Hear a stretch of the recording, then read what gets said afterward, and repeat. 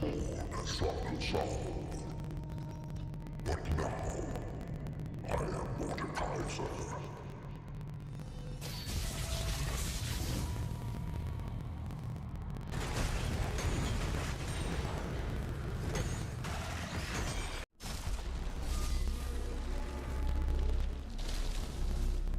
Feel the power of true ice.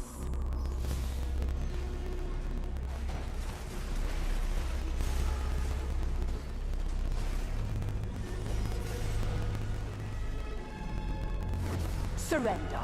My triumph is inevitable.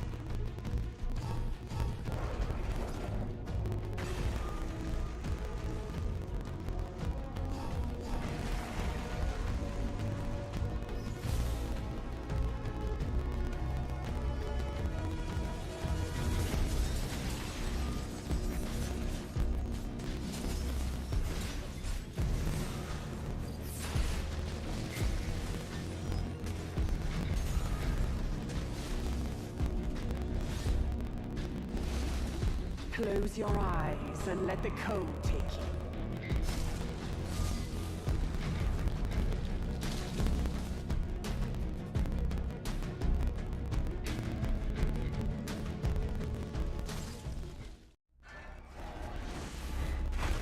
Bow before your damnation.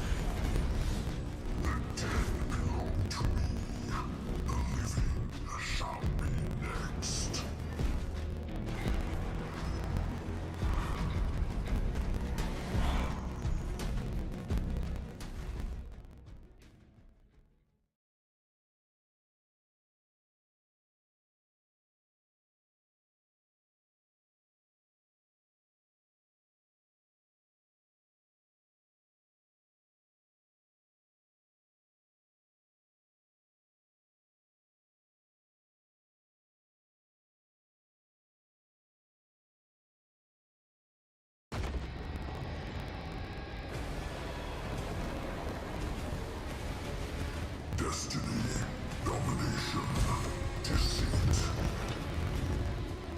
All will die. All will be mine. Twice slain, thrice born.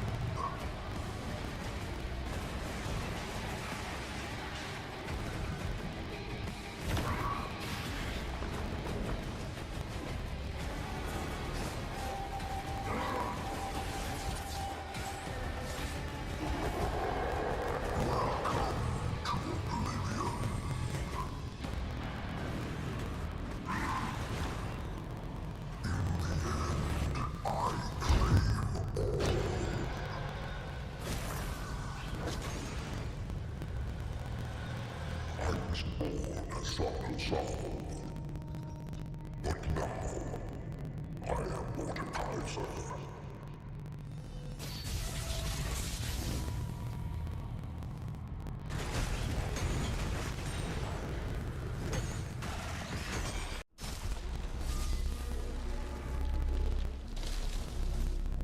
Feel the power of true ice.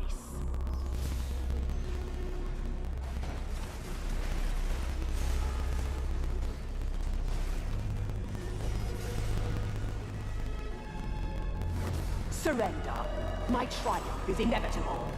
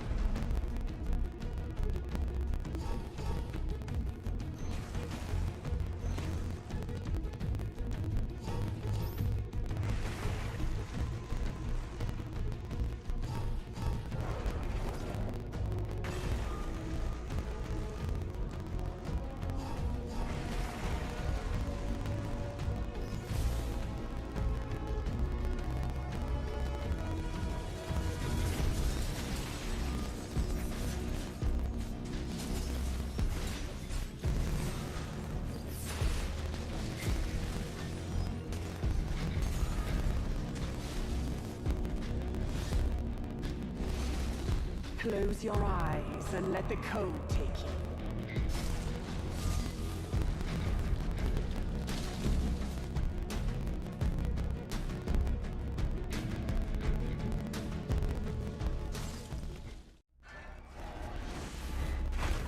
Bow before your damnation.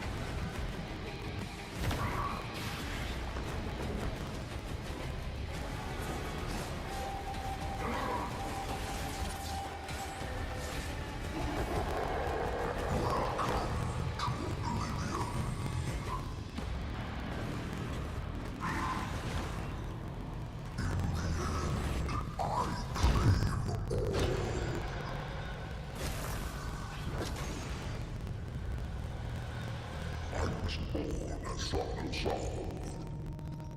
But now, I am Mordekaiser.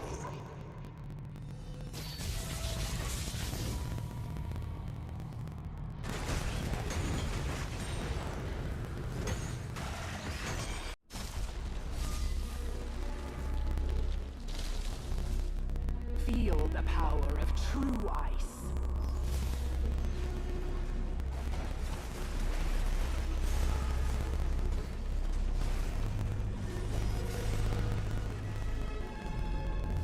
Surrender. My triumph is inevitable.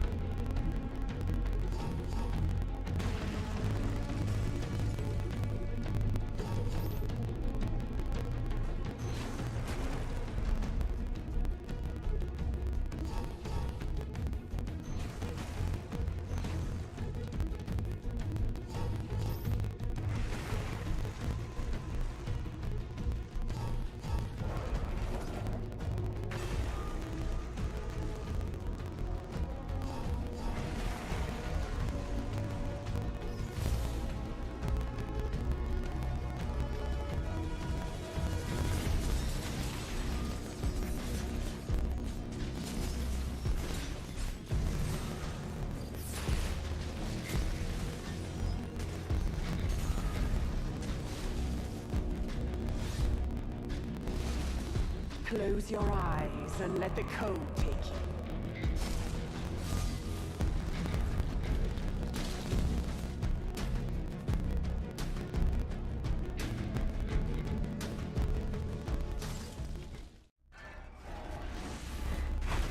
Bow before your damnation.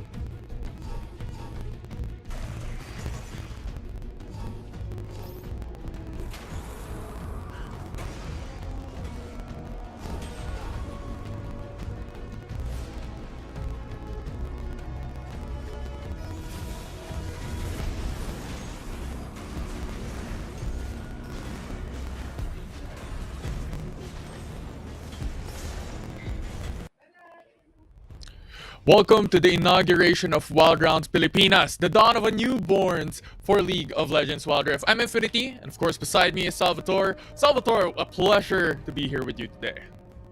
And pleasure to me as well, Infinity. We had such a great 3 week of qualifiers, and now we in Apex we're in who will be the 3 teams entering into the playoffs. Imagine like stupendous amount of teams vying for that opportunity to enter for that one million peso prize pool. Is such a momentous opportunity for all of us here who enjoys a Wild Rift. So it's been a while since we have this huge scale of a tournament, and I'm really excited for what's about to happen. Oh yeah, for sure. A lot of exciting stuff coming right through for the teams and of course the community watching at home right now. But a couple of teams and various teams battling it out for the qualifiers and down here into the Open Finals. The very first tournament, I believe, the very first Philippines Open here in League of Legends Wild Rift. So a lot of exciting stuff. You have mentioned it already. A lot of momentous things as well coming right through for the teams and the community, and what they are fighting for is a lion's share of ₱1 million for prize pool. My God, could you imagine that huge, huge up for grabs stakes up in this Wild Rounds Pilipinas Open tournament? You can only see it right here. So a huge shout out to everyone that is tuning right in at this very moment. There is a lot of action in store for us, but for our first BO3 incoming, it's going to be SSE up against, if I'm not mistaken, it's going to be SSE versus Skira. Two hard-hitting teams that went all in that week 1 of the qualifiers, and they're now more so in the attitude scale we're in.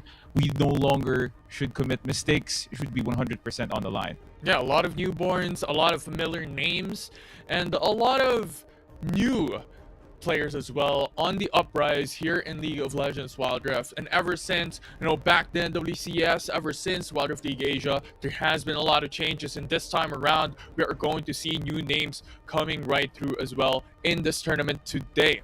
And of course, considering the very first day that we have here for the Wild Rift Pilipinas Open, for the viewers watching at home, the type of format that we were able to actually do is that we had the open qualifiers, as Salvatore was able to mention just prior, wherein we had 3 separate single elimination brackets with up to 256 teams each. The top 7 teams across the qualifiers advance to the playoffs, and today we will be experiencing 6 teams, I believe, on to the top 2 teams each and every single qualifiers that we have over the past few days and weeks. So can you imagine how much time it took for them to perfect their craft in order for them to have a spot here at the qualifiers for Wild Rounds? No? So entering into such a battleground wherein high stakes, risky rewards here. It's not just new names that could be found that we can find here. It's sort of like the meta right now.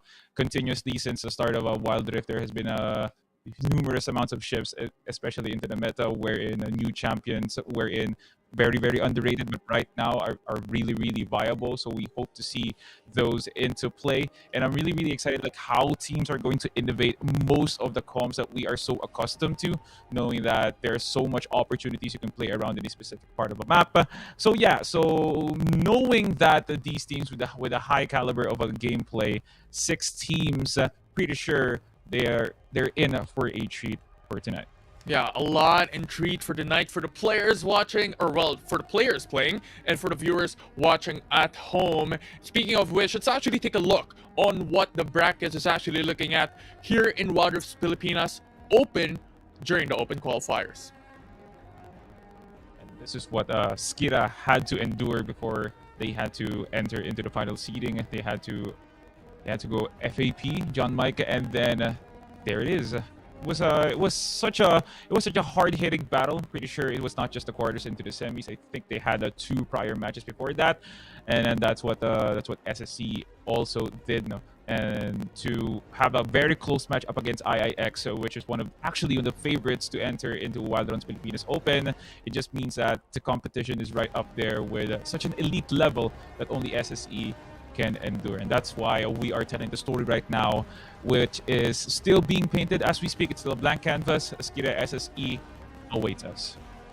Yeah, a lot at stakes on the line. I mean, just looking at the amount of games that we were able to see during the semifinals, 3 games across the board in Open Qualifiers 1, but here in Open Qualifiers 2, we're looking at the likes of testing the waters up against John Mike Villanueva, coming down into semifinals number 1, wherein it was JMV who was able to come out on top. For the semifinals number 2, it was AC Enigma sweeping the competition up against iBoss. They're now sitting at the final seeding for OQ2. That's one heck of an open qualifier too, but that is not the last story for the teams that have failed for open qualifier 2. We have now our last week of open qualifier, wherein FAP Supremo went all the way up against Piso and Friends, and then they're now fighting up against their FAP counterpart, which is UAP, which had to endure Tropang Giga. No, it was AC Enigma, and then it went all the way to Tropang Giga, and then that is what we are seeing right now. Both FAPs on the final seeding for Open Qualifier 3. We'll wait and see what's going to happen in that altercation. It really, really is a reminder to all of us that we might see our bloods and as well as our makakakilala talaga no, dito sa Wild Rift Pilipinas, Wild Rounds Pilipinas Open. So, Yeah, very, we'll very see. excited for the action, man.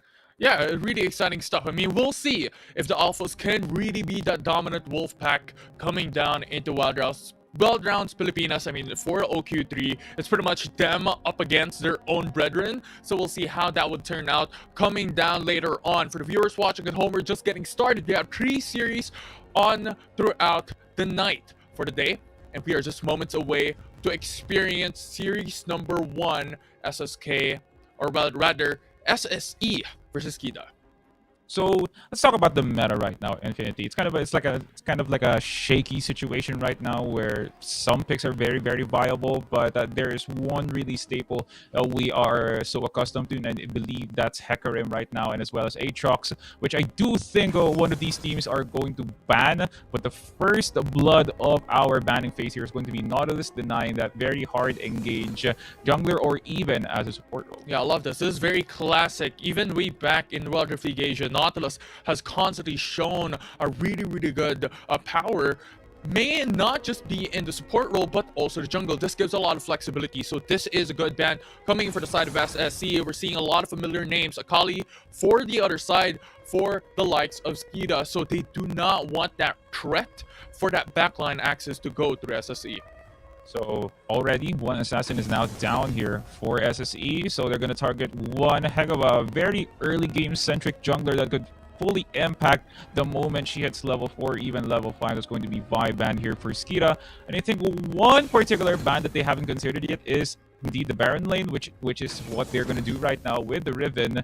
Could have opted for probably an Aatrox, which means so many bruisers are very, very open here, and they're most likely going to have like a very high octane jungler locked in with such an open spot for it to be countered. Yes, Viego is a very good pick, but then again, there's so much junglers out there that could easily counter his early game. Yeah, we'll see how Viego will turn out here for the side of SSE. Can they really be able to put into a max potential here for this champion being locked in? But for side of Skida, they have still a lot of options to go for. Galio is one of the strong roaming supports as well that could really have that global impact into the game, but rather opting to go for Ezreal instead to have that extra mobility and safety net in the bottom lane.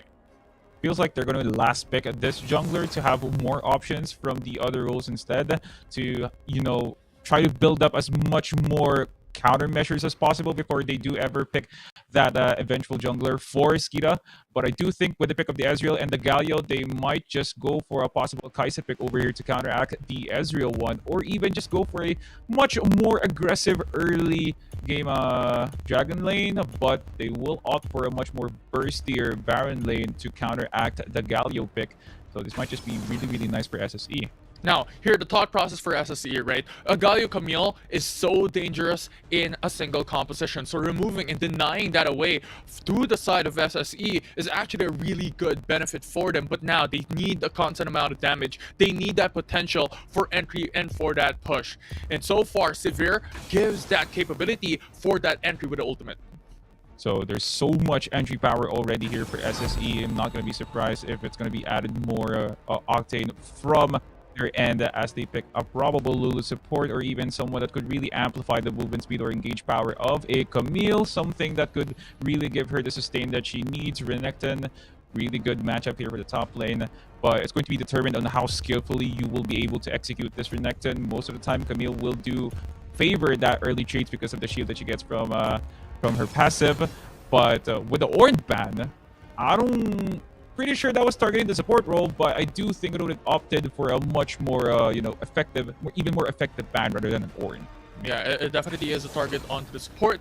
Coming into the side of SSE, Severe right now is one of the squishiest ADC in the game. So they need that sponge. They need that capability to protect Severe into the back line. So right now, Skida is thinking about who will be a great support into their opponents to remove. But Vladimir, SSE's answer, as they are still lacking the mid lane.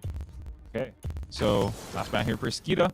They target the Maokai over here to, not really have that much more presence anymore for the engage because they're already overkilling it with the On the Hunt plus the ulti from the Camille. So if they do ever consider banning out some form of I do feel like a support could be also for a good ban here for SSE, probably a Blitzcrank or a Thresh, but they're going to ban Jace for that flex pick. But because of that, they were not able to ban such a support that could probably give more benefit to the Ezreal, which is Rakan. But they're gonna last pick the support instead. I love this. I love this coming from the side of SSE. Because the thing is, Jace is so good into the position of Skira.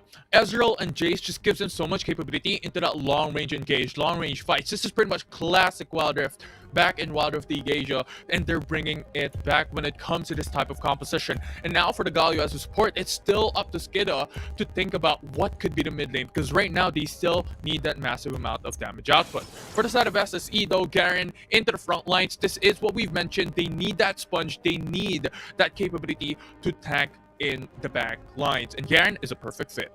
Okay, so Garen, one of the top picks from this current meta right now, that could be easily played into a composition where you already have such good engage and you only need something to burst or shred down as one of the squishiest targets. Sona will be used as a combination for the Sivir pick. That's going to be huge loads of movement speed when it comes to the Garen when he activates that decisive strike, especially from the Camille that really utilizes the hook shot to get that really good engage. Gwen is going to be played out here for the Baron lane, I believe. And that's going to be a finished product here over to the composition of Skida. So that Galio pick was just actually a flex one, which really turned the tides for SSE.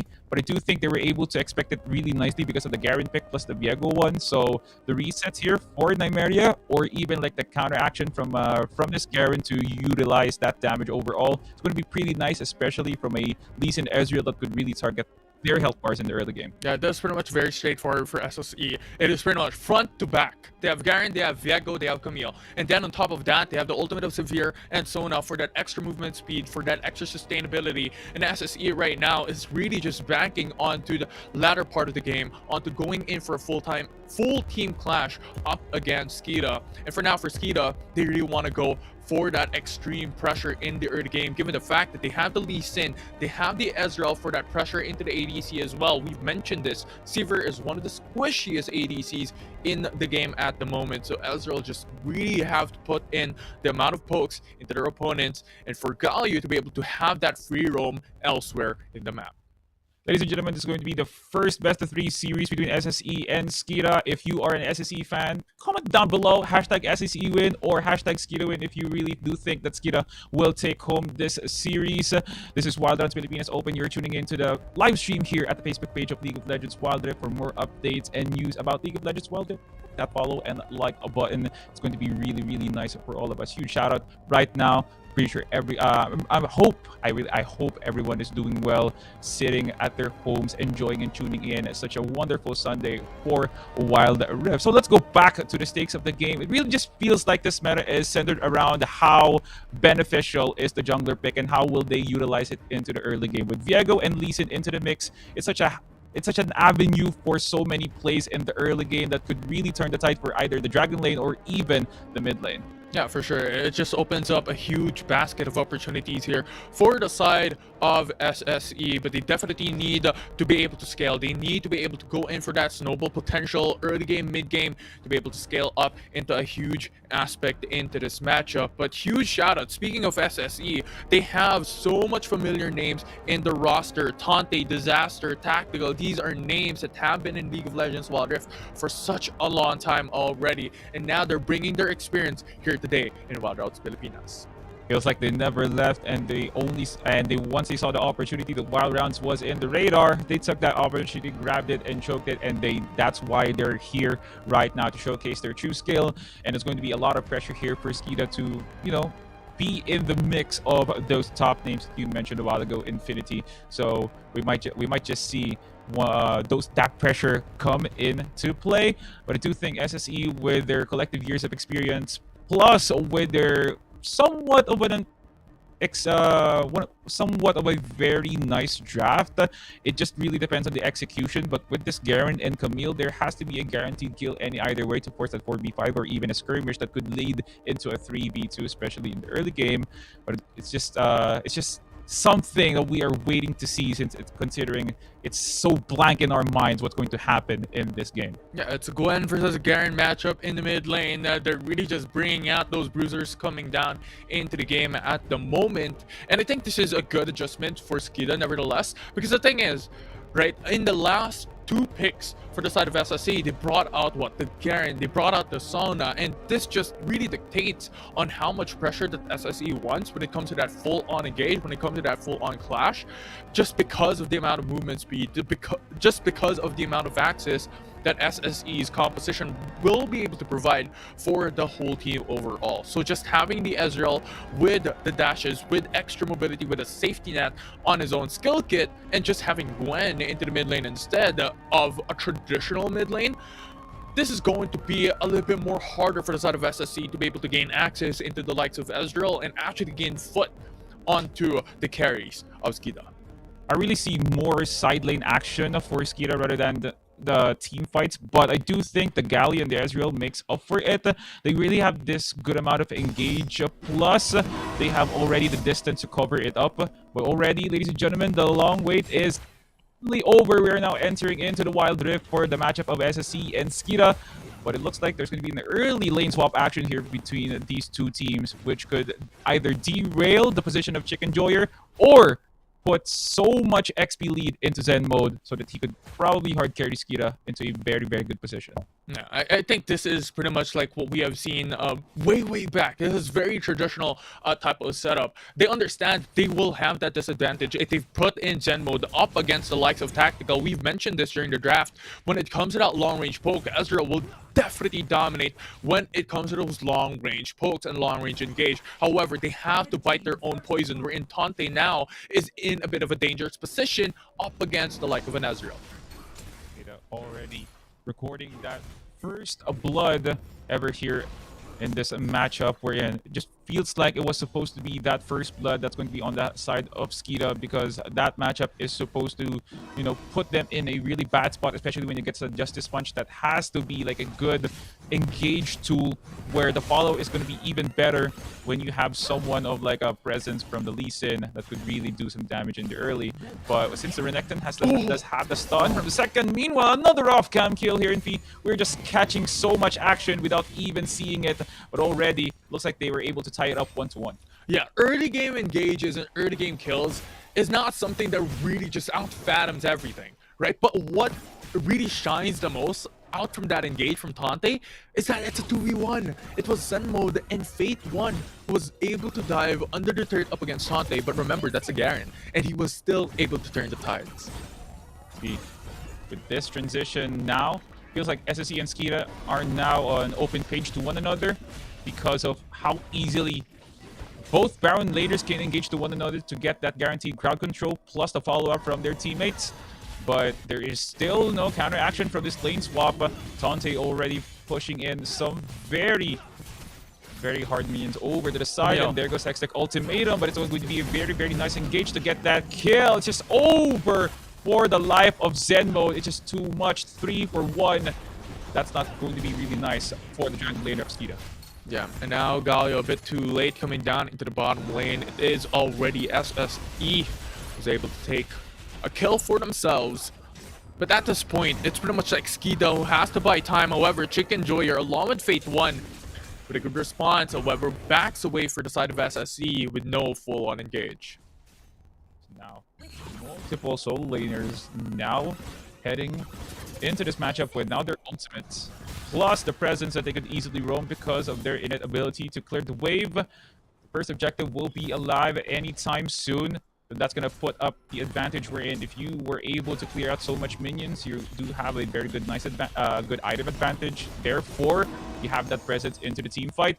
But then again, it's going to be based on the positioning of SSE because they do have some squishy support and a Dragon laner. So that's going to be easily targeted by the Renekton. So bad trades happening here over to the Camille. But then again, it is a scaling matchup here over to the mid side.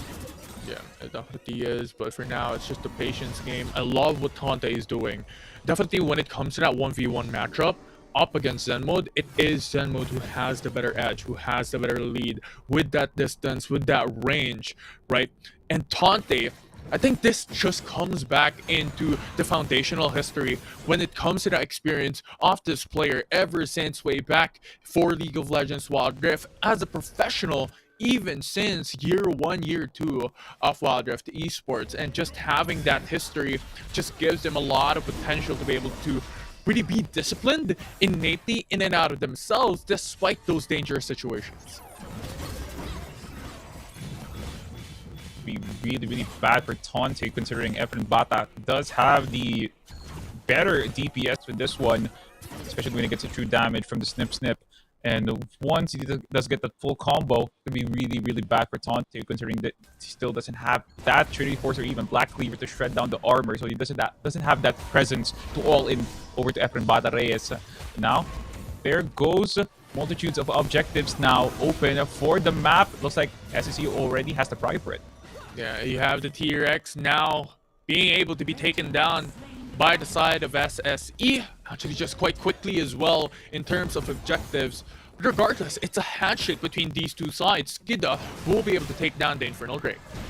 Okay, so already, as you can see, there's so much movement now in the map Infinity, and just they're using this present into the map to just utilize the objectives first before they do fight. Double ultimates popped in here by Skida, but no action called in. Stuns coming in from Nymeria, putting in that pressure. Although the objective will be able to take down, Tower First Blood is still not on the horizon. Okay, so it's most likely going to be like some form of warning shots before they do ever commit, considering that they still don't have the items enough for them to get a guaranteed kill. Plus, it is very dangerous for them to be even giving up some gold, especially if you are Skira, because already Baron side already not looking really good, considering that late swap derailed Chicken Enjoyer's ability to get some prio. But the good thing is the other lanes were doing pretty much. Into the back, you have the taunt coming through from Galio. It's just a perfect time, but was able to go back and retreat. Nymeria with a Sonic Wave will be able to connect with a Dragon's Rage, puts them back away. It is a good knockback, but Fate has to use the flash away to be able to retreat back to safety. No casualties as of yet, and so far, no kills will be in trade for both sides. I'm quite surprised multiple abilities were popped up, but no one was able to be taken off. No, so it was really weird, because Hextech Ultimatum, Dominus, so many stuns. Oh my god! Good shots coming in from Tante into the backside for that flank. So now we'll be able to retreat. Oh, are they still going to commit though? Huge threat and a huge risk for Fate 1 to just commit to that Sonic Wave. Opts to back away, not go through onto Tante. Looks like SSE does have the more superior team fighting, plus the positioning. They were able to bait out the position of Chicken Enjoyer, plus even derail the life here of Zen Mode. But then again, they are going back to regular programming, just clearing out the farm, plus getting those tower plates that they were able to get in the early game for Skida. So either way, it was fairly a good trade. But then again, you have to understand that Zen Mode still doesn't have that items to be that impactful of a carry here, since Tactical the only thing that he needs is to pop on the Hunt plus Ricochet. That's going to be really beneficial for their team fighting. So now already topside already being taken down, but that's over aggressive for Fate. And now with the ultimate coming in from Galio, it's a 3-man taunt as well. It's just too much coming in from Skida, but there's no follow-up. There's still no damage coming into the opposing side. And now Galio is in danger. He's stepping foot onto the back, and now he's dead. Now Nymeria trying to catch up still. Sonic Wave will not connect. There's not an opening for Skida to turn things around back again. That will be it. One casualty to the side of Skida, as it's a 1 for now. Okay, looks like SSE does really know how to conquer that team fight. Another off-cam kill over to Fate. And that's going to be really bad here for Skida, considering their comp is centered around scaling and snowballing into a position where SSE is going to be pressured. But it looks like it's going to be turned around the tides here, as SSE, the pickups are just so good that Tante is going to get those items. Plus, it's going to be really scary for Zen Mode or even Fate to be stepping up into the plate, because one silence is going to be enough to get them the follow-up for that team fight. And Skida, they need to tread carefully here. They definitely should, because right now SSE is on a 3k gold lead up against Skida. It's not too big as of yet, but considering that we're just 9 minutes into the game, it's a little bit too much now that SSE is actually kind of really scaling, and actually having to consider as well that they are pretty much just going all in terms of their composition, in terms of their winning condition. They want to force these fights up against Skida, and with that amount of gold advantage, they definitely could successfully up against Skida. them building anti-heal means that they really respect the presence of Efren Bata Reyes here. And I do really understand that the fact that despite some of the laners here of Skida are not paving well into this fight, it's a good thing that the Gwen doesn't give out that much gold, plus she's getting more farm for the side of Skida. So when she does side lane, there's so much presence out of the map so that SSE could respond, and that would turn Skida into a position where they could possibly get objective or even get a pick off to force that 4v4 or even a 4v3. But with their position over to the bottom side, this might just be entering into a team fight position for both SSE and Skida. Shield of Duran goes through, but that will be the death of you, as now the Hexacle Domain connects onto Galio. But look at the backside, it will be the Renekton who wants to go in for the flank. However, there's still the Gargoyle and Shan to be able to have that much sustainability in shields to come back alive. And once again, 0 for 0, no casualties does yet for both teams. Well, both teams really do vie for that dragon, but I do understand why Skida was trying to get the best possible outcome, which was none of them should be picked off. They do really want to have this position over tier to the dragon to, even up the odds to get that possible dragon, but already looks like Skida is going to get that possibly. That was dangerous. And now the Shield of Duran goes for the taunt onto 2. They're trying to chase, but Skida already were able to take down what they want. Hero's Entrance comes through. It's a double line knock up to be able to really hinder SSE's chase. And so far, Skida will come out unscathed. Okay, no more casualties recorded once again, Infinity. This team fight is just giving us, one heck of a moment for us to get a heart attack. Oh! They want to still go through, but Tante with the Dimash Injustice, Chicken Enjoyer, you cannot enjoy Chicken anymore. And now Skida just has to retreat with Fate wanting to go for the flank. Not going to be happening any longer. Feels really hysterical the moment Skida starts a fight there with the ones that are getting picked up, but when SSE starts, no one gets killed off the map now. So it just means SSE, they have this position we're in. Okay, we're just not going to risk anything here. So that was a very bad overextension. Plus, they were really overwhelmed with the barrage of attacks that they were able to return back to Skida. A bit dangerous, Acker in danger, and that will be Camille, who's gone. Stick to the ground, and SSE once again lost one of their members, and Skida slowly creeping themselves back up for the 3k gold lead. Yet now, just a tiny bit less, a 2.5k gold lead, but regardless, at this stage, what we have to point out as well, regardless of that gold deficit, Skida has the Infernal Drake. They have the Ocean Drake. So this is definitely a good amount of advantage for the side of Skida. So we're in a recurring theme here with the Baron laners seeing that they are very aggressive with it and risking their lives just for them to not get anything out of that trade-off. But with this position that the Baron is now spawned, looks like Skida will now be clearing up everything at the top side, probably push down the minions before at the Dragon Lane before they were able to position at the top side. Nymeria already positioning himself to get that stun probably, but most members here of SSE trying to get that, prio over to the bottom side in order for them to get that Baron into the fullest extent we're in. You have Baron and every lane is getting pushed out here. Skida will just be able to go through, but the blue buff denied. SSE will be able to take it down for themselves. 2k gold lead, SSE. Still quite a close game. It's all going to boil down to one team fight that could possibly put Skida into the map, or SSE could add even more pressure to this situation over. But from what it looks like, more items are now being called in here by SSE for them to just add more pressure, plus to get that amplification of the team fight. As Skida now clearing out the mid side, plus this Camille's just going to clear out as well the bottom, so that every lane here from the side of SSE is going to be pushed at here the moment that they start Baron. Yeah, and the SSE, what Skida just had to take note of is how linear and how incomplex, if that's even a term, SSE's type of plays is going to be. Right, on the hunt, Disaster going in for that extra buff, and then Acker will be that engaged tool, would be that catalyst for the team to go into the backside. And pretty much at this point, the target would be Zen mode consistently time and time again, but that will be it, as EVR will be able to be taken down. The flank comes through as SSE looks for the chase, and they have to run away, but Galio cannot step foot with his wings on his back, will not be able to use it to go and retreat. 2 down already for the side of Skida, as Tante looks for the chase onto Fate. Has to run away.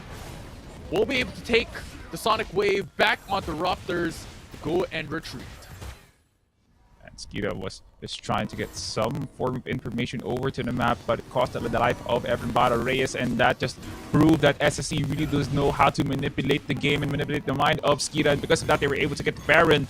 So this means Baron empowered minions plus even more team fighting that SSE could force anytime, and Skita is not going to be prepared for that. And here comes T-Rex over here to the mid side. I think they're going to call it here a very, very aggressive push. And they're not even scared the fact that EVR is still indeed pushing this bottom side. Yeah, they're going in pretty much like an ARAM. They go in with a 5-man rotations in mid lane. The tactical actually having the T-Rex coming right through. Tier 1 down already. So they're looking to actually might be able to go and take down the AV turret at this point in time. There's not enough damage to the side of Skita. 4k gold deficit at this point, and now the enemy turret will be the target next as it's slowly being taken down. Shield of Duran denied, and now looking at the backside, Fate 1 goes for the Dragon Strange, but that's not even enough as Nirma into the back. He goes golden, and Fate 1 will be able to retreat back with a flash on his hands, but his teammates in danger. Chicken Joyer has to retreat. They have to return back to safety, and SSE, yes, they did not take a kill, but they got the inhib turret. Everything just happened so fast into the blink. Once they got Baron, they were able to utilize the Hextech T-Rex into a full-blown push, destroying 2 towers plus the inhibitor tower. And they were able to clear up so many minion waves for them to not even be scathed by the fact that we are so behind the fight. We have to clear out the wave before we do enter the team fight. And already after taking down mid, they are so hungry for more towers here in Infinity. Tier 2 turret down into the bottom lane, Acker in front, and you also have Tante to support it. But for now, there's no ultimate. But regardless, Mountain Dragon will be taken down by SSE. Huge face bot for the side of SSE. Chicken Joyer down already. Now Efren Banner Reyes stuck under the turret, and Tactical in front as well with a lot of damage. Of Galio, a little bit of an overextension, and Inhib turret will be the target next as it will fall in the bottom lane. Multiple towers destroyed here by the hands of SSE, just steamrolling every offense Skita was trying to throw in order for them to have an equal footing over to that team fight. But there was nothing, absolutely nothing Skita was able to do, even costing the life of both Chicken Joyer plus the Galio. There was just no show for the side of Skita to be even into that business where SSE, they wanted to take towers. They were able to do so. Anything that SSE could wish for, it is always being granted because of their position into this game. Yeah, it's just because of how linear SSE's composition is. We talked about this during the graph. We talked about it in the game, and we saw it happen all throughout those clashes wherein Skita was trying to force out these fights. But unfortunately, so SSE had too much tankiness, too much prowess, and too much engage tool in their pockets. It's just too much for them to be able to handle. And the thing is, SSE's composition really just scales out and have that power when it comes to those team clashes, as we have priorly mentioned. And Skita forcefully going in for those team fights, going in for those 5v5s, and you know what happened there.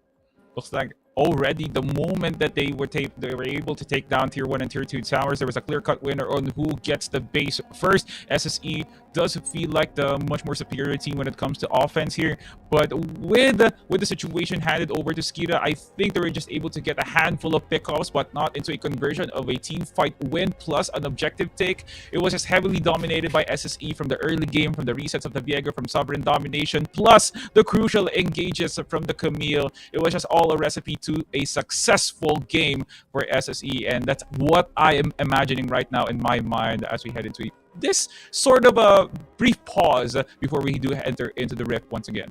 Yeah, I'm actually imagining, like, what's in your mind? I want to put on, like, a scalpel and open it. Like, what's your imagination looking like coming into League of Legends Wild Rift? But, of course, that's a joke. I'm not literally going to do it. But I'm wondering, what do you think about the current set of events that we have right now, especially considering that this is the very first game that we have for Wild Rounds Pilipinas? Everything just happens so fast. Like, the transitions isn't really that far from one another, wherein we are so accustomed to taking one objective before you do take a specific lane. But after SSE was able to take Baron, what tier 1 and tier 2 are already gone, and even they were able to force that team fight that derailed the base of Skita. So there was no more there was not much of a phase here in this game. It was just one sequence after the other, and that sequence was just so important for this game for SSE, especially because that sequence alone put them in the map. Plus, you can even see that the objectives that they were able to take was so crucial because there was I think it was just one tower from Skira that they were able to take down from SSE, but then again, that was it. Everything was just heavily dominated by the solo laners, plus the position of the Garrett in this game. It's just too huge for Skira. Yeah, a telltale coming into the viewers watching at home. Unfortunately enough, what we have seen prior to that pause is 20 seconds prior to the finish of that matchup, and to announce it, it's SSE who was able to take and strike first into the Wild Rift Pilipinas Open Qualifiers #1 up against Skira. I mean, their dominance is just there. The amount of gold lead that they were able to take along with the Baron Nashor buff just led them to a win. It was just clean-cut obvious the moment that they were able to take mid and bottom side. It was supposed to be SSE's game. Imagine if SSE was able to lose that one team fight. Oh boy, it would have been a really bad day at the office for the SSE squad. But then again, they were able to utilize that position plus the lead that they were able to get in order to take game #1. But fear not, Skira. You still have a chance to prove yourself here at game #2. Pero bago tayo pumunta in the Wild Runs Pilipinas Open, we'll be right back after this break.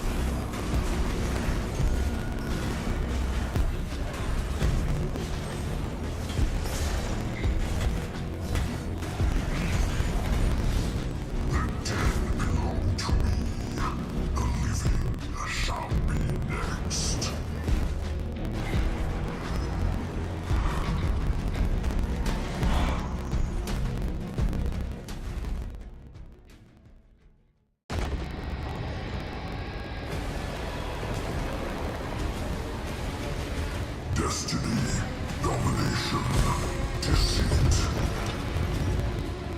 Who will die? Who will be mine? Twice slain, thrice born.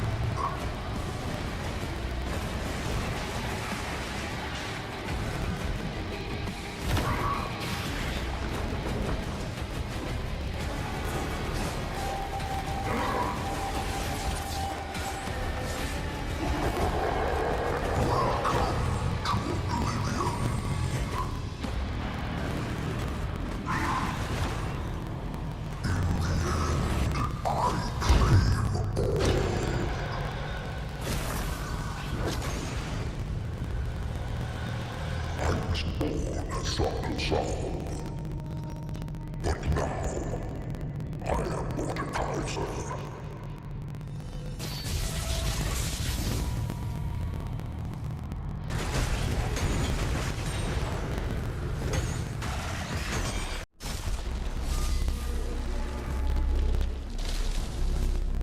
Feel the power of true ice.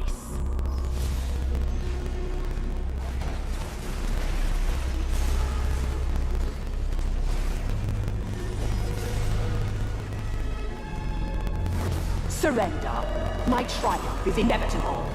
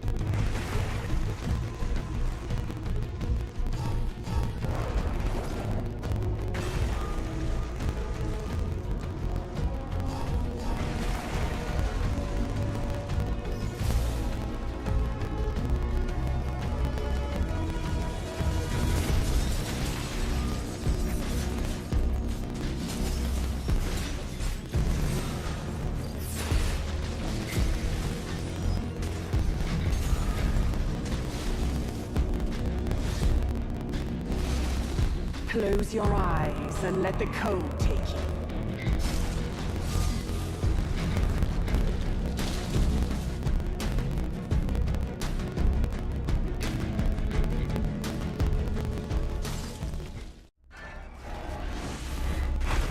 Bow before your damnation.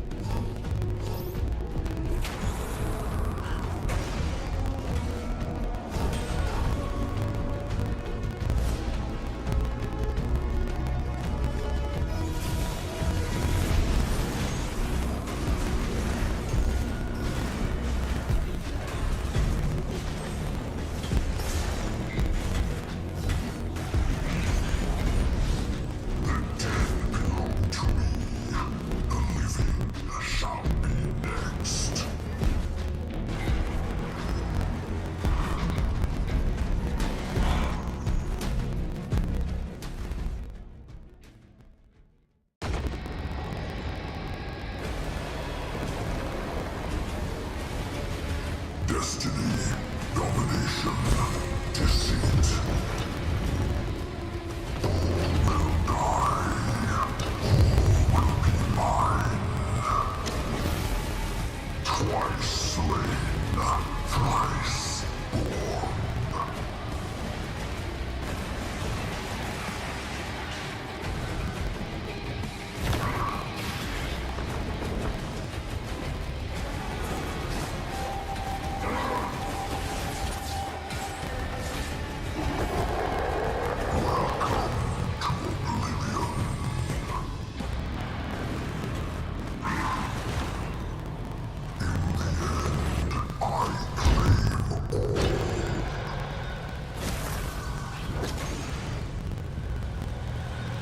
I was born as son of Saul, but now I am Mordekaiser.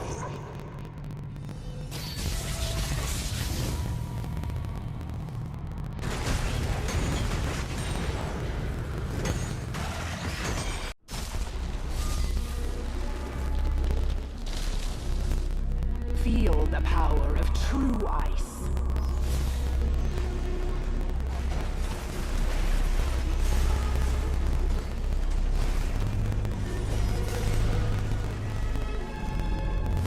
Surrender. My triumph is inevitable.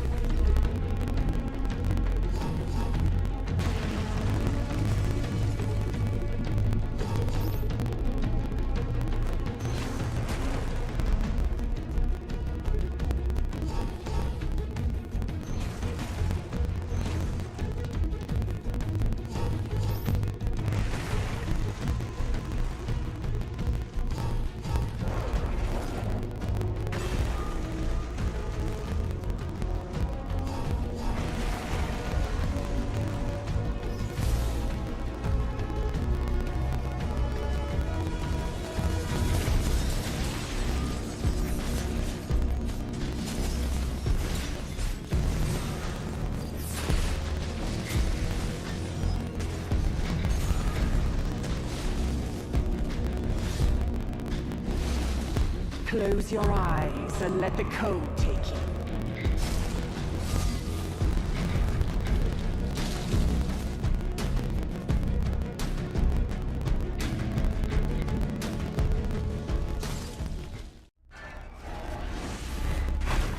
Bow before your damnation.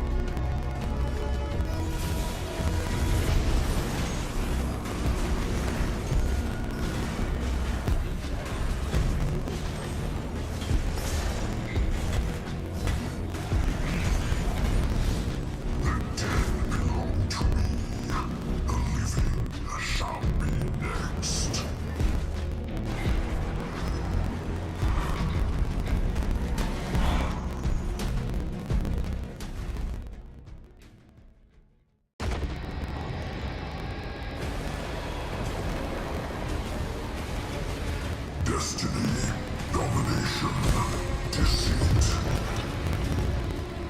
All will die. All will be mine. Twice slain, thrice born.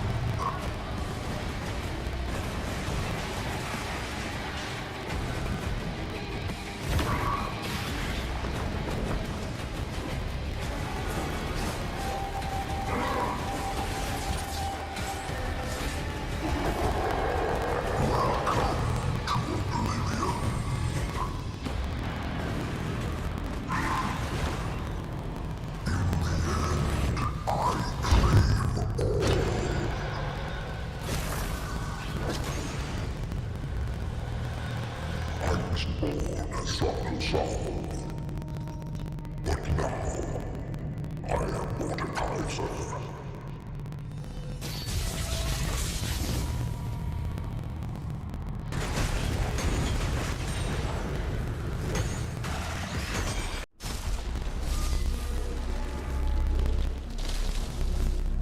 Feel the power of true ice.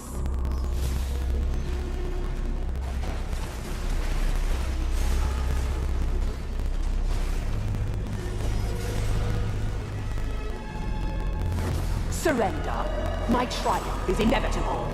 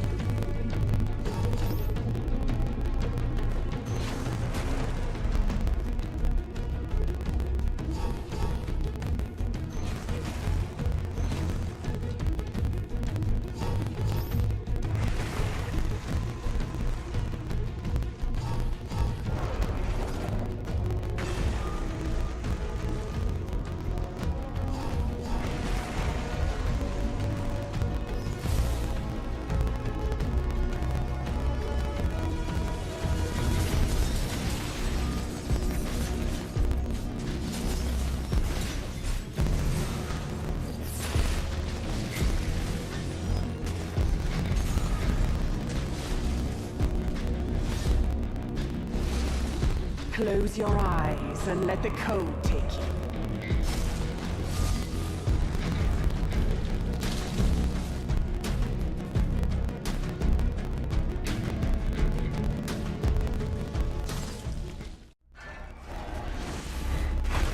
Bow before your damnation.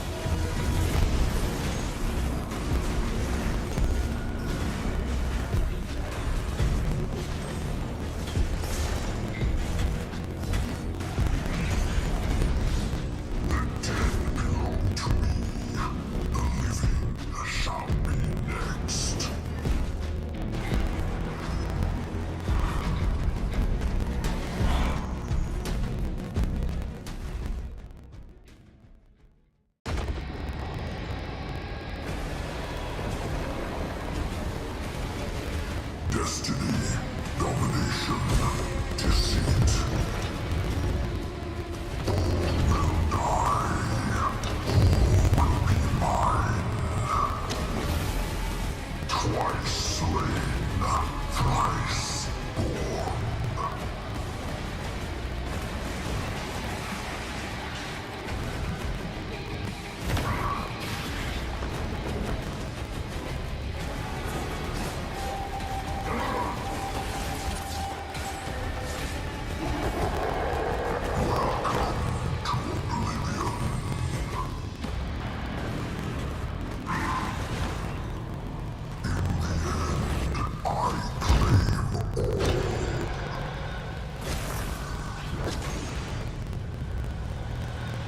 I was born as Soccer,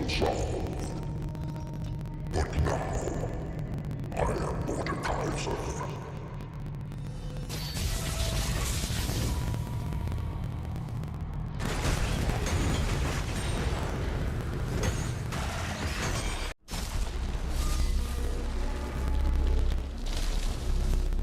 Feel the power of true ice.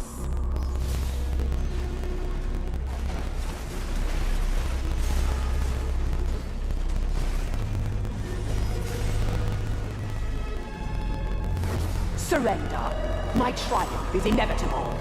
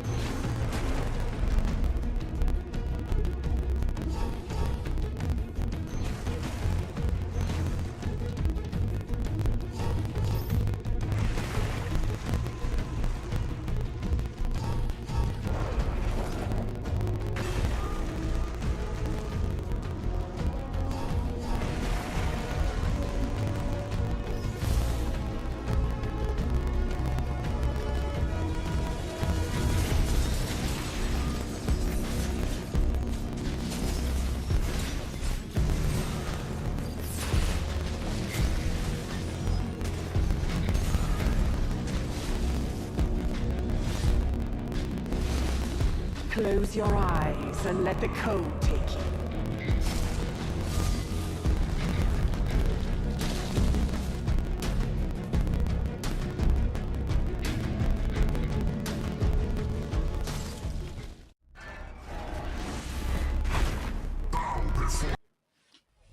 Welcome back mga bossing. Dito naman tayo sa Wild Runs Pilipinas Open Salvatore Infinity nga pala back at it again for the Game 2 action of SSE and the Skito, wherein SSE took over. When I mean took over, they literally dominated the whole game. Pero ngayon may pagkakataon na bumawi ang Skito dito sa paparating na game number 2. Yeah, isang opportunity for the teams to be able to bring this to the distance to game number 3. As always, this will be a best of 3. Not as always, but you guys get the gist of it. It's a best of 3 matchup between SSE and Skita. Skita still has that chance, but of course for SSE's side, one game away to take the throne here in Open Qualifiers 1. Exciting scenes were seen in game number 1, wherein SSC was just able to take over, such as pace of the game talaga na hindi nakakilos pa ang Skita. They were able to utilize the presence of the Camille plus the presence of the Garen, wherein you just need to walk over and then enemies will indeed fear, and that's what happened. That's what the whole story was in that game number 1. There might just be something form of a difference here in game number 2. Once again, they are prioritizing this Nautilus ban. There is such a heavy presence in all aspects of the game when you do have Nautilus in your team comp, so understandable para sa SSE. Yeah, and moreover, Skita actually opted to go for the red side selection still. So this is a very interesting case. SSE still sticking onto the blue side selection, so they still have their priority, but given the fact that Skita is on the red side, they had that double pick coming right straight into their first rotation. But so far so good. It's pretty much exactly what we have expected coming into game number 1. Nautilus Akali removed along with the Bragas. So probably Jace ban could be good here, but they are going to ban Viego of Nymeria. That was really good of a performance when it comes to counter jungling plus handling most of the skirmishes para makuha niya talaga yung reset ng sovereign domination. Asa nga lang pre, hindi nila nagawa ng pagkakataon para makounter talaga despite the Lee Sin pick with that heavy snowball of a champion.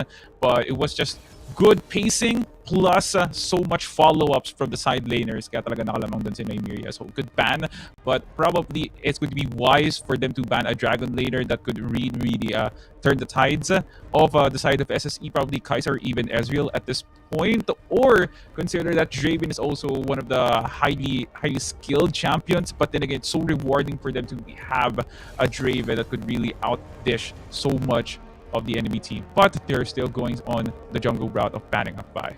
Yeah, now the big question is, like, what would the priority be for the side of SSE? Because right now the bans are totally different from what we have seen prior, and Aatrox is definitely that strong powerhouse coming into the top side of the map. If they want that extra sustain, if they want to just leave the Aatrox open, but instead locks in onto Ezreal. Okay, so no fear for the Ezreal pick over here. They might just be able to utilize so much support plus a mid lane champion that could really hard counter this Ezreal. Probably a Kassadin, but they're going to opt for a Camille, and they're going to do it. The first 2 picks for Skita, like you forecasted a while ago. Denying the Camille pick from the Skita was really smart for SSE, but because the fact that SSE was not able to prioritize the Baron lane, they're going to use that combo now in game number 2 to hopefully alleviate something that they were missing in game number 1. Yeah, Hextech Ultimatum onto the Hero's Entrance, a very classic combo that Skita is actually pouring out here for game number 2 that could really change the tides of the game with a huge amounts of crowd control combo. But for the side of SSE, as we have mentioned prior, Aatrox will be the one locked in on top side, a very sustainable champion, and Alistar will be next. Okay, so probably Braum could be answered back here by Skita. You know, there's so much disengage that you could get from that Glacial Fissure from the Alistar plus the Aatrox. So adding that to despite the blank canvas of a marksman here for Skita, they could utilize that Braum pick now, or even pick a mid lane like Kassadin or even a Zoe, something that you could have a distance. But okay, Varus with no inherent escape other than a summoner spell, it would be really hard for them to play around this Varus, considering they already have a Galio that could possibly go support, so they could have a flex of a mid lane. But with this ban, there is still a support plus a mid lane that could be banned out here by Skita, but they are going to ban Gwen. That Gwen is going to dish out so much value when she becomes a side lane, and they think that's what Skita forecasted for SSE. Yeah, for Skida, definitely this will be a support Galio. We have the Varus coming down into the bottom lane as well. The reason for this is you have that reflection of that poke damage across these two teams, across these two compositions. So regardless, Skida's not going to have a bad time coming down into the bottom lane. So expectations are going to be coming to game number 2. That switch in lanes is no longer going to happen coming down into this matchup. However, coming down to the bans here, Gwen, Garen removed along with Vladimir. Okay, so nice answer back from the Skida here, as the Garen ban was just really that sought of here for Skida, considering, man, there was so much scarce from Tante's Garen, because he was not meeting up enemies. But when there was a team fight, he was able to shred so much from Judgment, plus a Demacia Injustice was a guaranteed kill, because the follow was just so good for SSC to build around of. It was an easy pick for them to get the Garen, but right now they're getting denied most of the pocket picks right now for SSE. Okay. So the jungle pick here for Skida, baka pwede na lang gamitin na lang yung Rengar o kaya yung Kha'Zix para talaga makuha nila yung Ezreal dito. But then again, they are going to play around the snowball once again. Actually, very interesting, because I was expecting a different jungle coming into the mids of Skida. Because you have to take note, that's Ezreal we're talking about. That's Aatrox, that's Alistar. And the thing is, Lee Sin has to pinpoint these targets to the likes of Ezreal, which is so mobile into the game. So those sonic waves are not going to connect quite easily, and it's going to be a very difficult time for Skida to be able to do so. Now they have to back on to Galio's capability to go into those roams. That's the good side of things. That's the pros onto this composition, wherein they have Lee Sin for that extra engage tool for Galio to connect with the hero's entrance. But SSE now going for the Lucian, potentially going into the mid lane instead for this composition, and Skida could potentially answer with the Jace as well for that even matchup into the mid lane, but instead could still opt to go for the Corki. Okay, so much AoE right now here for Skida, as they're gonna opt for the Corki mid here. The Galio support, it's gonna be really nice for the Dragon lane here in terms of the early game, because when they were able to utilize the Shield of the Rand plus the Justice Punch, it's gonna be really good sets of kills here, especially when they do have that good amount of disengage to even things out. So napakaganda na talaga ng kalagayan din ng Skida pagdating sa Dragon lane, but they have to have more aura plus presence with this Lee Sin, because Fate was not able to do so much of the value that he was supposed to do as the jungler, because there were no objectives, there was no presence. He was just getting counter jungled by Nymeria over and over again. So right now, this is going to be his redeeming factor, is the fact that he has a reliable bot lane plus a guaranteed stun from the hook shot. So this might just be really nice in a day in the office here if you are a Lee Sin player like Fate. Now I want to talk about one of the perspectives here for the side of Skida, locking onto the Corki instead of Jace, because traditionally what you want is a Lucian Jace matchup, regardless if it's mid lane or bot lane. But traditionally, from what we have seen prior into the few tournaments behind, is that Lucian and Jace going into the mid lane. However, the reason why Corki is actually quite suitable as well, regardless onto the line of Skida, is because when we're looking at the composition onto the opposing side, you have Aatrox, you have Alistar, you have the likes of Jace. These are very defensive champions that could really just tank out the whole team coming onto those team fights. And Corki, as we all know, can shred those armors down. But I'm really excited for the SSE comp, considering they already have these two so-called healers of the team fight. But from what I'm seeing, this is just two picks that could really alter the situation, especially when you are entering into the mid game. The Jax and the Aatrox in this combination, wherein it's going to be heavily dominated by the engage of both the Camille plus the Galio, and you already have such good engage from the Chains of Corruption of the Varus. Dito papasok talaga yung magandang value ng Counter-Strike plus the World Ender, because you're gonna get so much healing power from your tanks. Plus, you're gonna dish out so much damage when you play out your lane so effectively. So I'm seeing this mix wherein SSC just playing the mind games here over to the draft, just feeling the nerve that, okay, we should just pick the most open champion possible so we could get so much value out of this draft. So that's what SSE really did, despite getting denied by their pocket picks because of the bans of the early phase of the banning phase. So now Skida, what they're going to do now is probably play for picks before they do start the team fight, because as a unit, SSE is really strong.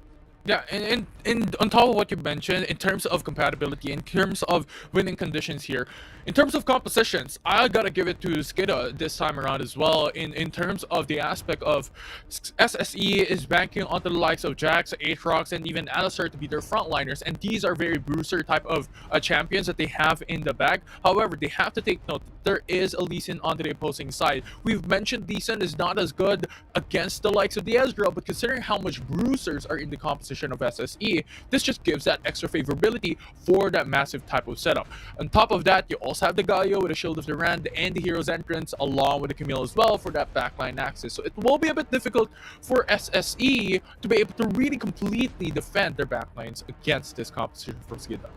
Pipilitan talaga na sabayan ng Skida yung agos ng hangin na binabato ngayon ng SSE, which is indeed to be aggressive. Plus, do not be hesitant on what kind of play are you going to do. As long as you know that vision is going to be really, really nice for you guys. Because from what I see, Skida, it's going to be really, really good for their aura if they do have this sort of engage, sort of heavy mindset, especially when you have the Camille plus the Galio. So you have to utilize that champion to the fullest in order to get that value out of the level 1s, 2, and 3 skirmishes, if ever there's going to be gonna happen one. No? So if SSE does really know how to read around the map, pwede nila counterin yun with the good Lucian distance as he gets the DPS here. So once again, blank canvas. There's so much predictability here for both teams that are that could really turn the tide of both Skida and SSE. But from what I'm seeing, this is still most likely, the momentum over to SSE. Plus, with their picks still being more efficient in terms of damage, I'm seeing a very nice early game here for SSE. Yeah, surely. It's definitely like there's a lot of pros and cons to consider for both of these sides. There's a lot of advantage. There's a lot of disadvantage. One of the disadvantages I want to talk about as well to consider to the side of SSE is that they have quite a bit of a monotonic type of setup. They have the Lucian, they have the Ezreal. These are the two main damage dealers for SSE side. And yes, there's an argument that Ezreal could do a bit of a hybrid. They could go in for the Riftmaker and do a little bit more of that AP damage as well to consider. But definitely so, if you want to really bring out the most amount of damage to the likes of Ezreal, you have to build at least a couple of AD items onto his back. So we'll see what SSE can do up against this lineup as we go to Game 2. Ladies and gentlemen, there was already some action, but we are not late into viewing. So SSE and Skida, nagsisimula na nga laban. Tonte already putting his presence here in the top side here with a early counter strike to dodge some hard-hitting attacks from the precision protocol of Chicken Joyer. So I am now enjoyed. Nag-enjoy na ako ngayon because there's no more lane swaps here. It looks pretty nice. Everything is now into full effect. We can now see more of the action now into what Wild Rift is supposed to be played at. Headbutt Pulverize, not really much of the combo you would actually see from an Alistar, but I do think it's one of those so-called warning shots in the early game. Yeah. And na-mention natin to kanina, during the draft, it's pretty much how like Skida is playing this in terms of the mind games, like picking up the various means that they really want to go in a 1v1 type of setup, and now Fate goes into mid. That was a beautiful insect kick by Fate. There was no expectation from Akra. He wasn't able to Redless Pursuit or even flash out of that combo. My god, if there was an instant replay, we would like to see that over and over and over again. Even 70 times would be really nice. But wow, what an early start here by Skida. I mean, there's just no escape coming into Akira's side. Yes, you have the flash available, you have that dash available coming into Illusion, but is that really going to be enough with a flash coming in from Fate along with the Dragon's Rage and the Sonic Wave? There's just no time to be able to react. The likes of Afrin Battery is also piloting the likes of Corki with an extra burst of damage, but 30 seconds in, we're going to see the Hex Turret come alive and also the Ice Drake come alive as well. So definitely a contestation here with how SSE has been playing into the prior game, could be a Hex Turret prio. Okay. Napakagang lane swap, but I do think this is going to be more pressure over to the mid side with Skida going to be able to read this. But as you can see, Fate is already being proactive over here, just taking over mid and top side already, as his presence is now being sensed at here by SSE. As I do think with this objective, might just be a reaction here for Skira to be able to get that roam. Pero makikita mo, nandito na nag-roam na rin dito si Akar, probably going to the top side in order to get that possible team fight para kompleto sakados yung mga tao dito ng SSE. But it's going to be a really, really bad setup as the Ice Dragon is now being taken down here by Skira with a very, very nice superior position. And there goes Shield of Turad. Dalawa yung makukuwang stun dito, but Fate will be escaping out using the safeguard. And here comes World End. Tatapusin na nga ba ni Nymeria ang buhay ng Skira? That's just going to be 1 with 3 escaping for their lives as they get denied here of the Dragon Take as SSE already taking over bottom side. There's a bit of a mistake there. Fate actually went out of that matchup, considering that Skida is still going ham onto those 5v5 clash that they were doing onto the Ice Drake objective. And I think that huge loss of power onto the likes of a Dragon's Rage setup could lead them to turn things around. Unfortunately enough, they did not go and commit it, and now SSE is on the upper hand. Okay, so Tante now eyeing for this objective take, but still no reaction here for Skira. Yes, there is Fate over to the top side, but Efren Barrares is still clearing out top with little to no sandwich potential here. There goes a counter strike, and Fate is just getting manhandled here by Tante. And there goes the Aatrox taking over that objective, and SSE does know how to manipulate that situation in order for them to have this favor. Yeah, Hex Mimic as well goes to the side of SSE, so that's 2 out of 2 objectives here in the first 5 minutes that will give them extra pushing power at this point, considering as well the scaling prowess with the Ice Drake that they have, extra ability haste going into their side, and on top of that, Tower First Blood into the mid lane to say the least gives them map control advantage. Seeing pababa na dito yung dalawang member dito ng Skira in order to get the life probably of Ackermio. Chicken Enjoyer now playing with a 1v2 over to the top side. Chicken Enjoyer, he gets the movement speed from Tactical Sweep. It's going to be enough for him to disengage the fight. So it was such a ruse for the both duo of SSE and Skira to play around both opposite side of the map and not get anything from that one. Despite, the guaranteed crowd control that they could offer, tactical. You see, there's really good damage disaster whips once again the headbutt pulverized, but I do think it's not going to be that much of a very bad engage as still they were able to get the SSE 3-2. It was a very bad early game for them. They were able to recover. Beat back onto history. Game number 1, it was SSE was able to take a 3k gold advantage up against their opponents in 8 minutes. And this time, once again, it's happening all over once more. Those types of overextension, regardless if you are an Alistair, is not really a good option to do. But now, Fate just pays a visit into the bot side of the map but will not commit. Walang kasama dito sa Fate. At maya-maya lang din po, pata na nga.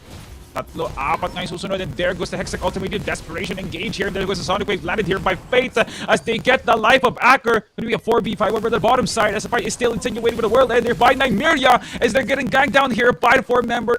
Many superior members of Skira taking over the bottom side, but there was no reaction here for SSE to get the counter engage. Mid. They were paying the price of their position as Acker gets taken down, plus the bottom side tower. Yeah, mid is actually being taken down as well. SSE wants that push. They're able to take the tier 2, and I reckon that's more of a bigger advantage. They have full control now of the upper and right quadrant jungle. Okay. Tante and Nymeria just taking over the top side once again. Disaster the 3rd time already shown on cam. You need to hit those combos, but if you want to get a good follow-up from Tactical, Efren Barrares and Fate playing a very, very cheeky game over to the life of Acker once again. It's going to be a very, very bad situation for Acker. He's going to experience a black and white screen once again. Sonic Wave hits, and there goes the resonating strike. Oh my god. Skira just hitting those combos really nicely as they get the bounty of Acker over and over again. That's really good. This is the power that we're looking for coming in from a Lee Sin. 005 actually just states how much pressure he's putting out here in this early game, and that is what you want with the Lee Sin, to be able to snowball this game out of proportion. However, despite those kills, despite having a kill advantage, you still have to consider that SSE has the 2 objectives prior from the 5 minutes, and you also have 3 turrets in their favor as well. So this pretty much just gives and is the reason why they have so much more of a bigger lead compared to Skida. Okay.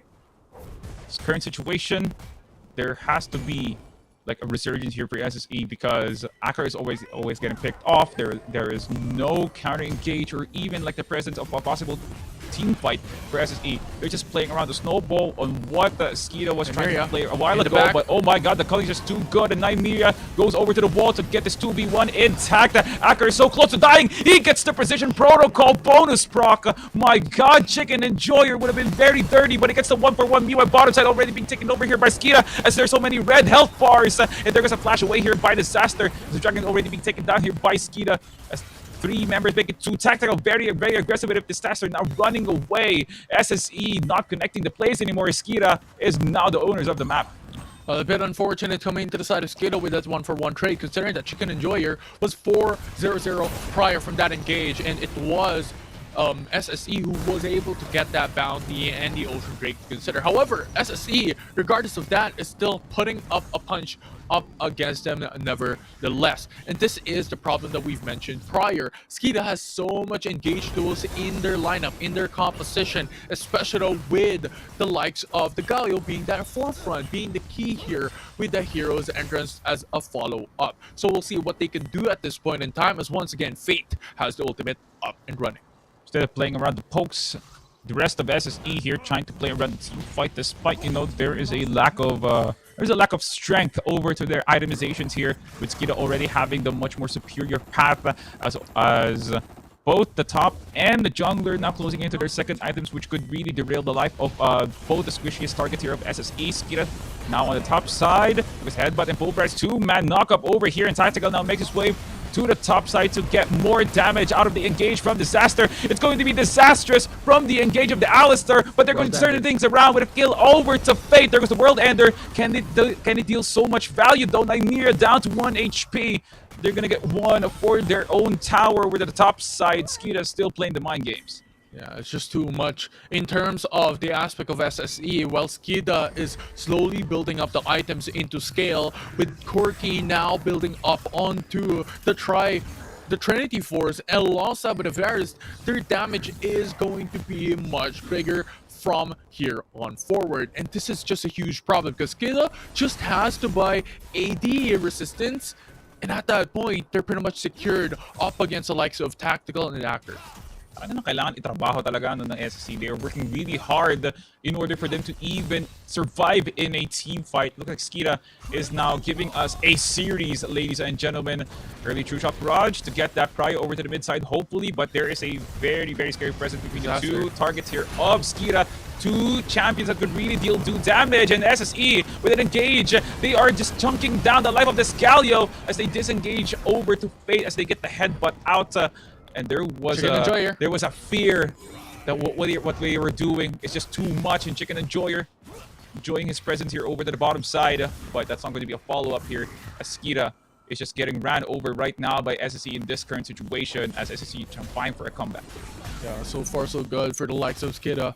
Actually bringing out the Triforce as well, along with a Yuma's Ghost Blade tradition for what we have seen for the likes of a Lee Sin player, that Guardian Angel actually proves a lot of benefit, considering how squishy a Lee Sin can be, but considering how much this damage items are going to the side of the jungler of Skeeta, this actually just states how aggressive they want to be here in this game.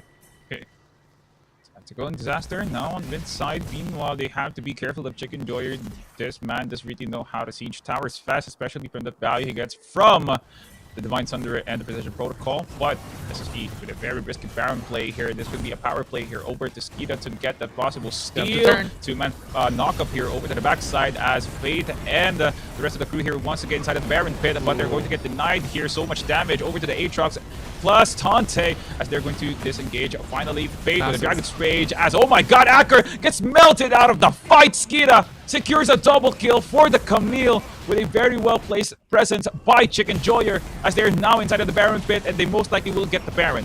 Yeah, they need Serpent's Fang at this point. SSE cannot handle the Gargoyle enchant coming in from the likes of the Galio, and they constantly put the target on him first, which is a big question mark considering how he is building up the tank items onto his Galio, and at that point it's just a huge mistake from there on forward. And this is what we have mentioned during our draft here, Salvatore. When it comes to the damage output, when it comes to the composition, Skida has it in the bag, and they're able to just utilize this type of composition up against SSE with a monotonic comp. Yeah. Oh my god, Nymeria is no longer in the fight.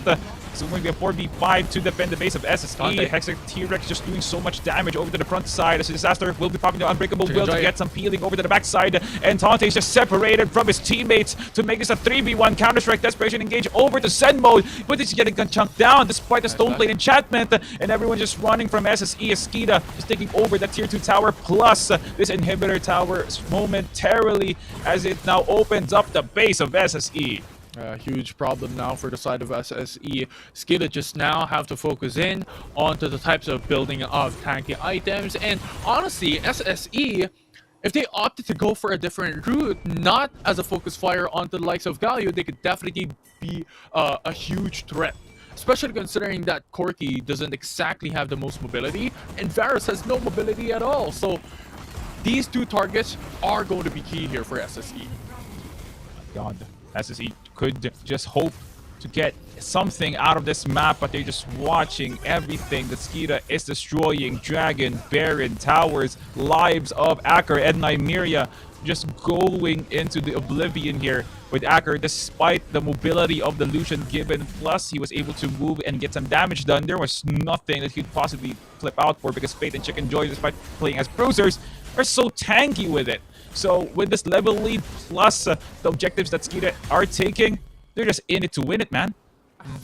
Yeah, and it's good. Right now, Tactical going in for a different route, now going in for the Rift Maker. We also mentioned this a while ago. They need that hybrid type of damage. They need that extra bit of a different route in terms of that damage pad as well, because just building here onto the armor for a Skida would give them so much benefit into those team fight, and even then, it's now going to be harder and harder as Skida starts to scale up much bigger. If we're looking at Efren Batarreas at this point, already opting onto that 4th item build with 13k in his bag. Now, members of Skida now pushing over to the mid side to get the prio so that they could shift over to the bottom side, which is going to be the Dragon here. It's going to be alive anytime soon here with under 25 now, with SSC still trying to clear out those super minions over to the mid before they're able to maneuver themselves into the bottom side. So, SSE, this is most likely going to be the last team fight. It's either they give out Dragon or they find Skida lacking and get that 4v5 and hopefully get that scaling plus the team fight. So now, going to be the Elder Dragon. This could really, really benefit whoever is going to get it, but with Skida's positioning, items, and pressure, they have to get this in order to take over the game. Yeah, either team would have that huge death threat up against their opponents.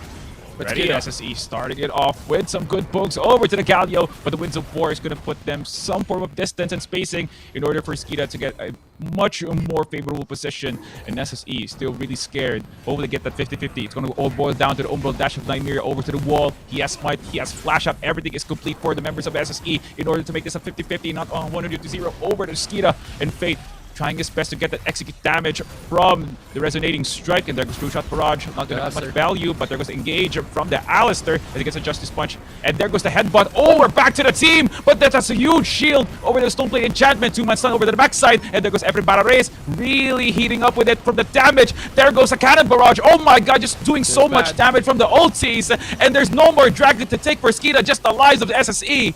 As Skida takes over mid-side plus the life of Nymeria. It's going to be a 4v5, and Skida goes back to where they came from, and that's the Elder Dragon.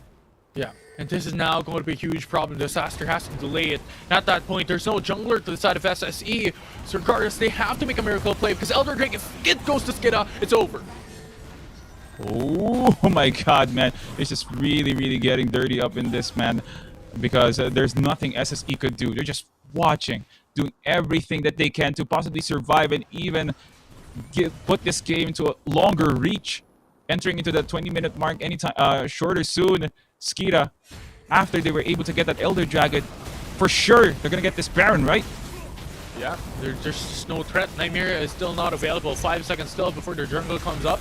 And they could definitely not go for it. If they commit into that contest, it's pretty much over for SSE with no inhibitor left in the mid lane with 2 super minion waves already pouring in as well. It's just such a dangerous position. Now they just have to defend. Okay. Most members here of Skira, except Chicken Joyer, because of course it's the band lane. Gonna put some pressure over to the other sides of the map. Nymeria with an engage, but the hero's entrance will be used an escape mechanism. But oh my god, Tante gets melted out because of that piercing arrow, and they do not respect the Elder Dragon buff over here, Infinity, and Skira gets one with 4 members still guarding as walls over to the base of SSE. Oh, this is good. SSE is actually cutting down the wave. So there's just a huge opportunity now for SSE to delay. They're buying so much time. Only 2 minions pouring in onto the base, but now Aatrox has to retreat to defend the base. But Skira has a stacked minion wave over to the bottom side. A good position here by Chicken Joyer that opens up mid and bottom. Disaster. Protobell Enchantment now popped in. Hextech Ultimatum over to the support. And they're going to lock down the support of SSE. They're already deep into enemy lines. But their focus is the victory and the Nexus. Skira ties up the series 1-1.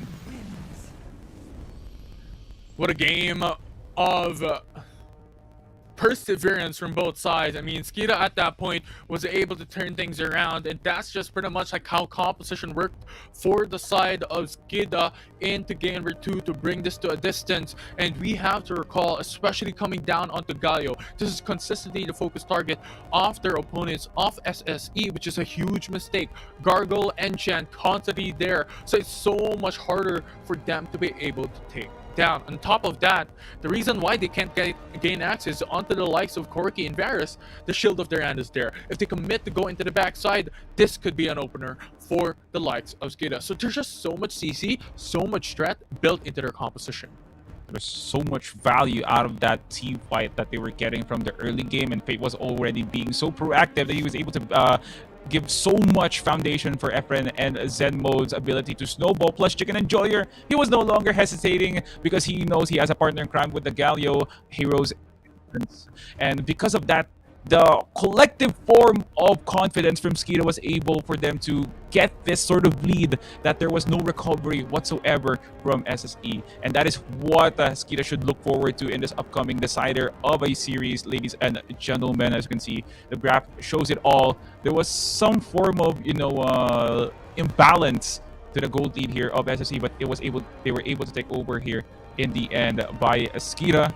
Because, it's not how you start, it's how you finish it. Because this really feels like it was supposed to be a game of SSE, but Skira, they got the last laugh because of that team fight plus the objectives, because Fate was just that man. Yeah, it was phenomenal coming in for the side of Skira, a performance befitting of a winner coming down to it. But remember, we still have one more game into the mids here. 1 game away for both sides. SSE and Skira back at it on 1 game to decide it all here in Open Qualifiers number 1. But nevertheless, I think we actually kind of minced what happened there already. And now the big question is, what would game number 3 look like? Are they going to adjust quite drastically, or is this going to be a reflection of game 1 and 2? Let's see. I'm pretty sure there's going to be some drastic adjustments here, especially if you're SSE, because of how you started game number 1. It's not really what you expected from them in game number 2, because they were just getting outscaled. They were getting outgutted here, especially with the team fights and skirmishes. From that ability for them to get that lead, it was just canceled out here by multiple team fights that was scored heavily from the squad of Skira, and I do hope that they're going to use that as motivation to recover from game number 3. Yeah, for sure. So we'll see how this would turn out coming into the foreseeable future, as of course this is just the start of Wild Rounds Pilipinas. It's just series number 1. We still have 2 series right after this. But of course, for the viewers watching at home, this is a Wild Rift tournament offering a massive 1 million pesos prize pool with the top teams battling it out to be the champions here in Wild Rounds Pilipinas. Nevertheless, that's game 2 of Open Qualifiers number 1. We still have 1 game away to decide the winner of it all. We're gonna just take a short break. When we come back, it's a decision match.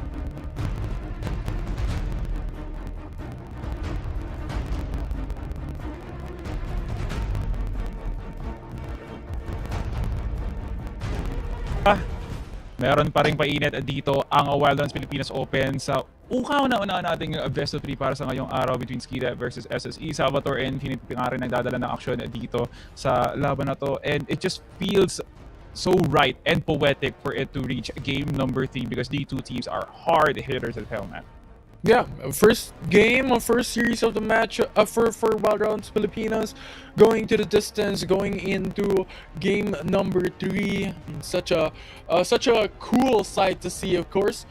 And the SSE, malaki yung impact nila coming in from game number 1. They were able to do a front-to-back type of composition with that all-in potential. Game number 2 was a bit of a coin flip of what their comp is going to be, especially considering na may Galio dun sa kabila na kayang i-deny yung potential ng comp ng SSE to gain access into the likes of Corky and even the Varus at the backside as well. So we'll see how the adjustments are going to be made, how the adaptability for both these teams are going to be done. Kind of leniency and effectivity talaga, no? You could see Skida's growth from early to late game where they were able to play around their jungler plus the engage from Chicken Joyer. It just feels so right for them to play around those two crucial players that could really bring out the best of the team comp, and that's what they showed, no? Despite, you know, us doubting the fact that they once again picked the Lee Sin and have in favor of probably Xin Zhao or Bolivar or even a Hecarim, which is quite open in this current situation that could really deal both early, mid, and late game damage that are really reliable. You know, there is so much presence from Fate from all aspects of the map, plus the engages, the damage overall, it's just too good for SSE to bear. And I do think SSE has something in store that Skida should be prepared of. And ngayon, ito na ang kahuli-hulihang game coming into series number 1 when it comes to the picks and bans as Nautilus immediately removed. And shockingly enough, hindi tayo nagpapalit when it comes to the side selection, and SSE still sticking to their guns, still sticking to the blue side selection. And Skida does have something in store for them to be able to pick 3 consecutive sides here of red. So they are playing around the fact that they have so much open position from that Elder Dragon, and that they are easily going to contest that Baron at 50-50 because of the side position. So if that might just be it, it looks like Skida really wants to play around the bottom side more instead of the top side and let the mid laner just scale, so he could probably roam and get that pressure and then hopefully transition it into a very much favorable, you know, objective take that SSE could not take anything of. So Viego and Gragas ban more on the jungler side and even on the Baron lane over to the Gragas could probably be flexed in this current situation. But Skida, they might just go for a vibe ban once again in order to deny SSE's engage potential comp. Yeah, it could possibly be. I mean, this is one of the champions that they constantly actually remove into the prior 2 games. So that is still an option to the side of Skida as expected and as predicted. But now we'll see what the first prio pick is going to be. As a Camille will be locked in. So now the question is, Skida, are you still going for the Galio? It's now our time once again to play the Camille, so we're going to deny here the Galio Camille combo, but they are still going to stick with it, so it's most likely going to be another substitute over to either the jungle or the Baron laner. Jarvid could also be a very good candidate to add more depth to the Galio pick here with the Aerius entrance. Could be easily added by the Cataclysm or even the Flag and Drag. There's so much value that you can get from this Galio. So with the Ezreal hover, we might just see a Yuumi being played out here, or even a Nami, so that, you know, there is some form of disengage over to the Camille pick. But with this Ezreal, there's a blank slate here as the support role is still being filled out here by both teams. Yeah, it's an option if they want to consider it.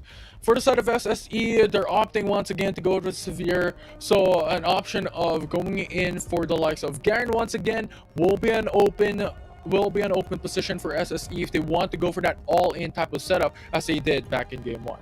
Okay, so there's not going to be any much more here for the side of SSE. It's going to be all reliable. Much like game number 1, we are taking on a nostalgia trick on how SSE just overly dominated the game, as Skida is now fully equipped and prepared because they now have the number of SSE in that game number 2 matchup. So we might just see how will that play. But then again, there's still some slots here waiting to be filled by Skida when it comes to countering most of the champion picks here of SSE, which they already filled up the Baron, the Dragon, plus the jungle role now here. So a jungle role that could easily pressure out the Aatrox. A Lee Sin once again for Fate. Yeah, Lee Sin is going to be impactful here for Skida to scale into the early game once again. So Sona being removed is actually a good deny here by Skida, especially considering how game number 1 opted to go for SSE. Sona Silver combo, go charge for the rest of the team. So that being removed, SSE will now be forced to think about what the next support is going to be.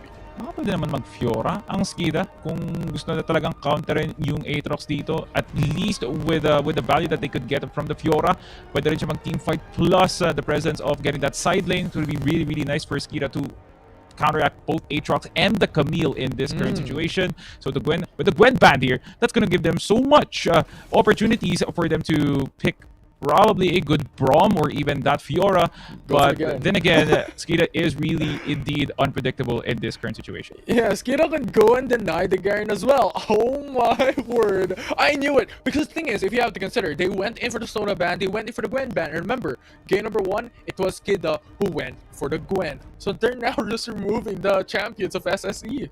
Okay, Lilia, which could put some form of magic damage over to SSE, but that opens up a possible path for Aatrox to play mid instead of the jungle over here. So there it is. Lilia will be going to the jungle, and this Aatrox is most likely going to be into the mid lane, as there's going to be a source of magic damage now for SSE with a very hard lockdown from the Maokai here. Everything is just speaks engage and team fight from the comp of SSE. Yeah, still that all-in na setup na pwede gawin dito ng SSE in terms of their composition, but of course they're still lacking when it comes to like the how Sona was able to give a lot of sustain, was able to give a lot of buffs from the prior game number 1, but this still definitely works because you have that long-range distance sleep coming from Lilia. You have Maokai's ultimate that could really name disaster against Skida in a 5v5 team fight. Well, as you can see, Skida not far from their team combat from game number 2 with a substitute here, as the Garen is now being played here at the Baron lane that could put so much probably over to the life of the Sivir or even Nymeria. But it's going to be played out once again here by Fate on how he paces up the map for both the solo laners, plus the fact that he still has to counteract that, oh my god, Camille and Lilia. Very nice early game for them. So this Lee Sin has to play it very smartly to the bot lane duo that could either give him prio and get that objective, or play that skirmish perfectly for Skida to get those crucial wins. Yeah, this will be hard though for SSE because in the prior game, the reason why they're able to have that gap into a Sivir is because they went in for the switch in lanes. And it was Ezreal that they're battling up against in the bot side. It was Garen that was having that mirror matchup, or was having that matchup into the bottom lane, but now that's not going to happen. Even if they put in the Aatrox is not as tanky as a Garen would be, along with the non-existent of the passive of Garen of having just that extra sustain and regen when you're not in battle.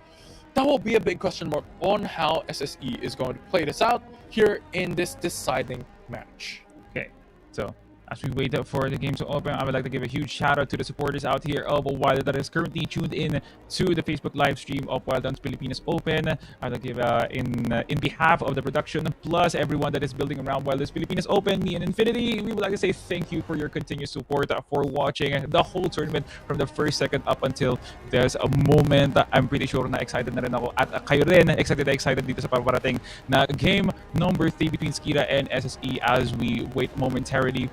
Pagkatapos nun, meron pa tayong isang best of 3 at pagkatapos meron pang isa, so hindi talaga tayo magkukulang pagdating sa aksyon ng Wild Rift dito sa araw na to. Dami na. May isa pa tayong best of 3, may isa pa pagkatapos. Dami. May tatlo tayo for the day, basically. And we're just starting off with the open qualifiers number 1. So we'll see how this deciding match will come into a conclusion. Because right now, it's anybody's game. SSE's composition has a lot of pros, has a lot of cons. There's a lot of advantages when it comes to that all-in. When it comes to crowd control, they also have Maokai, they have the Camille, and also Lilia to be able to set up those plays. However, they're lacking in damage, which Skida definitely has in their favor. Okay, so now, hindi na tayo mahulit sa mga aksyon. Makikita na natin ang kaagagahan na wala pang patay. Lahat talaga bubuelo pa lang para makakuha ng kalamangan dito. SSE and Skida finally in their last stomping grounds in this series. Both are in their deciders. Backs against the wall. More pressure for both teams. Eto na nga yun, Infinity. Yeah, it's pretty much time. And you also have a lot of hex stacks coming around for that extra damage, for that extra CC. Nevertheless, these are just pretty much just early game type of pressure for both the sides on who gets it first. And at this point, it's pretty much a slow game, especially considering how Acker is being stationed in the mid lane. And as we all know, a melee versus range matchup is definitely not in the favor of the melee champion. And in the bottom lane, it's Tactical who has to play it safe. So it's stationary across the board. It's pretty much going to be a quiet first couple of minutes in the game. So instead of Aggro fighting off the Garen, which I do think is much more favorable in terms of the early game because you get so much value from that precision protocol, si Tonte yung lalaban dito sa Garen, and Aggro is going to be forced to be playing at a passive pace because Evren does have the rage advantage over here. Plus Chicken Enjoy getting that Demacian Justice now closed in, but now eyeing on a gank right now. Despite the efforts, he gets the decisive strike, movement speed, plus the flash away, and Chicken Enjoy will live another day. Yeah, and that's just Garen. We constantly have to reiterate that Garen is not that easy to kill, and that's the reason why he's one of the top picks in terms of even the CN server, in terms of the different regions in tournaments as well. He's just too strong in terms of tankiness, but in terms of that tower dive, there's just no escape. They finally get the first blood that they wanted a while ago because Chicken Enjoyer didn't have any flash, and despite the numerous attempts to get that Demacian Justice or even a decisive strike out of the fight, wasn't able to get at least a trade. Tonte was getting down to 1 HP, and oh my god, Fate already invading topside jungle here of Nymeria. It's a good thing he was able to get the Gromp before he makes his great escape. Yeah, he was able to just turn around and retreat. He can easily just go away from Tonte. He has a lot of ability skills coming in from Lee Sin, but not like this, Fate. You don't have to pursue it, you don't have to push it. 3v1. Oh my god, Tonte flashes away by Fate with a follow-up. He overextends Nymeria with a full load of HP. Just presses one button and deletes the life of Fate, despite the effort of Efren Bata Reyes to be even roaming to force a 3v2. Nothing happened in favor of Skira. That's unfortunate. I think they just overstayed, they overpushed, and overextended at that point. And we all know Fate batting up against Tonte at that point. Yes, he was able to push them back, but there's still a flash available that netted them that turn around for the side of SSE. And now it's a 2k gold lead. Good situation for SSE. At least this is going to be the early game that they could have wanted from that past game, and right now it's now coming into full fruition that whenever you get a kill, it's going to catapult into something that you should look forward to into the mid game, because with the Jordan's Fist now over to Tonte, this might just be like, you know, a stepping stone for him to take over, because once the Aatrox gets the items, could be an easy follow-up for Tactical or even Acker, because there's going to be so much healing. It could be so late for Skira to understand that you should build anti-heal like right now, as we speak, like right now, because World Ender is going to do so much value, plus the sustain that's going to get for SSE. Might just be really, really nice, because as soon as the objective could be open, could be a roaming side laners to get that first step ahead of the game. Yeah, Grievous Wound item could come up next. Although right now, I believe the priority would be onto those damage to build onto your first core item coming right through, especially the likes of EBR and even Zen mode. Although top line will be Fate 1 who pays a visit, but once again, it's just too difficult for them to be able to go hand-in-hand combat up against an Aatrox. Kakaroon na naman tayo ng palitan dito, and there goes Nature's Grasp. Not gonna catch anybody. Meanwhile, the jungler of SSE just soloing the drag over to the bottom side. Medyo may late na makaka-react doon si EBR, pero dito naman tayo sa may bandang taas kasi kinukuha na nga na SSE ang objective dito. Pero unahin na muna dito yung buhay ng Galio na tinatanggal nila sa Hextech Ultimatum, 2-man knockup from the Dragon's Rage as they find a disengage for Fate. And Disaster is now zoning out with the sapling, and there goes a huge package now entered in by Skira as they now go in for a fight to desperation to get the 50-50 over to the objective, and Fate gets it for Skira. But Chicken Enjoy is now deep into enemy lines as they get the life of the Corki plus another one to Chicken Enjoy. Double kill by the Lilia as SSE. They didn't get any objective, but at least they got 2 lives over to Skira. Huge mistakes once again. Skira was opting to go into contested. And the thing is, SSE was just buying time. They already got the Ocean Drake in their favor into the bot side of the map. And then they're just pretty much just waiting for Nymeria. It was Kida who was on a time deficit. And then wherein SSE was able to unite with each other, Efren Batteries went in with a package in the middle of it all, and then Galio went in for the hero's entrance, but not at the cost of his life already. So there's just so much being stacked on top of this 3v2 though. Mid lane. Oh, Disaster very, very low. That was a very, very bad engage from the Twisted fans already, but it was just good enough for them to chunk them down. This Lilia is heavily fed, and there goes one more first to take down the Ezreal. One more to do it, to take down as well as the Galio. And here comes Chicken Enjoyer with the best Garen combo of his life. Demacian Justice over to the Lilia to take him down. Next target is Acker, but with the movement speed, he will be able to run away for his life. Skira with a good return kills puts them back in a very good cushion. Yeah, now Acker opts to go and defend into the bot side of the map. They pretty much have that 4k gold lead already. Good kick to deny that ultimate, but at this point, they're not able to really put a huge gold injection back in their favor. They're still 3k gold behind. Skira, at least they could get something, you know, they could get the pickups as long as they see the opportunity. They're not very hesitant to risk their lives in order to get that bounty, because with SSE scaling, they do have a bounty on their head, and once they get the gold, they could at least even out, you know, the item deficit that they are facing right now, because SSE with this position plus the objective takes, they could easily get the jungle and pressure out Fate's ability to get something like a gold or even experience. Right now, SSE just playing around the waves that they are catching, so they're seeing a very, very passive outing here for SSE. Yeah, and the thing is, it's Kida who will net benefit as time goes by wherein nothing's happening. Because the thing is, you have to consider, Efren Batteries and Zen Mode is building first onto that mana mute. They were able to build it, but these two items or these item is not going to give them damage. So when it comes to these times that is not having any deficit in their favor, is not having any casualty in their side, this is a little bit beneficial into this team. And I think that is the reason why they picked up the Lee Sin as well, to actually alleviate some of that pressure coming down into the early game with lack of damage. Okay. Pretty kind of strong.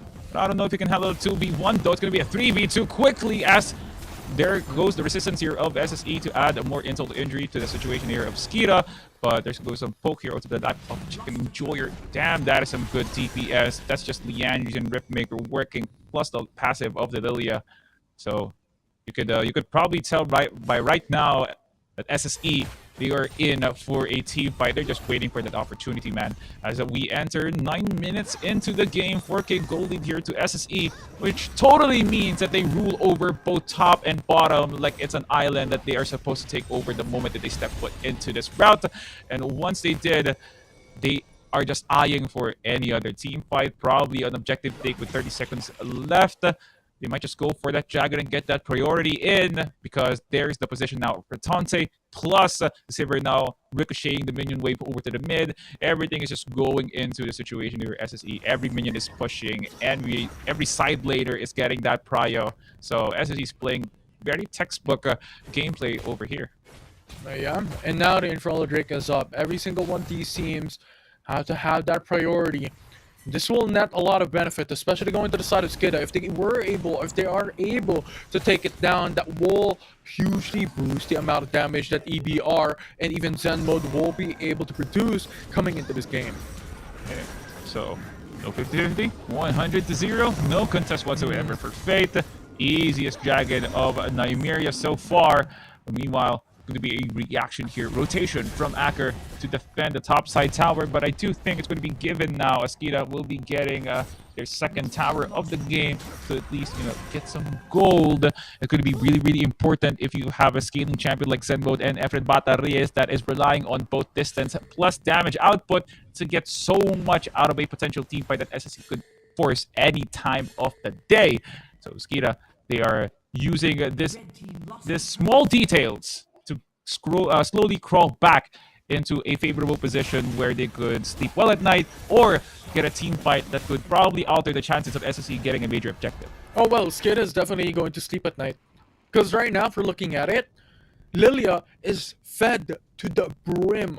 6-1-0, coming down into 11 minutes into the game, 11k gold in the pockets of himself as well. It's like farming a K per minute into this game for the likes of Lilia. So pretty much Skid has to respect Lilia Oh my God. or make a huge punish. went aggressive with it, not even enchanting the boots. He's just gonna go for more AP up in this build of a Nymeria. Really, really scary outing here for Skira. You have to be careful because that lifting lullaby is gonna reckon the life out of any member that really oversteps. And there is some very cheeky positions of Efren Bata Reyes, Fate, and Zen mode na minsan talaga nag-iinit yung gusto talaga kumuha ng laban. But in this current situation, you have to be conservative. Because with this Fed member of Nymeria, yes, she has a huge bounty on her head. I can guarantee you that, and you want that gold. But then again, you need to conquer the wall first of Tante's sustain, plus the tankiness of Disaster. So it's really a tall order for them to get over the life of Nymeria in the first place. Yeah, for sure. And now the contest is going to be their Hextech Ultimatum started off. Oh, there goes Nature's Grasp, and there goes the sleep over to 2 members, and they're gonna first over to the Lee Sin, as there's not going to be a next target because that leaves up an open objective probably to make this a 4v5. No more smite to the side of Skita. They could hopefully Turn hope for around. something, probably a Mystic Shot or even a Missile Barrage, but they're going to go for a team fight instead. Hero's Entrance not going to do any value, but they're going to take over the life of Tactical in that team fight, putting Disaster in under 1 HP. Chicken Enjoyer and Disgalia is still relatively healthy because of their sustain, and they're going to contest this in the most justifiable way possible. Zen mode now into the fight under 1k HP. Who's gonna get it? It's gonna be on the hands of Nymeria. There's a Stoneplate enchantment and a flash away for safety for Chicken Enjoyer. It would have been close as a messy team fight for SSE, but still they got the Baron plus the lives of some members of Skita. Yeah, but Fate was not there. And you still have the smite coming in from Nymeria, so it was no questions asked unless they were able to kill Nymeria. But you have to take into consideration, Nymeria is pretty much fed across the board up against every single one of these players, so it's not going to be an easy task. And on top of that, right now, SSE has taken every single objectives in the game as of yet. This is a very scary Nature's Grasp, and it even roots down the Corki, but the Scanio is going to be taken down here by SSE as they continue this momentum of a push to the Tier 2 tower. Shane and George trying his best to use the Judgment as a wave clear. Demacia Injustice could be the first time that we've seen an ultimate of a Garen that tickles the life out of anyone here of SSE. So that's a very bad sign here for Skita. Everything is just desperation at this point. Hextech Ultimatum to lock down Efren Bata Reyes. He's not hitting anything. That's a bad shot over to the Corki. And meanwhile, this Aatrox is doing damage over to the Ezreal. As right now, SSE opening up the base of Skita, opening up the gate. This might just be the decider here, Infinity. Yeah, as the wave pour in onto the base, they could target down the inhib turret into the top lane as well. Skita with only 3 players alive here. This could be the end of the inhib turret top. Message sent loud and clear. SSE is not here to play, denying the reverse sweep. SSE now opening up the base, and there goes Chicken Enjoyer, trying his best to deal so much damage. Insect kick to add more style points to the inevitable. Skita cornered out of their situation right now. SSE closing out the series 2-1 to give them the advancement to the next round. Yeah, amazing stuff coming into the side of SSE. They were able to dominate coming in for the early game and was able to scale and balloon that goal lead into a winning matchup. And as we have mentioned, it still takes time for that Corki and for that Ezreal to be able to scale up when it comes to damage. They need those objectives, and so far, after that game 3, they had 0 objectives. Di na makapagantay pa dun sa makikita ko sa post game. It's gonna be so filled with so much damage output here from Nymeria. As you can see, 14k damage, and just building the first Leandries was good enough for Chicken Enjoyer and Efren Bata Reyes to melt out of their own lives. Zen mode trying his best to scale up to get that damage done, to add more pressure to SSE, but it just wasn't enough. There was more proactiveness to Nymeria. Tante was getting so much sustain. Acker was getting the engages like Red was due. So everything that SSE was throwing, Skita was not catching anything and returning it to them. So SSE was just having the easiest game of their lives from every situation of the map. There was no red mark in this graph, which shows that SSE heavily dominated this game. Yeah, very sustained, very disciplined time of a game that SSE was able to do, coming down into the very first minute up until the very end. And Lilia, of course, the jungler of SSE, was able to tank that. Nymeria was able to really just carry the team out for that game 3. Okay, so Good sign so far for our first best of 3. I guess you could say that's a benchmark for the upcoming series we are going to witness today. Infinity. So much is going to transpire, but that it is history for SSE versus Skira, as it is now 2-1. We now head over to our next series. There's going to be John McMillian Weba versus AC Esports right after this break. Wild Round Pilipinas Open. Salvatore is still here with Infinity. We'll be right back after this.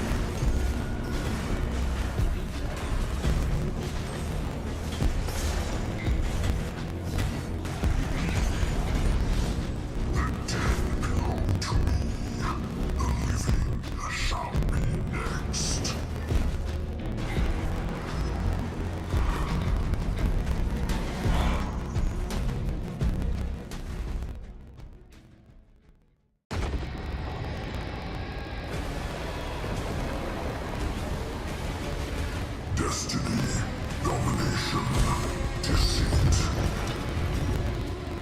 All will die. All will be mine. Twice slain, thrice born.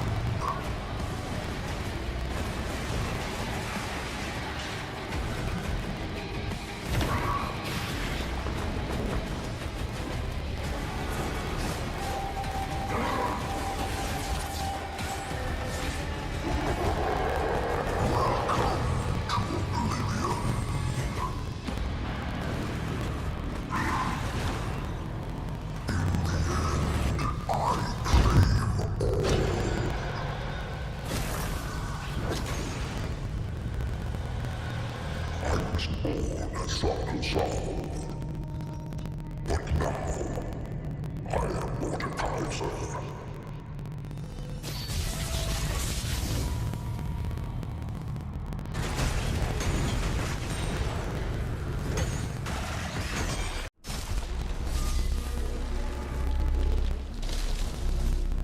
Feel the power of true ice.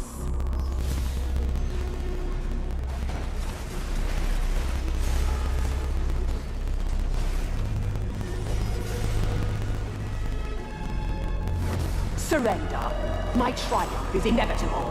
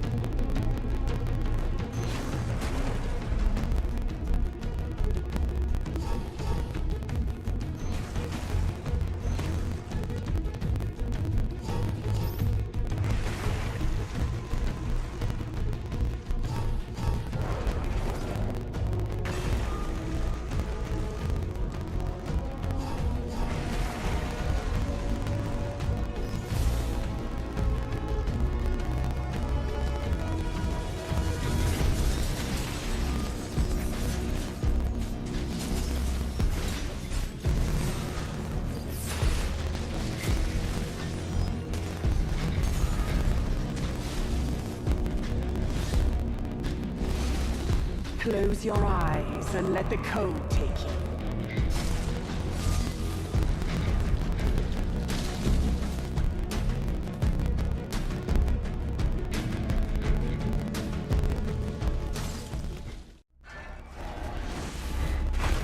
Bow before your damnation.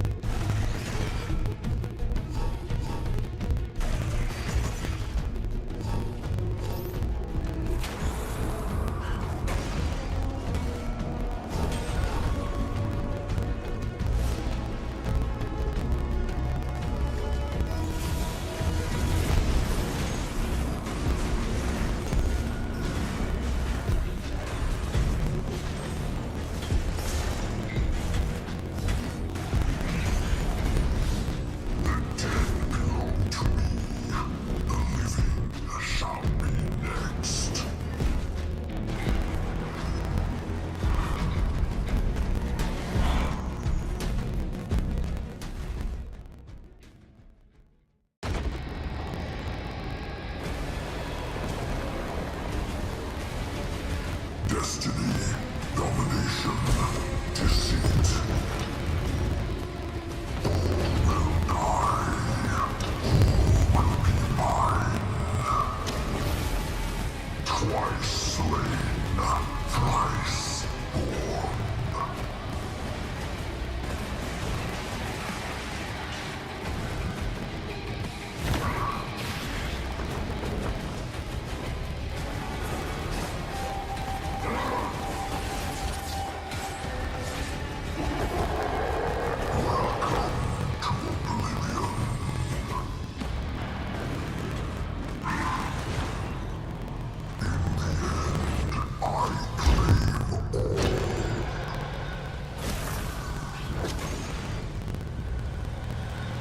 I was born a soccer soul, but now I am Mordekaiser.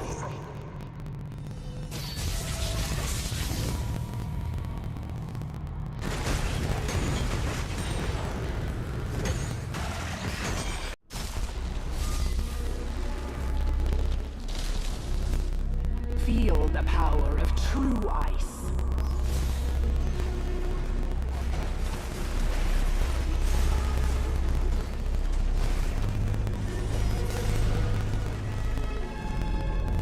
Surrender.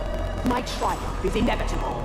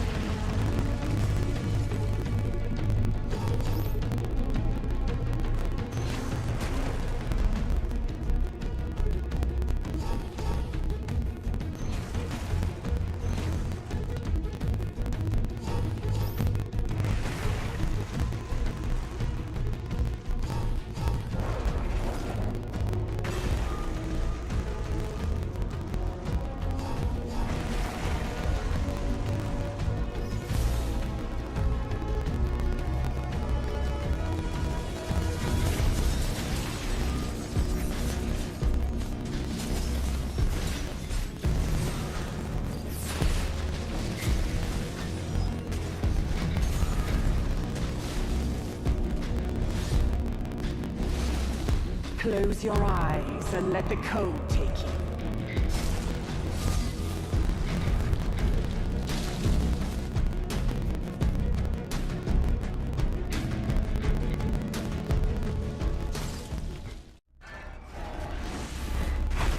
Bow before your damnation.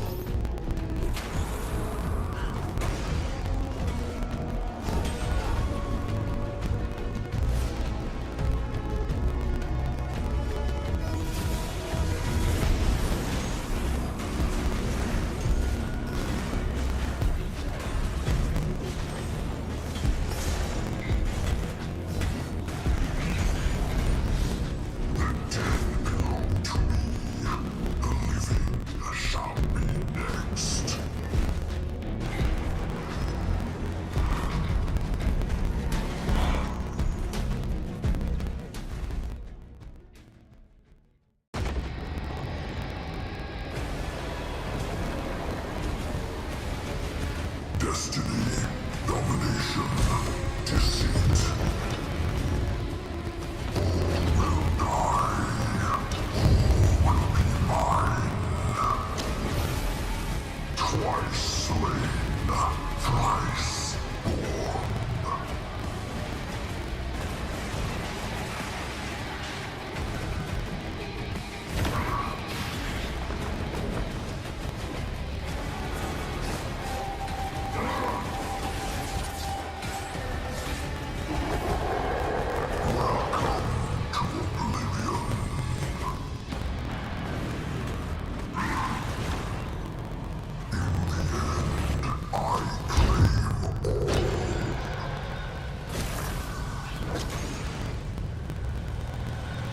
I was born as Soccer, but now I am Mordekaiser.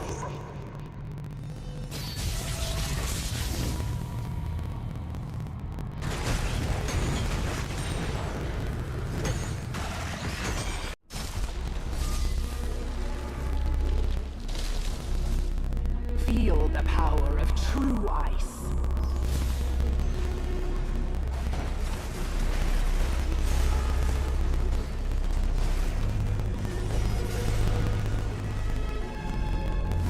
Surrender. My triumph is inevitable.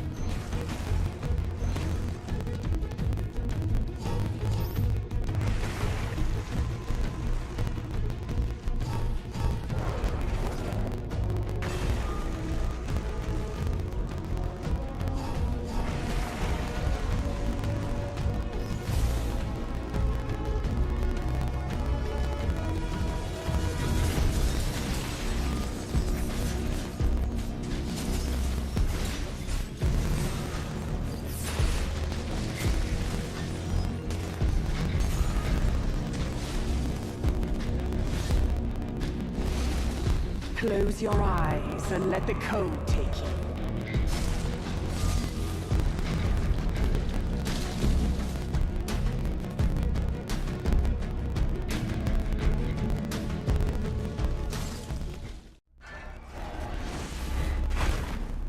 Before your damnation.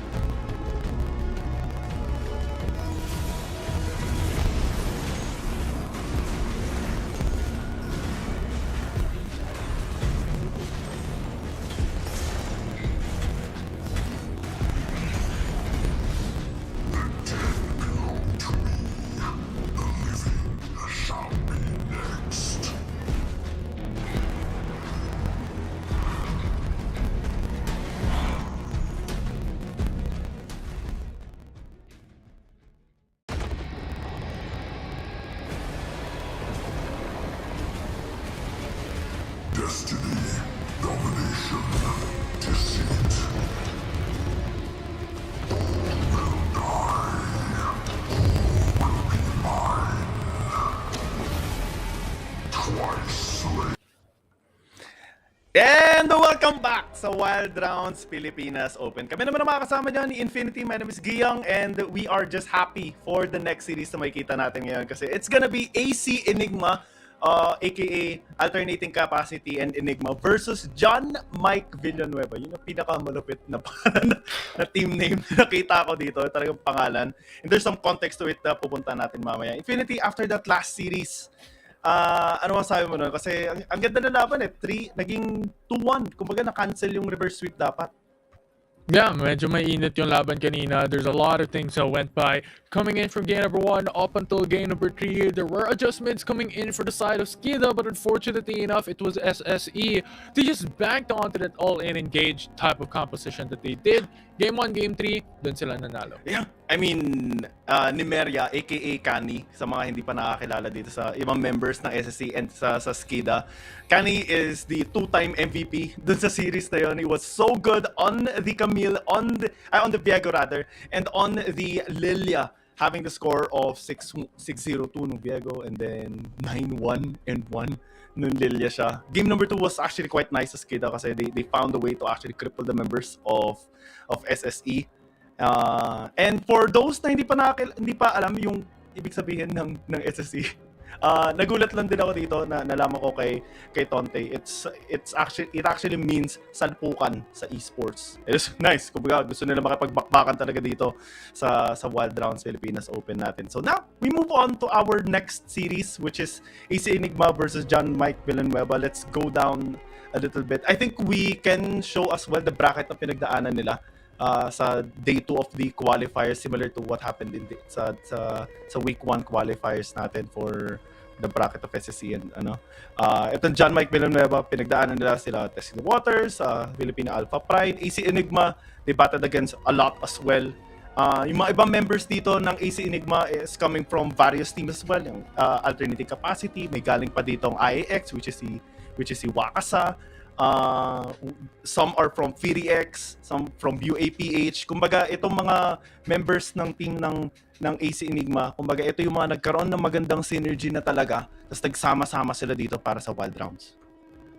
Yeah, and they did a lot of things as well coming down to it. I mean, the road going into the finals of the Open Qualifiers is definitely or was definitely not easy for all of these teams. Nakita din naman natin yung power na pinakita ng Skida and SSE from the prior series and up to right now. The bars have been set. So a lot of expectations on the line for both these teams, especially sinabi mo kanina, no? Yung AC Esports medyo malakas to and yung JMV as well coming down into the finals right now. So really exciting. Oo, yung masaya dito, yung sa John Mike Villanueva, there's actually a fun. Inahanap ko kasi yung ibang members sa kanila, Silyath, which is from Liab Esports, naglaro din siya sa G2 Blacklist. Galing LoL PC to. Si Spells galing LoL PC din, galing Panic Time, tapos naglaro siya sa Fennel, which is yung Baron laner nila ngayon. Si Silyath, pangalan niya John. Si Ortros, may Villanueva siya sa pangalan niya. So yung hinahanap na lang natin dito kung sino si Mike. Baka kay Sayonara yun o kay El yun. Mamaya natin malalaman.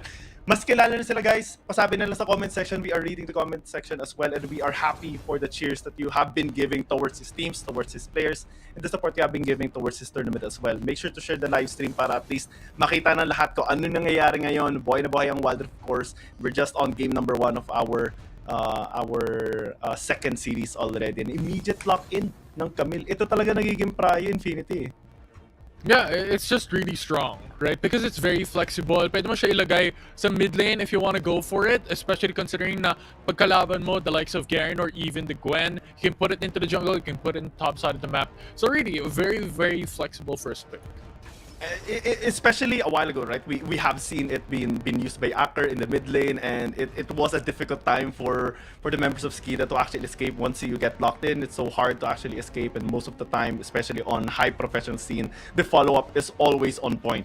So right now, they're trying to get some counter plays here. Jax, which is really good on the 1v1, plus they open up the split push department 10. Tapos kumuha sila ng ADC na parang, kumbaga at least may space apart sa mga kalaban. You can just arc and shift away when you feel there is a lot of threat. It looks like mukhang dito sa side ng AC Enigma gusto nila mag-double down sa engage. Nag-hover sila ng Aatrox pero hindi. Sabi nila, lock in na natin ng Varus. Pwede din sila siguro kumuha dito ng Galio.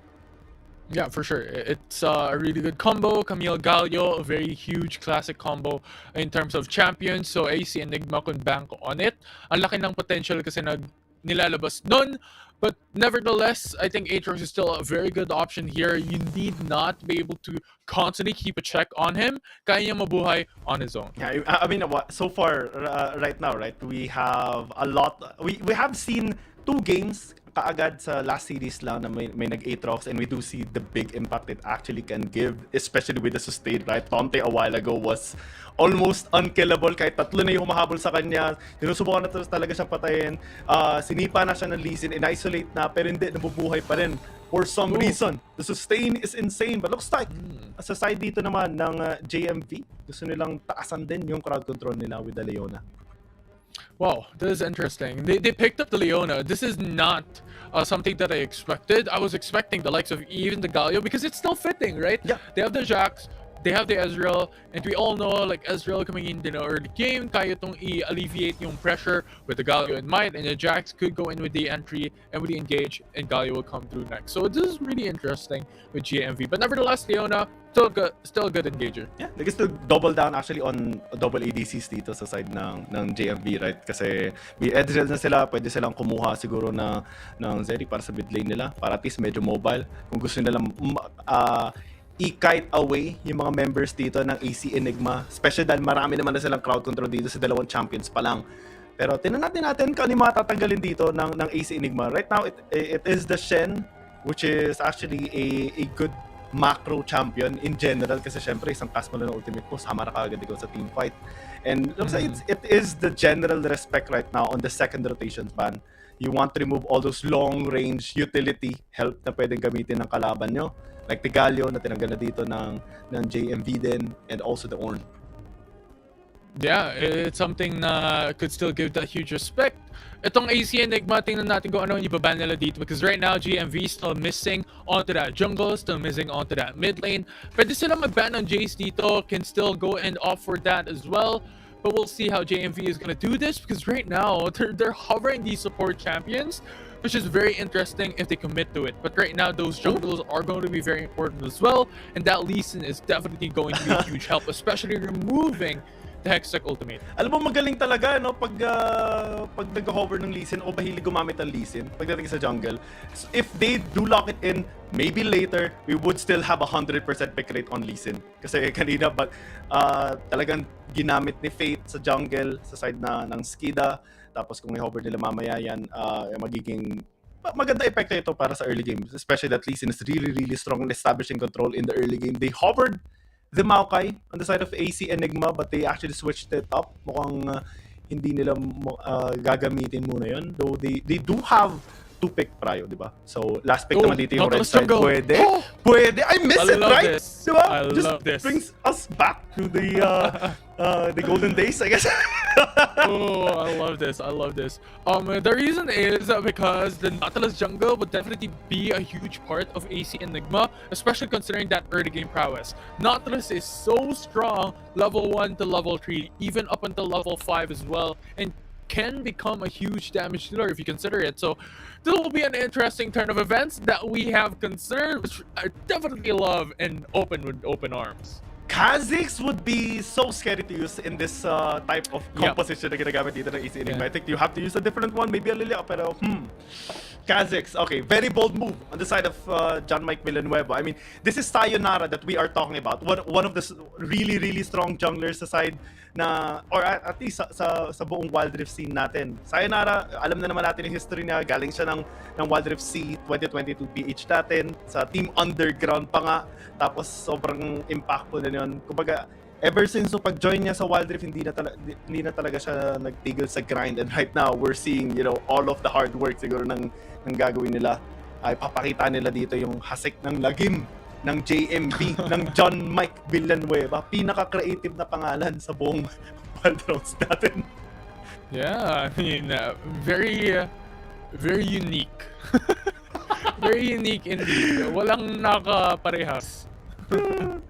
Liat, pa-PM naman sa akin, ano yung history, bakit John Mike Villanueva? Sino si John? Ay, sino si Mike? Pala, yun na lang yung kulang kasi meron na tayong John, may Villanueva na, si Mike na lang ang hinahanap namin dito ni Infinity. And guys, let us know as well, who do you think is gonna be winning here in this game? This is gonna be a best of 3, so at least vote na muna tayo sa ating game number 1. Hashtag ACE win if you want AC Enigma to win. Hashtag JMV win if you want John Mike Villanueva to win. It's so weird to say that. Mukhang tao yung binoboto natin dito, but yeah, still nice. Definitely is. Yeah, it definitely is nice. But coming down into game number 1, there is a lot of expectation here. John Mike Villanueva, current engage tool nila is pretty much having that huge dependency onto the Leona to be able to do something and be that a catalyst for the team pretty much, so that Jax can follow through, so that the likes of Ezreal and Corki can be safe and deal damage. Now for the likes of AC Enigma, very straightforward. Sobrang CC-centric ng composition nila. Every single champion that they locked in has crowd control. So this will be the dependency of AC Enigma coming down into game number 1. Oh yeah, I love the composition of AC Enigma generally because I love team fighting based composition. Yun talaga yung bias ko. But I do like the aggressiveness here of JMV squad. I think through the Kha'Zix, pwede sila makakuha ng play dito. Siguro topside sila mag-focus kasi may Jax naman sila doon. Kapag lumabang na yung Jax, siguro kakayanin na talaga yung Aatrox. But come level 5, lalo na kapag meron mga objectives, parang hirap labanan ng group style team fight ang AC Enigma. They have the Maokai, for Christ's sake. Isang ulti lang niyan, may hirapan na kaagad sumugod yung mga kalaban. Lalo na makatakas, especially with the chain of corruption of the Paras. There's lots of crowd control, lots of team fighting potential sa AC Enigma. But yung caveat lang na sa kanila, pag mag-isa sila, pag watak sila, dun sila pinaka mahina. So dun pwedeng ma-exploit siguro ng JMV dito ang lineup ng AC Enigma, especially with the Kha'Zix. We're now just 30 seconds in, and so we have been here. Silliat actually is the top laner this time. So si Spence mo ka nag-mid lane. Yeah, and you called it, right? In terms of ganking potential, in terms of pickoffs, it will be very important for John Mike Villanueva to be able to capitalize on it. Right? Because they have the Kha'Zix, they have the Leona, and these two in and of itself are really strong. And if you consider it, Leona is like one of the the champions that could deal a huge amount of CC from a long range distance in terms of the ultimate and in terms of the Zenith Blade that could close in those distance. So it will be very important for Bling Bang Bang to be able to rotate and roam and also support the likes of Ciliat. Wait, dalawa yung Ciliat. Yan na, Ciliat. Oh nga, no. How big damage? Wait. Ano yan? Spells? Ang lakas ng 3 Going for weeks the na ginagawa nila, pero siguro man na sila dito sa may bottom lane. Saunders gonna get taken down. That's first blood already ng JMB. Ang aga nila na group up dito, pero tinan natin kasi si Quinton sinusubukan dito umatake naman kahit paano. Tulungan yung mga kasama na. And the Archangel as well. Man, double kill for the Varus, and they just turned the fight around. Take note. JMB ang una nakakuha ng first blood, but they got 3 instead. You have to remember, we mentioned this during the draft, that Nautilus is one of the strongest early game champions, right? And you have so much crowd control in the favor for AC Enigma, and yes, we haven't still hit the level 5 from that team fight, but nevertheless, you're talking about the Maokai, you're talking about Camille that has stun as well, you're talking about Nautilus that has Root, that has the dredge line as well to close in those distance. So napakadaming crowd control. Saka yung piercing arrow, bro, yun talaga eh. Lalo kapag level 3 na, siyempre may base yan ng missing HP mo, and now Ace Enigma group up na lang. Siyempre, mahirap na makatakas talaga. They have loads of CC, and it's a jungle Nautilus. For Christ's sake, that's gonna build AP, so itong si Ciliat sa may mid lane, yung totoong Ciliat, I'm assuming, is gonna be having a lot of trouble. Yung Kha'Zix din may hirapan, especially Elyon later on, the Ezreal. Jax on top with the dive to V1. Subukan nila. Can they escape? Oh, they opted to back away. They opted to back away. Pero yung Varus sa may bottom lane, grabe, 3-0 na, Infinity. Yeah, I mean that's a Varus. That's a Varus with long range distance pokes. I mean, you mentioned this already. The piercing arrow, napakalakas na ito when it comes to that long range distance. And you have to also consider na yung early game team fight, nakakuha agad ng kill dito si Varus. And considering how the weapon itemization is going for, Varus is going quick and is going fast when it comes to damage items. Not going for the mana immune as a first pick. Sipin mo lamang ka ng 300 sa katapat mo. That is a lot of gold already, considering that your opponent will take some time to actually scale up and get the power spike, knowing that it is an Ezreal na ginagamit dito ni Elyon. So, Quinton is from Aqua Kineme team that he was from before nung sumasali siya ng mga ibang community tournaments natin. And his former name actually was Aqua, quite ironically. And he spams a lot of Nautilus as well way back. Kaya talaga kumbaga nakakatawa na makita din siya ngayon na mag-Nautilus, building AP once more. Ngayon naman, Zenith Blade ginamit dito, including the Solar Flare para at least makaburst sila. Pero flash out lang ginawa dito ni Sonder. Takas na kagad. Yeah, they were just able to rotate and come back into safety. Very important considering that objectives are going to come up in 30 seconds. So kailangan nila mag-play safe at this point. No, yun still lang! able to lock down jungle. Yun lang, hindi ka safe kapag may Nautilus. Ang laki ng damage ng depth charge. Oh my lord. Wala pang item yan si Quinton. Wala pa nabubuong item. We see like 3 bars getting deleted. They're chunked out with just 1 ult. Yeah, very unfortunate hindi nila nakuha yung kill na yun. Because at this point, the Quinton is still building onto those items. Still the Shin will not help in terms of AP burst damage.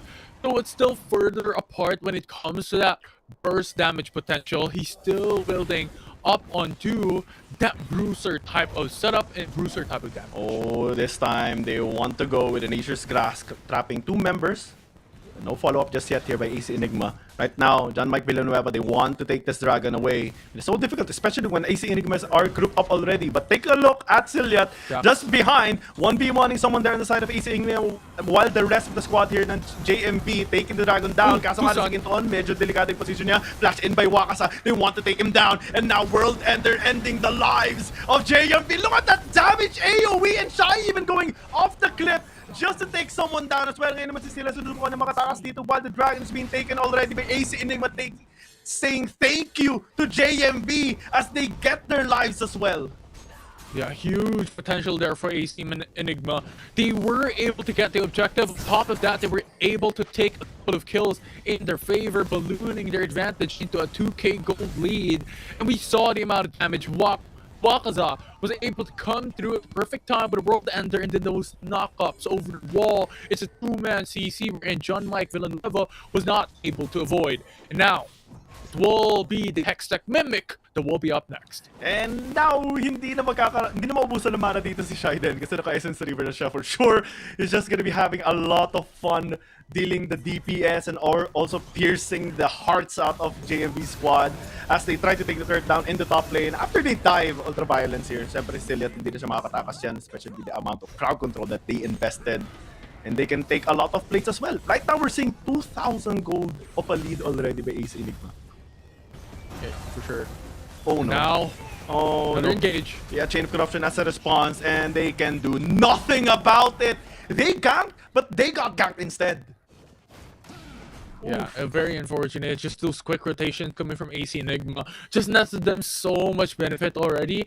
And once again, backing onto too much crowd control, you can have, or you can't have any more than this. AC Enigma across the board, each and every single one has crowd control. So despite not having a 5-man united front into those battles, into those engages, they could still manage onto those isolated fights into having that battle, especially considering that Ciliat, the jungler, is so gapped already. Hirap, no? Dalawa yung Ciliat, hindi natin alam kung sino yung totoo. Ay, nako, John Mike Villanueva, anong trip yung ginagawa niya sa amin ngayon? Talagang, kulang na lang gawin yun, 5 kayong Ciliat eh. Ito talaga, ang tripping sa ginagawa nila ngayon. Pero malakas din ang trip ng AC Enigma right now, especially na ang taas na gold lead nila, plus ang dami nilang crowd control. May first item na halos lahat. Si Sonder na lang ang natitira dito na kailangan bumili. Pero mukhang si Wakasa gusto mang assassinate ng isang Corki. Meanwhile, in the mid lane, they're jumping on, trying to take down Shy. Kaso nga lang, yung Nature's Grass talaga sobrang hirap makahabol. At kaya naman sila pa makakuha ng kill. And, yung Arcane Shift na muna. Oh my God! Shy getting 2 kills when he got ganked. Oh, that was crispy coming in from Shy. 802 now. 8k gold. It's a 3k gold gap in terms of the mirror matchup. And now at this point, Celia in danger, has to retreat back to safety. AC Enigma.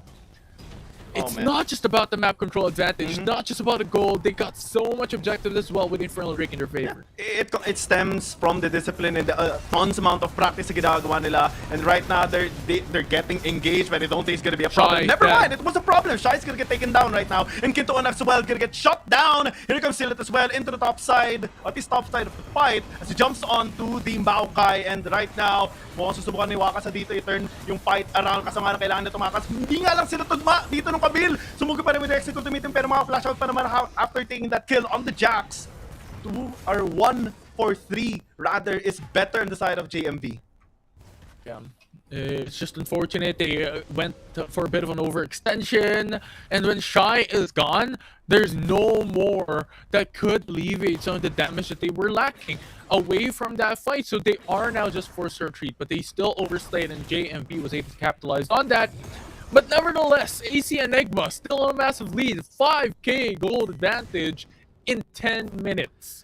Kaya malaki talaga ang responsibility dito mamaya nung Leon na si Ortros. Kasi yung solar flare niya, yung mga sugod niya, siya yung nakaka-catch lagi sa mga crucial members dito. Like Wakasa right now, but look at the sustain! Especially dahil sa Sundered Sky na yan. This item, ever since introduced, has been one of the most broken items right now here in the game. And they're trying to exploit it as well. Wakasa steals remaining alive. Chain of Corruption gonna use here onto the backline. And everyone is just gonna get deleted. AC Enigma right now piling onto them. And Hextech ultimatum to trap the other Celia. That's 4 members dead in a triple for Shy. Quadra? Is he going to take it? Oh, no, he's not. Denied. But nevertheless, they still got the Ice Drake. And AC Enigma, 4 kills in a bag. Another objective in their favor. And they're looking for another turret. This is a one-sided beatdown, man. AC Enigma up by 10,000 gold lead at 10 minutes into the game with 2 Dragon stacks. And up by 13 kills as well. This is insane. This is insane. But we cannot discount JMV just yet. They drafted a triple actually scaling composition with Jax, Corki, and Ezreal. Maybe at 20 minutes, if they manage to stall for that amount of time, maybe they can still come back. Yeah, they definitely still have that chance, but a little bit mission impossible at this point. 8K goal deficit, Kazakhs in danger. Oh, and they're trying to chase Celia. Gonna get taken down. Mukhang naglabas na ng spray dito para sa ipis ang AC Enigma. At mapapatay na talaga dito yung isang Kazakhs. Right now, Big Bang gonna get taken down as well. You cannot tank at all. 5 members on the side of AC Enigma. Sila trying to actually do something about it as well, but the counter strike wasn't able to hit anyone, and right now it's just gonna get piled on. That's 3 members, 4 members dead. They're trying to chase down the last remaining member here on JMB and take him down as well. Early ace. Man, 12 minutes para nakita na tayo ng ace. The idea of the package was reasonable to cut down that team fight. Unfortunately, there were only 2 people alive, so at that point, it was a huge mistake to go for the package and go for the Valkyrie away. There's just, with the amount of CC that AC Enigma has, it could be changed to CC Enigma at this point. Yes, Enigma. Ang dami masyado eh. And it's a dominance na ginagawa nila ngayon. Even a death cap on the Nautilus, man. Early death cap na kaagad. That's how rich Kintoon is right now. And John Mike Villanueva, if they want to come back here in this game, I think they have to avoid fights. I mean, every single fight that they have been, except for that one in the mid lane, has been a loss. Yeah. And they keep engaging onto them. Look at this. They just got immediately used. And it's going to be used with the Chain of Corruption as well. If ever they counterplay, Wakas as well, just going to be overextending. He is very confident. He can just take down anyone with the flash. But is he going to get taken down as well? Too much damage on the side of JMP. But it's a 1-for-1. Not really worth it for AC Enigma. Let's see if they can still do something about this. Yeah, it's unfortunate, but nevertheless, I think they still have that opportunity to come back from that fight. I mean, they definitely could. 10K gold advantage is not any amount of gold to scuff about. Oh man, Baron available for free, if ever. It's all up to the other Celiath here, Kazakhs, para maka-steal dito. Especially, I mean, Kazakhs deals a lot of damage, burst damage onto, you know, the objectives. That's why it's one of the more popular junglers na meron tayo, including the Lee Sin, kasi pwede ka talaga maka-last hit, pwede ka maka-steal na objectives. And Sayonara is really, really good on this champion. Right now, they have to tempo down. Okay, mahirap na ito, the 10,000 gold deficit na meron sa kanila, but if they manage to at least avoid some of these fights, maybe focus on the resources muna, try to farm up and avoid getting ganked by Isa Enigma, maybe they can still turn this around. I mean, they found ways a while ago. They won a team fight in the mid lane, but right now, AC Enigma wanting to win more. Kinto is gonna be in the area as well. Nature's Gas ginamit na dito para ma-zone out yung mga members dito ng John Mike Villanueva, and the Leon is gonna take him down. Hextech ultimatum on the Kazakhs as the Varus is just unstoppable. In AC Enigma, they will go for this Baron. With no jungler, it's going to be an open objective here by AC Enigma. Baron Nashor uncontested, and once they take it down, the mid lane will be the target next. And once the tier 2 goes down, it's an open map for AC Enigma Society. Ayan, nalalabas na yung Hex Dragon natin dito, the mini dragon na pwedeng gamitin para maglakad. Kumbaga si Rebecca. Alabas na si Rebecca dito. At makakapag-push na sila. We're still on the normal Drake. We're still moments away from the Elder Drake. Ah, that's when. Ayun na. That's Doon when. na si Papi lalabas. Kasi masyado mabilis eh. Pero ito, di ba? Parang nung mga panahon ni Rebecca, hindi pa nangangagat pa lang ito eh. Pero ngayon may baril na, may laser na, o ano-ano nang ginagawa ng dragon na yan. And they're just gonna be using it to push mid lane. Absolutely no way for John Mike Villanueva to contest this. It's very difficult. I mean, they have some folks, may Ezreal, may Corki, but it's so scary for them to actually engage. Right now, the other Celiath, actually, Spets doing a really good job split pushing into the top side. Kaya nakakuha sila ng isang torre doon kahit papano. He pushed bot lane a while ago as well. That's why they have 2 turrets already that they have been successful in taking down. But so far, it's not really shaking AC Enigma just yet. Yeah, it's they had to send someone to be able to defend. Unfortunately, it's now Celia who retreated and went back to safety. So now it's JMV who has that member advantage. The Mountain Drake is up, but Wakaza very quick on his foot, now rotating more towards that mid lane so he can go for that response if ever a fight occurs. Pwede din yung AC Enigma dito kumuha na ng Dragon. I mean, they can acquire soul and get tons of attributes boost for them to just be much stronger. Right now, Spets trying to do something about this, trying to go for a flank, but this tower should be falling down as they try to engage once more. They have a lot of ground control. The Dangerous Gas again zoning everyone away. And look at Wakasa, talagang dinurog na lang niya. Triple kill na kaagad and straight to the Nexus. Just end this game already and get that 1-0 here in the series. Incredible start coming in from AC Enigma.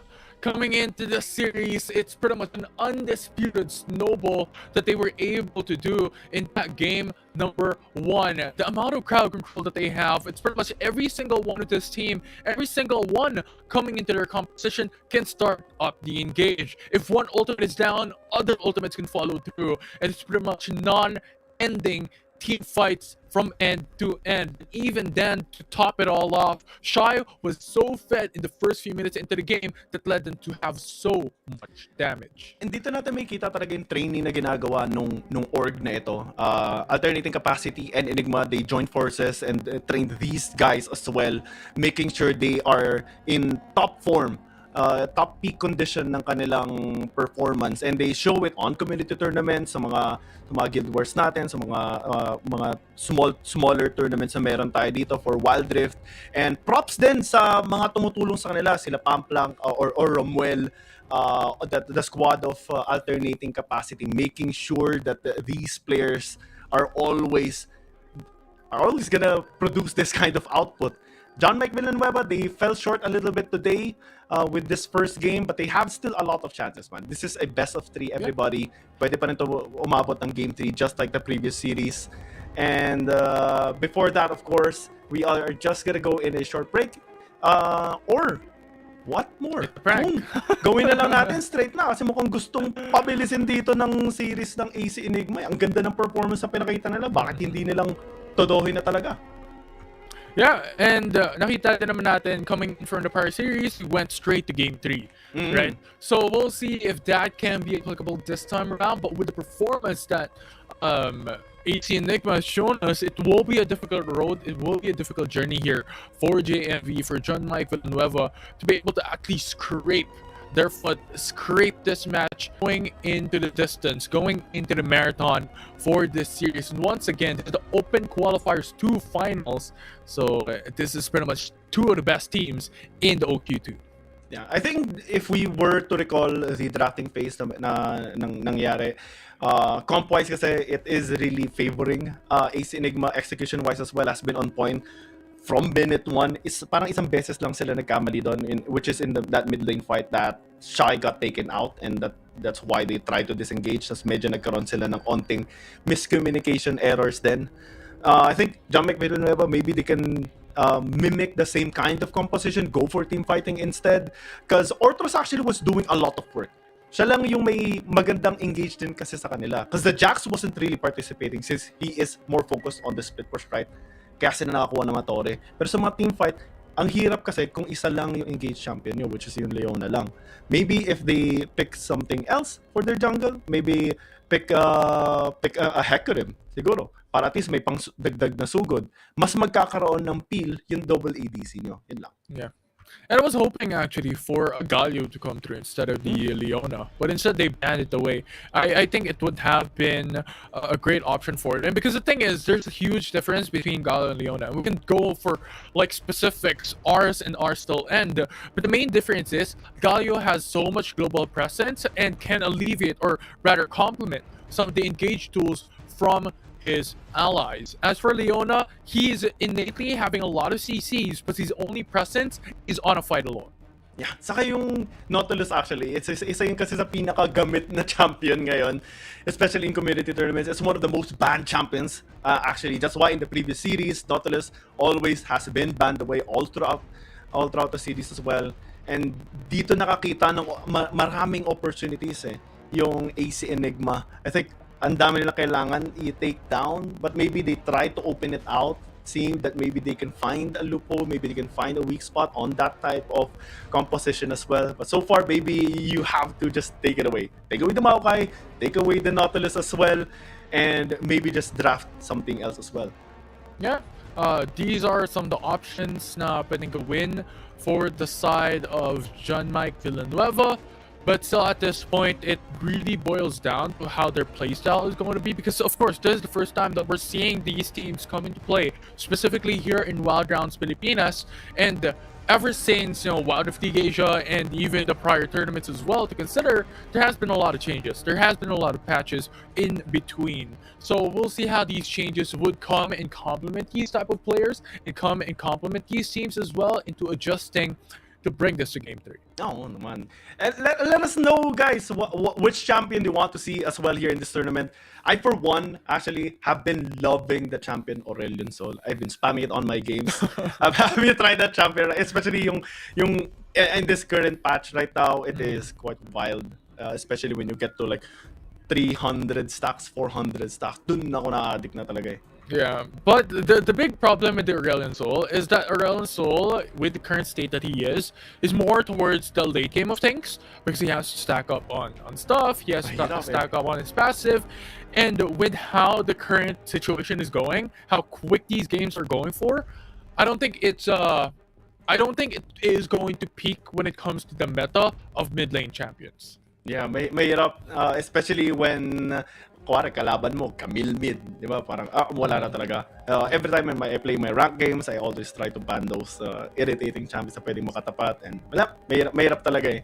Sen as well, so unfortunately, hasn't really been seen in the community tournaments as well ever since, kumbaga, nerf to the ground na talaga siya. Wala, hindi na natin nakikita yung Senna Nasus, Senna Seraphine, na madalas nakikita natin dati. The good golden days. No more. We're back to the usual patch 14, patch 4.1c, I think, yung last natin nakita na parang puro double ADC talaga yung meta. But still happy to see some of the other champions like Lilia, talagang sobrang lakas na ngayon. Not only in Wild Rift but also in League of Legends PC. I think the meta in both games, both PC and mobile games, are now being in good synergy dahil sa mga updates na ginagawa on both games as well. And here in Wild Rift, in Wild Rounds, dyan natin may kita din talaga. Just like in the previous series, right? We have seen so many of those team fighting based compositions na ginawa ng SSE, especially with Aatrox priority as well. Right now, we actually have a positive win rate on Aatrox dahil sa performance din ni Waka sa kanina na talagang ang tindi, 3v1, parang ganun din. Similar lang ng performance na pinakita ng SSE. And before we actually go towards our game number 2, we are just gonna go into a short break. Infinity and I will be right back after this one. Don't go anywhere.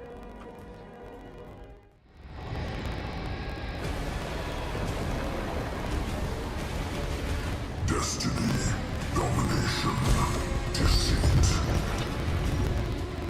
All will die.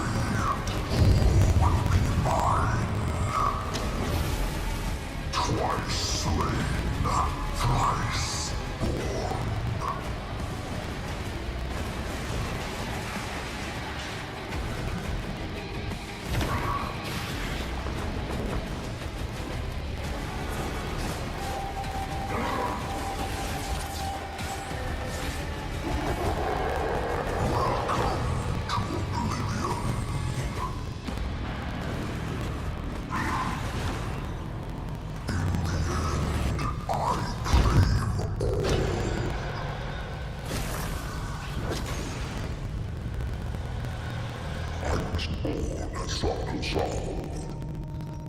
But now, I am Mordekaiser.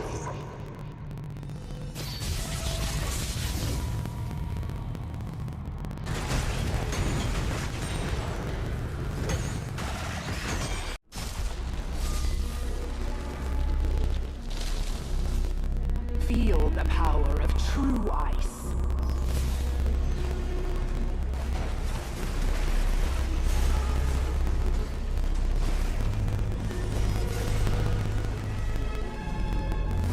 Surrender. My triumph is inevitable.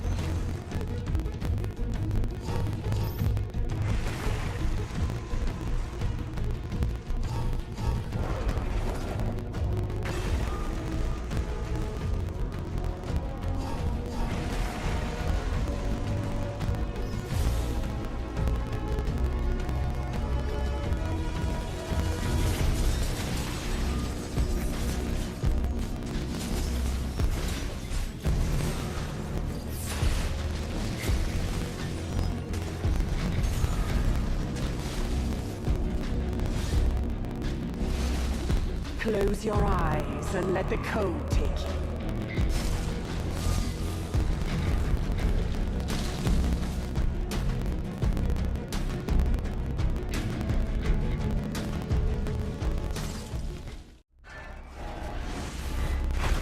Bow before your damnation.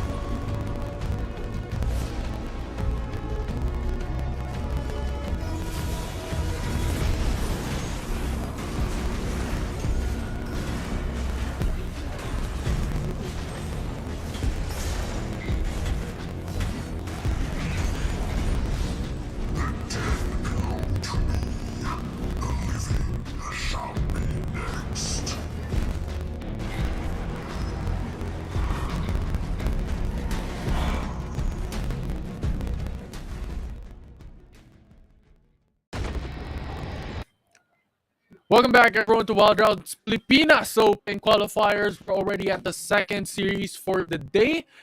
And nakita din pa natin yung lakas na pinakita ng AC Enigma already now sitting at a match point up against JMV. Grabe ba naman kasi, like, ang insane na performance talaga so far. Well, not the fastest game kasi yung fastest game na nakita natin kanina was 14 minutes and 26 seconds ng SSC ng game 3. Sa kanila, 16 minutes. But the kills man, 29-6 yung score. Ang tindi. Kumbaga talagang handang-handa dito yung AC Enigma na mag-punish ng kahit yung mga maliliit na mistakes lang. Starting from the drafting phase to the positioning nung early game, talagang make sure nila na sila yung may leverage. And yun, dun kailangan ayusin ng John Mike Villanueva para maka-bounce back sila. And siguro makapunta tayo ng game 3. Just imagine half of that is not shy lang. He was able to build up 13 kills out from that game, not considering even the amount of assists he was able to take. No, 13, 1 in 10 ba naman? Yung isang beses lang eh. One time lang siya nagkamali. Sa may mid lane lang, nung nahuli siya ni Ortros. And ngayon mukhang switch ang sides. Blue side naman dito yung John Mike Villanueva and red side yung Ace Enigma. So sila naman may first pick prior. Pwedeng sila mag-threaten ng Nautilus pero they actually banned it away. Yeah. But we'll see though, because there's just a lot of options at this point in terms of priority. Camille has been there on to the top of the list consistently time and time again. But considering with JMV opted going for the blue side selection, meron silang pick dito. And the big question is on who it's going to be. And it looks like it's going to be Lilia for Silhouette. To Silhouette, the Silhouette jungler for John Mike Villanueva to really pile up Lilia. Ano ba yan, JMV? Lakas kasi ng trip nyo. Bakit tatlo yung Silhouette? Pili ko yung Ultraviolence, yan talaga yung totoong Silhouette. Kasi Silhouette plays mid lane. Even in LoL PC, tas pagdating na sa Wild Rift, laging mid lane siya. Tas ito, nantitrip na lang sila Sayonara sa Sped. Sila yung biglang, sige, gusto namin maging pangalawang idol namin si Silhouette. Kaya, siyempre, you have to, di ba, copy na rin. Pati yung pangalan, ginaya na nila. At ang ganda din ng first pick nila actually. Lilia is one of the strongest junglers right now na sobrang ganda ng wave clear, sobrang ganda ng early game na influence na pwedeng gawin, tapos power spikes, tapos late game scaling, team fighting, all in one package. That's why Lilia right now is like really popular. Yeah, just a lot of options, right? There's pros and cons also when it comes to those late game getting champions. In terms of early game, you can be with the likes of the Lee Sin.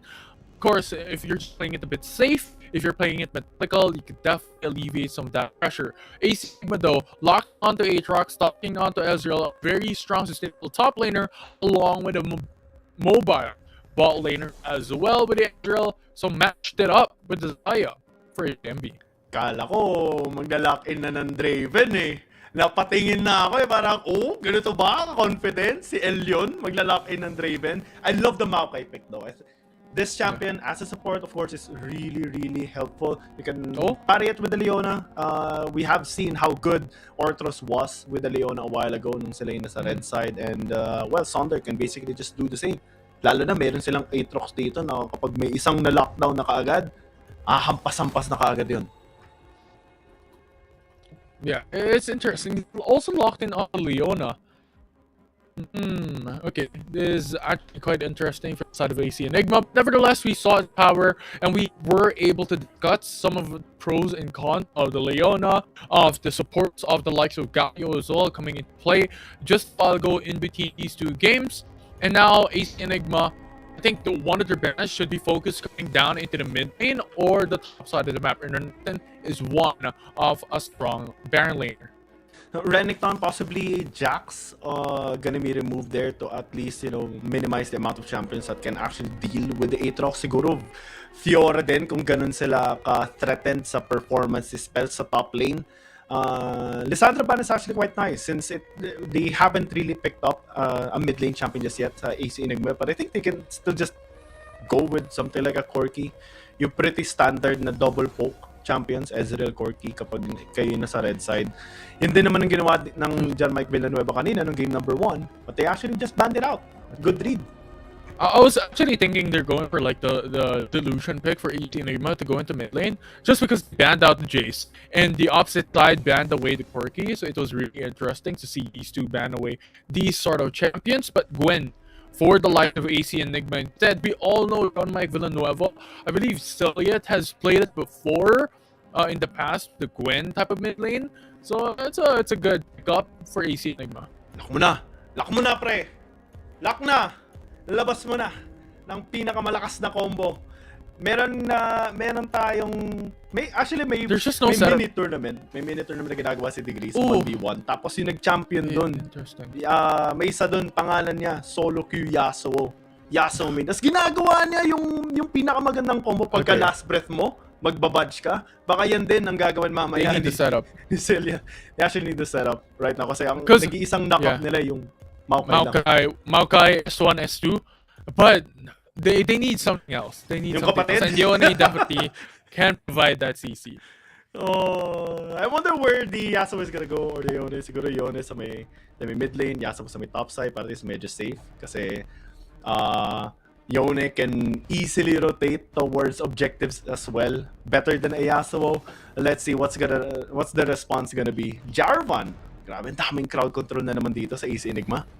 Yeah, Jarvan 4 for AC Enigma. I'm thinking of a way on the thought process here for AC Enigma, but the combo very linear as well. Jarvan 4 can go for the Cataclysm. You have the Solar Flare for Leona as well, so these two are a bit complementary if you think about it.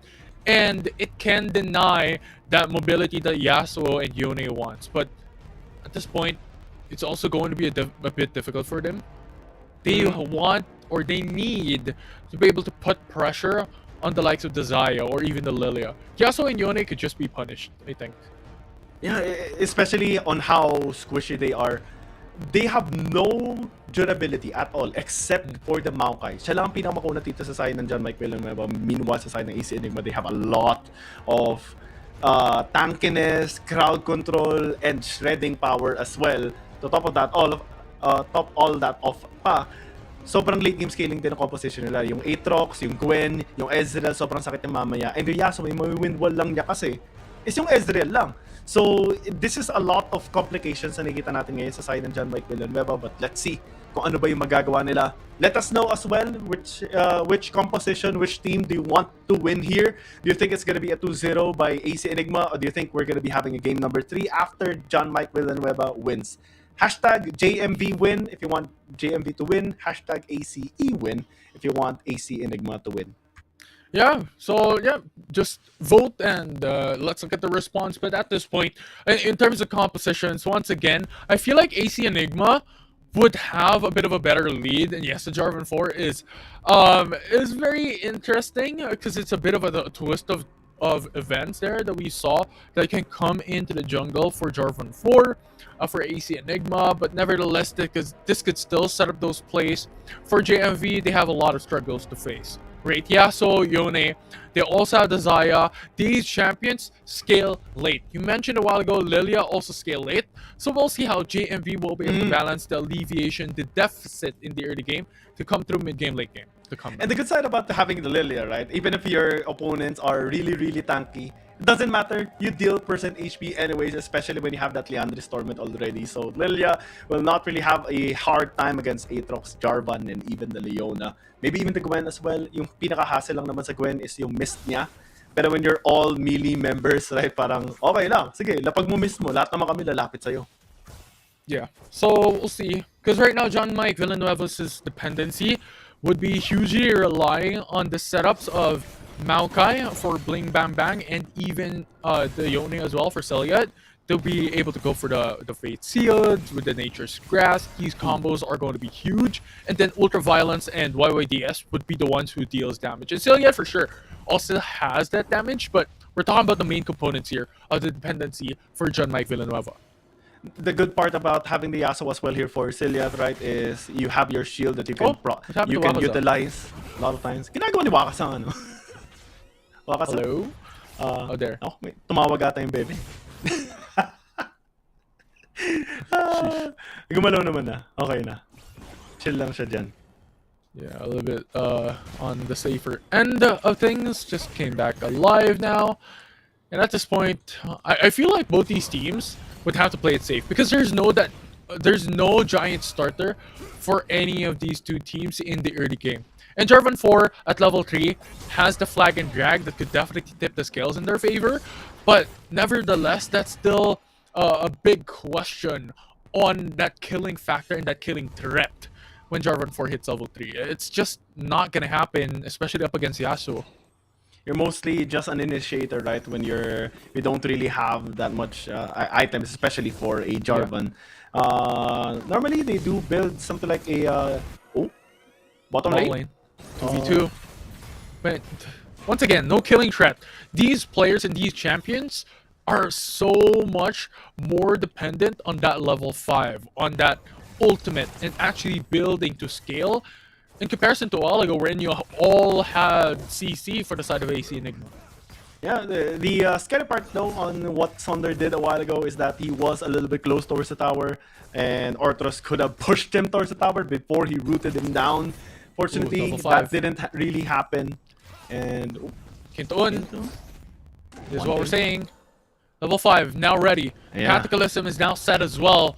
As Maokai has been seen by John 4, but look at Celia, a good response as well into the bottom side of the map. So it's a 3v3 if ever a fight occurs, and now going for the tri-brush, it's a 2v2 wherein Shy and Sunder wants to go for it. Bling bang bang already, so Law will not be able to take down the Hunter, but the trade will be secured. Yeah, up to something as well, looking for that 1 versus 1. Now knockup is there, last bread comes through, Solar Flare to answer back. It's a CC fast here in the opponent's jungler for AC Enigma. And now it's a back and forth, 2-for-2. Ultraviolence will be shut down. But in the end, it will be an even trade for both sides. Yeah, actually much better here for John Mike Villanueva because they got 3 kills in exchange for just 2, especially with the outplay that Celiath had with that wind wall that blocked some of the attacks of Shy. That's why he survived for a much longer time. And now, looking at the kills, sobrang daming gold na nabigay dito kay Ultraviolence, kay Celiath. This Yasuo is gonna power spike so fast right now. Yeah, not 10 deaths, a 0-10 power spike. Oh, hindi mo na. Yeah, defying his destiny.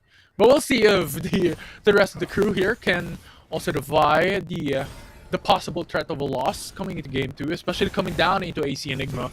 They are the ones who are on match point, so it's a lot of pressure on the shoulders for JMV.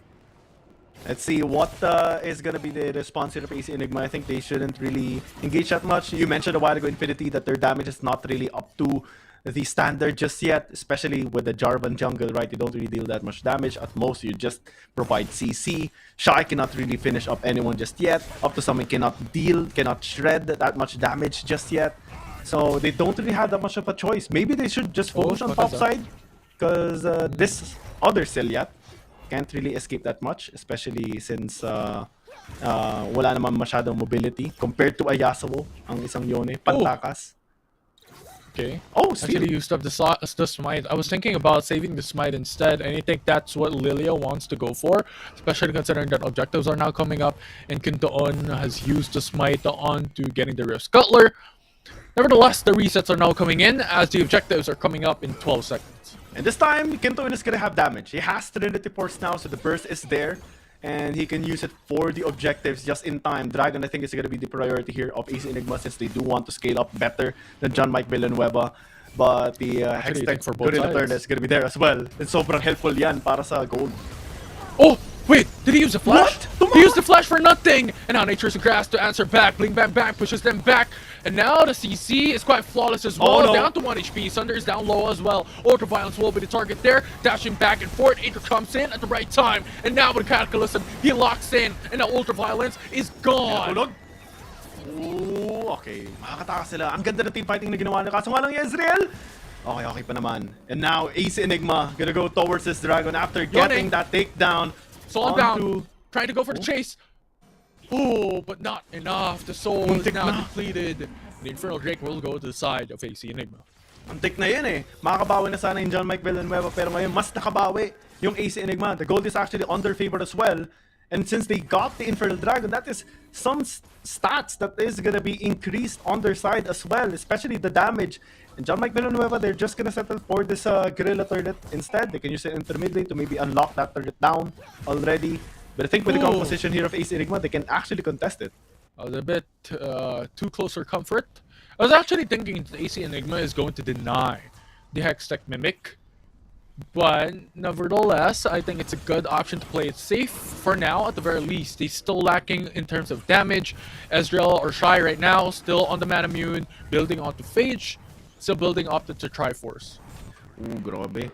Medyo sumasakit na dito yung Ace Enigma. Nakita naman natin yung impact na pwede nilang gawin sa may team fight. Especially dahil ang dami nilang crowd control. John Mike Villanueva, but maybe they have to separate them up. I think the composition is built up for it as well. Right? They have the Yone, they have the Yasuo. Both are really good on split. They split push department. That's why they're on top side and bottom side respectively as well. Trying to divide and conquer Ace Enigma. AC Enigma rotating more towards the top side of the map, denying a lot of these buffs, but still yet. Good time on his smite. Nature's Grasp onto 3. No escape. Shy is dead and Shy is gone. And now the flag and drag. Yes, it will not be enough. The Xanic Blade as well connects onto Bling Bang Bang, but there's no trade. As JMV will be able to get the 1 for 0. Now there's no one that can contest the Gorilla Turret. Because they've got Shy already. After he overextended, he had no reason to overstep because of the threat of John Mike Villanueva. And we saw Arthros finding that opportunity, going, investing the flash as well to get through his space, using the ult as well to locking down. And the takedown as well was very much possible because of the follow-up of the rest of the squad here on JMB. Now AC Enigma losing a tower in mid lane will lose access towards their jungles as well. It's gonna be a lot more difficult to rotate around the map simply because they lost their first tier. Ooh, wait, this is interesting of a build for Ultraviolence. I was thinking about like a critical for Yasuo instead, but Oh yeah. opting to go for the Wit's End more provide sustain rather than that damage output. And we're talking about Yasuo, and Wit's End is more of an auto attack item rather than Yasuo's setup wherein you have the Solari Charge Blade for 1, you can build onto the crit so your S1 can deal so much damage. Not like this. Yeah, I mean, this build was quite popular already. Okay, goes for the steep, last bit as well as a follow-up, and now it's Maokai who jumps into the backside for that CC. Flag and drag for Kintoon. Be able to have that threat, but Nature's Grasp denies and hinder the push of AC Enigma. We see how good team fighting John Mike Villanueva can actually orchestrate, especially when they group up and they find the picks early on as well. Right now, they're threatening for the tower. Engage. Backside, goes for the knockup as well. The Fate Seal connects. It's a follow-up, but a CC going to be flawless. And now, in terms of the Cataclysm, they want those trades as Bling Bang Bang trying to run away. A double kill with a smite onto Kintoon. No. And now it's trying to chase with a flag and drag into the back. But the answer back will be there. Up to something. Will come in with a huge response as YYDS will be slain. A 4-for-4 trade. And 3 of those kills was taken by Wakasa. I actually thought na 4 for makakapenta dun si Wakasa. But yeah, thanks to the other members of John Mike Villanueva, they were able to escape up to something, just took the other kill as well to make sure they do secure that very own kill. And right now, they maybe even be able to take a tower. Actually, they just disengaged. That is a lot of gold though, just funneled onto this Aatrox. Na nakahabol na siya. Kumbaga, nakabawi. Kahit malaki ang gold lead na meron dito sa John Mike Villanueva, pag tinignan natin yung Aatrox and yung Yone, halos pantay lang sila. Yeah, and shockingly enough, despite only having that 1 kill lead for John Mike Villanueva, they're sitting at a 2k gold lead in 10 minutes, which is minute in the bigger perspective of things, but if you think about it, it's massive considering that AC Enigma as well wants to scale, and John Mike Villanueva's composition is heavily reliant on gold. Yeah, kailangan nila talaga makakuha ng mga gold dito. 2 items na ngayon. The Zaya already has 2 items, so Elyon is not gonna hesitate at all in dealing those DPS, especially with the increased cooldown reduction as well. Every auto attack. Pero may gank ata sa bot, ah. Yeah, and Ultraviolence as well.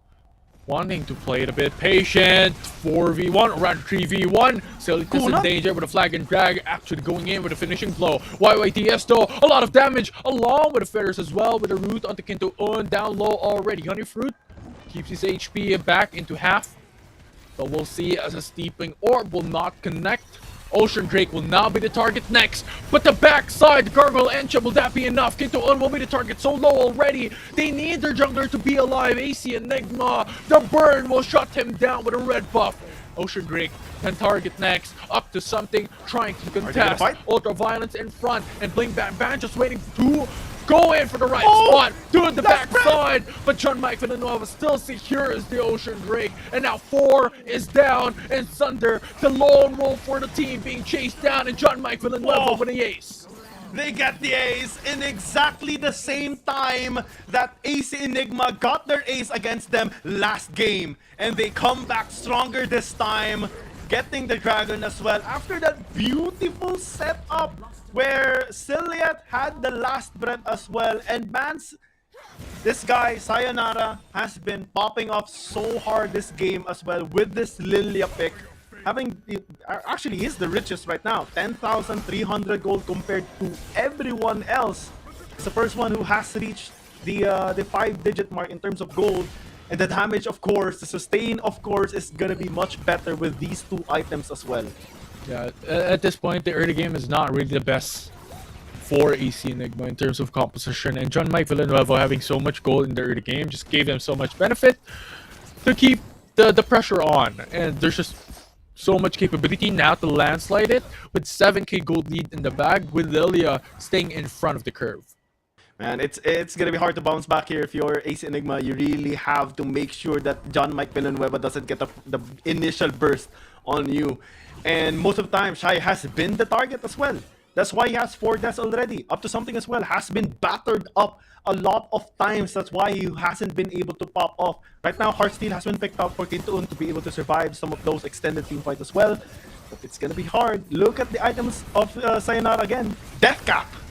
Yeah, and now this is a bit of a hard thing because considering that the Shy picked up. Oh! 3-man last breath with a knock-up comes from Ultraviolence, and now this one with a game changer that JMV is looking for, but the Catalysm knocks back. Horrendous locks in onto Yasuo. There's no damage to YYDS is not there. But Ciliat into the back with a Fate Sealed onto 1, but that's just the tank coming from AC Enigma. They have to change target as Wakaza in front has just so much sustain with the World Ender. This will end with a 2-4-1, but the fight's not over as they're trying to run away. But JMV ups their retreat. They do not want to force out the fight, but they're still going for it. But it's ended play with a stun, and that will be Bling Bang Bang to the ground. That's one of the disadvantages when you go for a sustained build on the Yasuo. You have Wits End, you have Divine Sun. YYDS in danger, now forcing out the Fetter Storm, that's huge! The Thunder is now low already, but the Shy won't be able to take him down. So nevertheless, an even trade, and Shy will get the gold. And they won't be able to push a tower now in the top lane just because they lost a member already. And this Yone is just going to be able to clear out the wave. 141 HP left on that turret again. And man, just to recap on what happened in that fight a while ago, you don't have that much damage with this Yasuo build. That's why the burst wasn't really there. And AC Enigma was actually able to capitalize on that fact as well. They were able to retaliate better. Shy survived for so long in that fight, despite the initial burst, supposedly, and he was able to deal a sizable amount of DPS as well as Wakasa too, being able to be there in time, actually flanking from the side as well. Right now, well, they are still behind, 6,000 gold in fact, but we're starting to actually see them fight back. Yeah. It's just that Shy has to be alive and Up to Something has to stay alive. Like into on Wakasa, Sunder, this will be the huge dependency for AC Enigma as a catalyst to start up those fights. And Shy and Up to Something will be the damage dealer. So if John Mike Villanueva is able to punish these players, it's over for AC. Amarath Twin Guard already on Kintoon, so it's much tankier right now. 300 plus stacks as well on the Heartsteel. Sobrang kunat na ng Jarvan na ito. Yeah. And looking at that, AC Enigma, from what we have mentioned, has actually brought out through 3 Gargle Lanchat. So we'll see as there is the Jarvan 4 who is stuck on his own Cataclysm. And now Sunder is down low already. 2 gone. 3 gone for AC Enigma as they're looking for the finish, as they're looking for the complete sweep. And now the Shy, the only one left standing as John Mike Villanueva erases AC.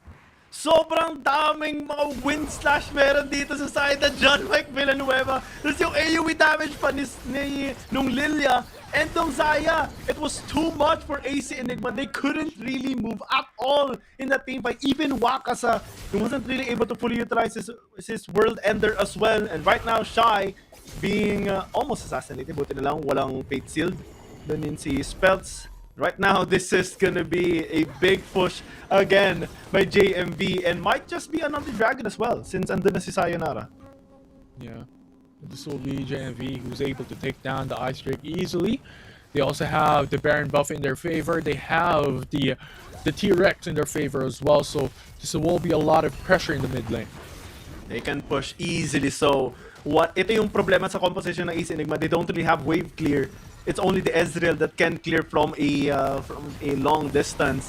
This tower should be shredded easily so as well. Yeah, this will be very hard because if Kintoon starts up the fight, yes, sure, he could lock in onto YYDS, but you still have to consider that there's just a lot of crowd control to the side of John Mike Villanueva as well. So it's very difficult for him to fight the hand-to-hand combat in this distance with a Yasuo Yone along with the Lilia. Ayan oh! Wow, every single bit was caught up onto the last spread. Now AC Enigma is stuck on their own Cataclysm, but Ciliat is down already. It's a man advantage for the side of AC Enigma.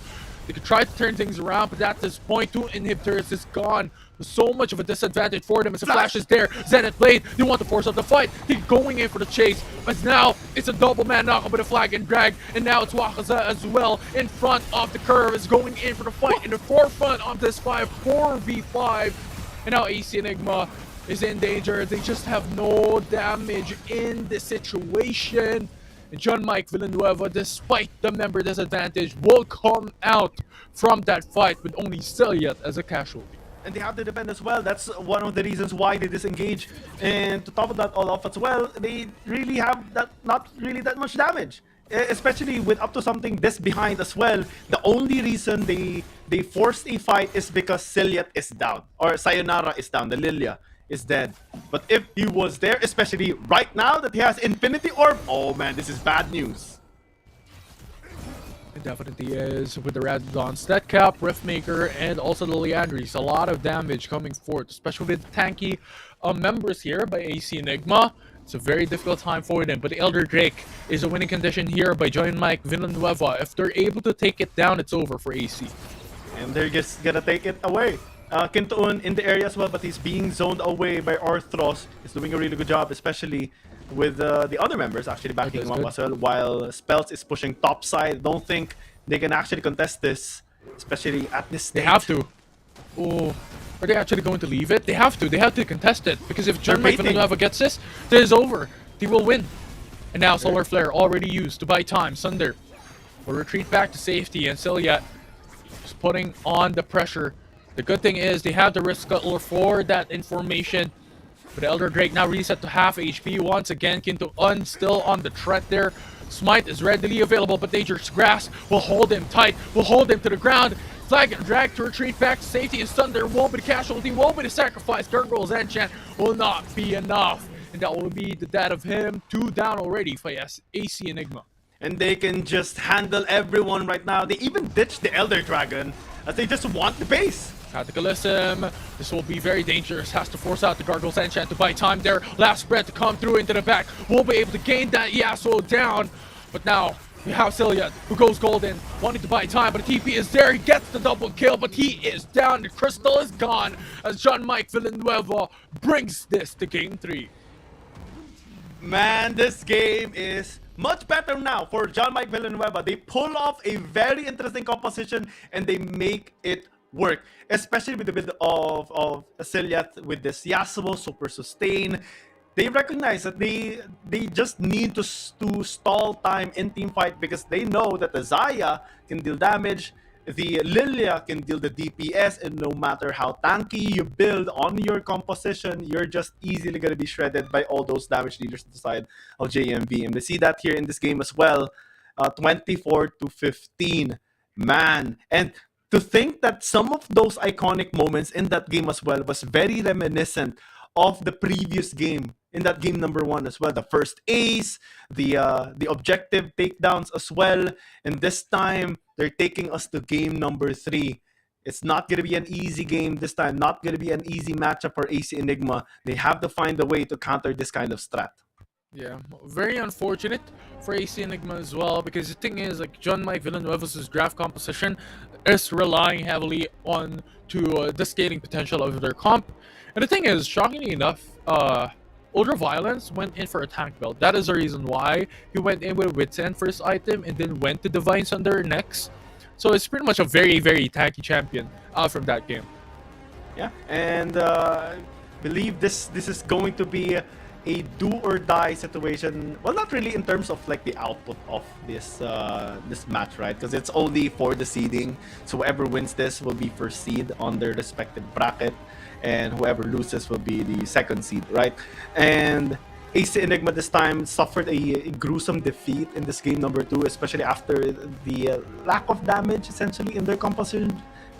They tried to have a Gwen in the mid lane, but actually Cilia did a really good job in managing the laning phase, team fighting as well.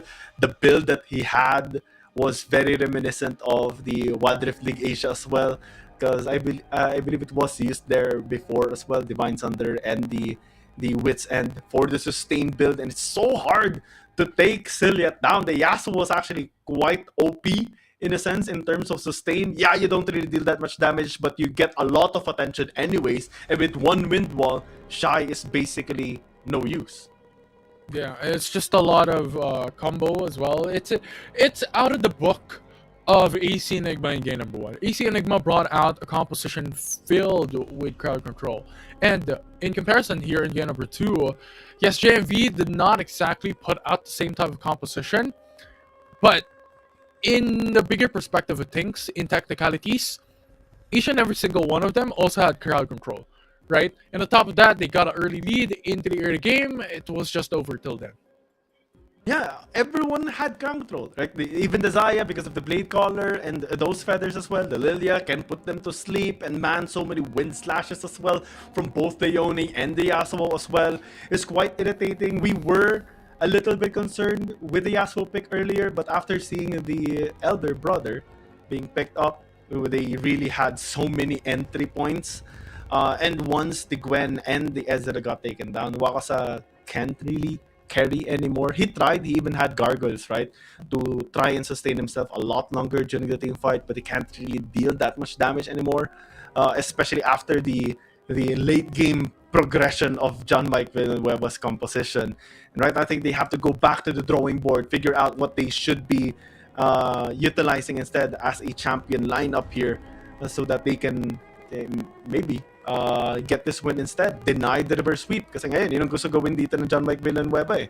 It was a brutal game number 1 na na-experience sila. 16 minutes and 29 kills yung meron sa AC Enigma. This time sila yung bumawi. 24 kills ang meron sa kanila. It took a lot longer, 24 minutes, but still the same result. Game 3 tayo dito. Huling bakbakan ng dalawang teams na ito. Yeah, imagine a day filled with 3 games across the board into every single series for the matchup. Ooh, exciting times here. Is still just the day 1 of Wild Rounds Pilipinas, and we're already sitting at this point. I mean, maraming suporta ang binibigay nyo, guys. We know the support that they have been giving towards these players, these teams. Nakikita naman namin kayo sa mga community tournaments na ginagawa natin para sa mga teams na ito. And we see the output as well, how good they have been performing for today. And today pa lang to. Di pa kasama yung mga ibang days na may kita natin sila na talagang ito todo-todo na nila. Just like how SSC performed earlier as well, denying the reverse sweep of Skida. Nakakita din tayo ng malupitang listen plays ni Fate kanina nung game number 2. This game number 1, nakita tayo ng sobrang abuse ng crowd control and why Nautilus and Maokai is always prioritized. And now John Villanueva, they got the taste of that same kind of victory as well. And AC Enigma, maybe they have to settle or pick blue side again para at least sila yung pwede mag-threaten ng first pick. Yeah, it's definitely an option for them. Right now, it's a lot at stakes on the skies. It's definitely for both these sides and what type of composition they want, what the type of play style they want to go for. But looking like it, these two teams are really favoring that all-in type of composition, that crowd control-centric type of composition that has very linear play style across the board. Yeah, and let us know, guys, who do you think this time is gonna win? This time, it's a lot more difficult to predict, right? After seeing game number 1, maybe a lot of you guys have assumed that it's going to be a 2-0. We saw some comments a while ago na 2-0 yung magiging prediction after that insane victory. But right now, all those thoughts has been denied. AC Enigma this time choosing blue side. This is actually a good sign coming from them. They can threaten the Lilia pick this time. Maybe the Nautilus as well. And maybe pick up the Maokai early on as well. Yeah, just a lot of options here. Considering how JMV was playing on the Lilia a while ago, they definitely have to ban it away as a respect onto Ciliat. And then you also have the Gragas for JMV.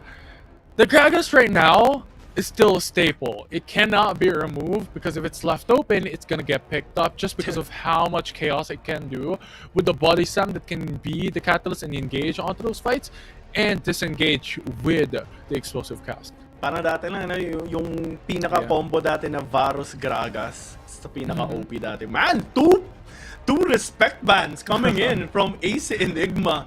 Grabe, kumbaga trauma talaga yung nangyari sa kanila nung game number 2. Camille Finals gonna be taken away because a while ago we saw some, a really good plays coming in from up to something with that Camille mid lane. And yun talaga isa sa mga nagiging popular din ngayon sa mga community tournaments natin. Camille mid, sobrang hassle talaga.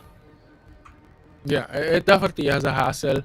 Pero ngayon, yung tanong kasi, ano yung magiging priority for the side of AC Enigma and even for John Mike Villanueva as well? Because right now, the likes of the Camille Prio has been removed already.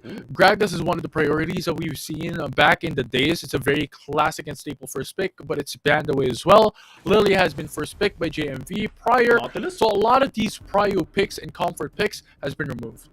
Yeah, a while ago they did focus on getting the Maokai and the Nautilus during game number 1, so maybe it's gonna be the same as well. They removed some of those champions that can be quite threatening due to their sustain and due to their shredding power as well. So I think yun ang gagawin dito ng AC Enigma. But wow, okay, confident hover and immediately locked in as well by Wakasa. That Very is nice. Because I was expecting a different route here, not a Riven. Because Riven, you can pick it up in 4th, 5th pick. You don't need to prioritize it. And I think that's in terms of like blue side selection, not exactly the priority that we've expected. Now JMV will answer back with an Ezreal, the very pick that they got in the prior 2 games. And since the Nautilus is open, it's definitely a pickup for them. Maybe it's something that Ace Enigma had in mind as well. Opening up the Nautilus, giving it away so that they can have access towards the Maokai. So it just makes a lot of sense right now that they should lock this champion up. Maybe a Varus as well para at least, kumbaga, yung similar sa composition na ginawa nila kanina, ganun din ang pwede lang i-threaten, but they hover severe instead. Quite confusingly so as well. Well, ito makaka-provide siya ng utility. So maybe similar to a while ago then, maybe a Sona could be picked up kasi yun yung ginawa kanina ni Tactical and ni Disaster, di ba? Sa SSE. Nag-severe Sona sila kaya sobrang bilis nila. They had the Viego and Camille as well on top of that Garen pick. Pero ngayon, I mean, Riven basically is one of the most OP champions right now as well kasi ever since they added the reset on the win slash, sobrang busted, Although, in my opinion. I don't think it's a... I'm not sure how Sivir will work. Because the thing is, a while ago, the reason why it works so good is because the composition has the Camille, has the Garen, and has something else that also complements it with that full frontal engage type of setup and a type of playstyle for the composition. And now, Riven, Renekton, Sivir, not actually the best complement. Riven is good in terms of the solo plays, team plays. Renekton is good in terms of ganks and pickoffs. So really, I'm not sure what AC Enigma is going for. Are they going for a Galio support? Are they going in for the Sona as you intended it to be? Or are they going for something else? Yeah, because all three are available as well, including the Maokai. So, ang daming choices dito na parehong teams natin. Leona Well, can also Maokai is go gonna be for it. taken away. Yeah, Leona pwede maging option din dito ng parehong teams natin, di ba? And it has been quite useful for the past 2 games na nakita natin between these two teams. One has been a loss, and the other, well, both games rather has been a Honestly, loss. Pero impact mataas pa rin kasi. Honestly, I feel like JMV is going to use Nautilus as support, not as a jungle. I feel like that's going to happen here for the side of John Mike Villanueva. And yes, we all know Nautilus could really just fit in the role of jungler time and time again.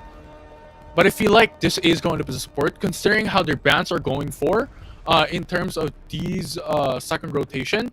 And also considering that Ezreal is in their comp. So here into the bottom side, Ezreal would have a really good setup if he has a strong early game champion, early game support in their team comp. Kasi kung magsa-standard pick lang dito yung John Mike Villanueva, right? Corki makes a lot of sense. Go for that double poke. But Garen actually can fit, the role as well. Just go for the spin to win. The hardest combo in the entire League of Legends. Diba? Just drop that sword and may isang mamamatay ka agad. This composition is very flexible. Now, I'm a bit worried on how AC Enigma is going to play this out, because Garen could go top, Garen could go mid, Aatrox could go top, could go jungle, but still a big question mark onto the Aatrox jungle, and Nautilus could go jungle or bot. So, John Mike Villanueva right now is playing the mind games up against AC Enigma. However, the Viego being covered in. So maybe they're gonna go for flex picks as well. Have the Riven and Renekton go with the solo lanes. Viego, of course, gonna go into the jungle. Have that late game scaling, and maybe add in Sona as well. Just go for that utility para yung gap close nila. Sobrang bilis talaga. Okay, so Nautilus jungle it is. I think a very flexible type of setup they have. They're going to opt for that instead. And I think this is playing onto the mind games as well, because Janna is actually quite good and quite decent to fight up against these type of bruiser compositions, just because of the monsoon that could push back every single one in terms of that all-in engage. Saka sobrang hassle ng tornado niyan. I mean, dalawa ba naman yung stack niyan? Sobrang nakakairita. I mean, on like ranked games, lagi ako naiirita sa knock-up na meron yan. Like, after ni i-cast, may isa na naman na pwedeng i-cast. It's gonna be very useful for disengage and engages as well. And they have a lot of crowd control on their side as well. I mean, early game to late game, this is a stable composition na pinakita dito ng John Mike Villanueva. I like it. Actually, it can work against AC Enigma, especially that the silence of Garen works incredibly well against everyone here, especially the Riven, Viego, and the Renekton. Kadalasan pa nga, di ba, pag sa mga matchups, Garen oftentimes is set as one of the useful matchups or counters against those champions, yung Riven and yung Renekton, kasi hindi sila makakagamit ng skills nila for at least few seconds. Tapos pwede mo lang ikutan na lang kaagad. I mean, the combo is like really good. Yeah, for sure. So these are a lot of options, because right now, John Mike Villanueva, they have a lot of possibilities into going for that engage. They have the Nautilus as well. They have the Garen. They have the Aatrox. So these are good options for them. Janna could have that set up into that long range engage for the teammates to actually follow through. But I'm a bit in a conundrum on who has the better lead in terms of these two compositions, because both of them has their own merits. Yeah, and it's going to be a tough situation here for both of these teams. If we were to dissect the early game potential to late game potential of both of these teams, I think AC Enigma has a balanced one.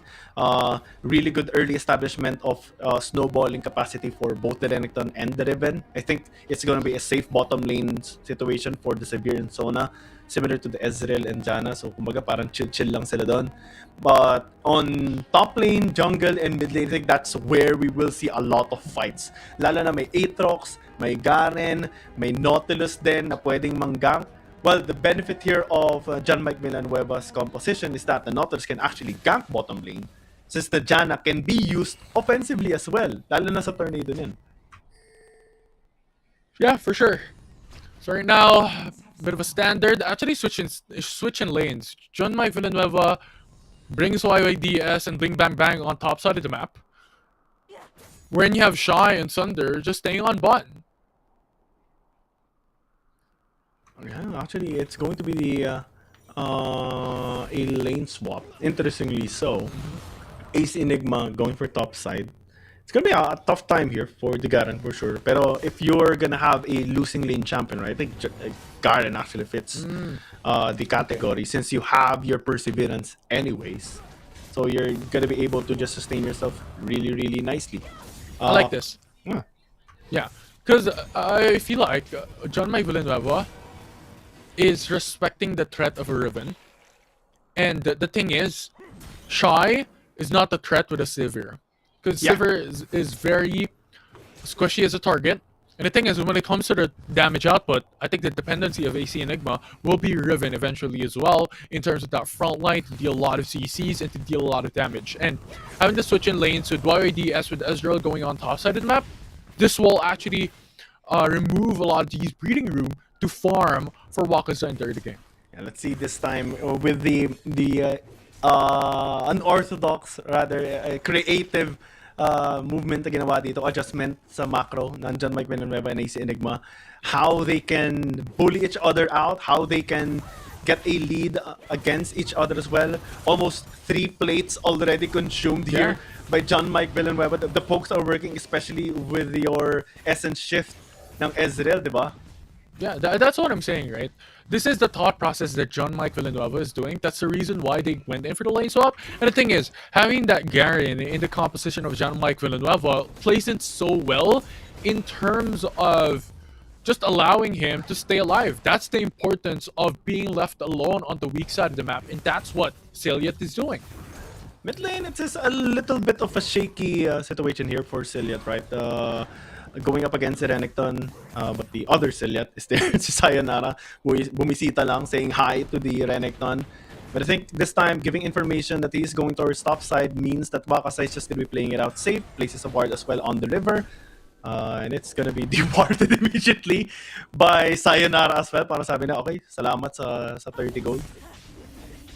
Yeah, it's happy just being, you know what, just clear the war. We don't need that in our river on top side of the map. I think it's very important as well for John Mike Villanueva to do so, because they're heavily relying on the top side of the map for John Mike Villanueva. So having the clear on vision, having no vision for Wakaza, just brings in that fear of turret.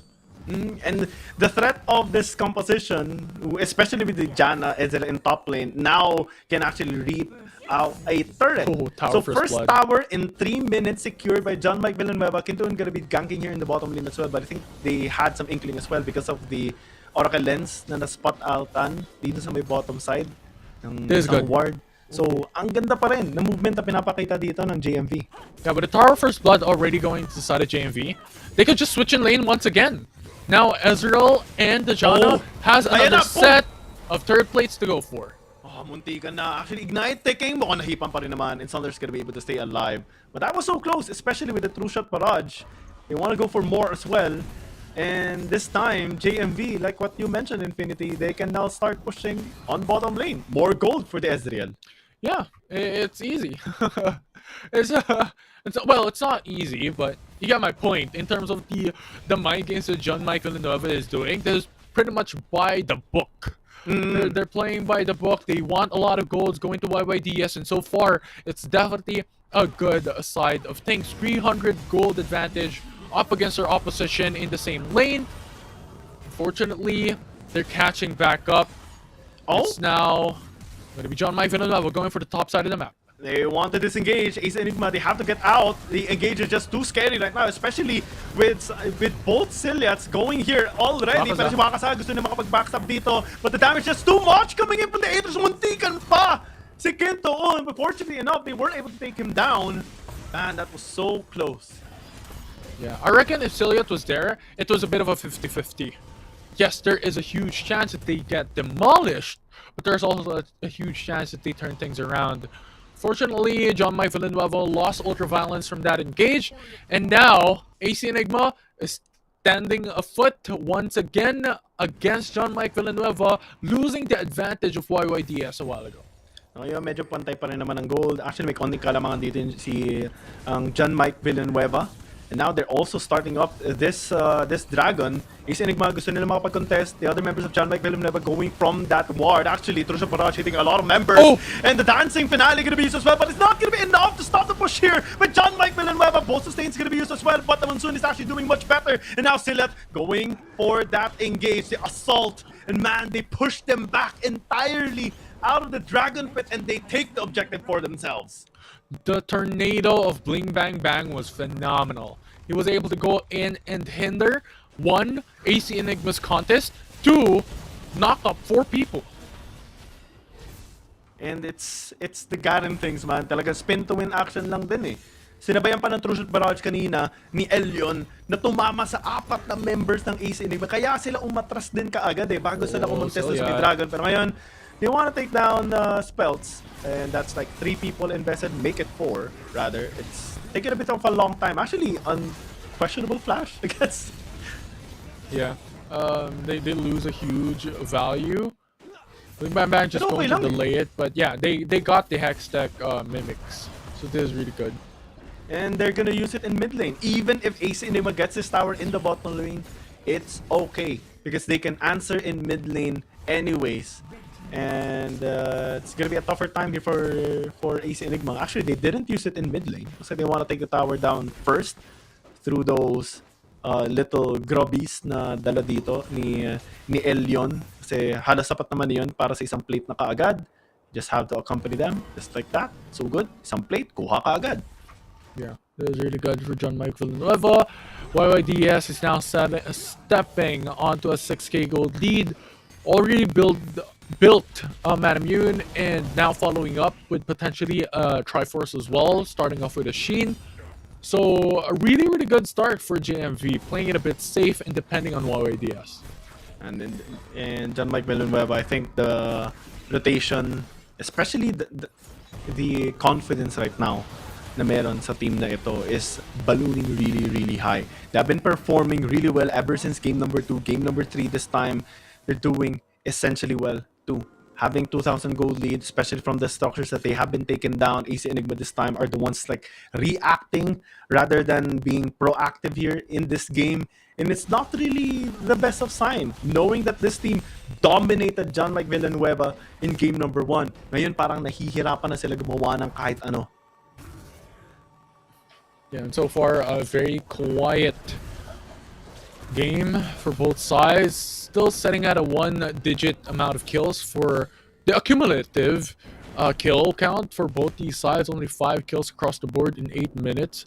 A very quiet start of game number 3, but so far I think this reflects the composition for both sides, right? You want to have AC Enigma, especially the carries, especially the likes of Riven and Viego, to have so much gold into the early process, so it's all about those foreign games. For the side of John Mike Villanueva though, they want YYDS. It's pretty much the dependency here for JMV. Yeah, and we see a lot of respect by AC Enigma as well on the sustain here. Ooh, YYDS. The Jana. Oh, no, Ricochet! Why, bro?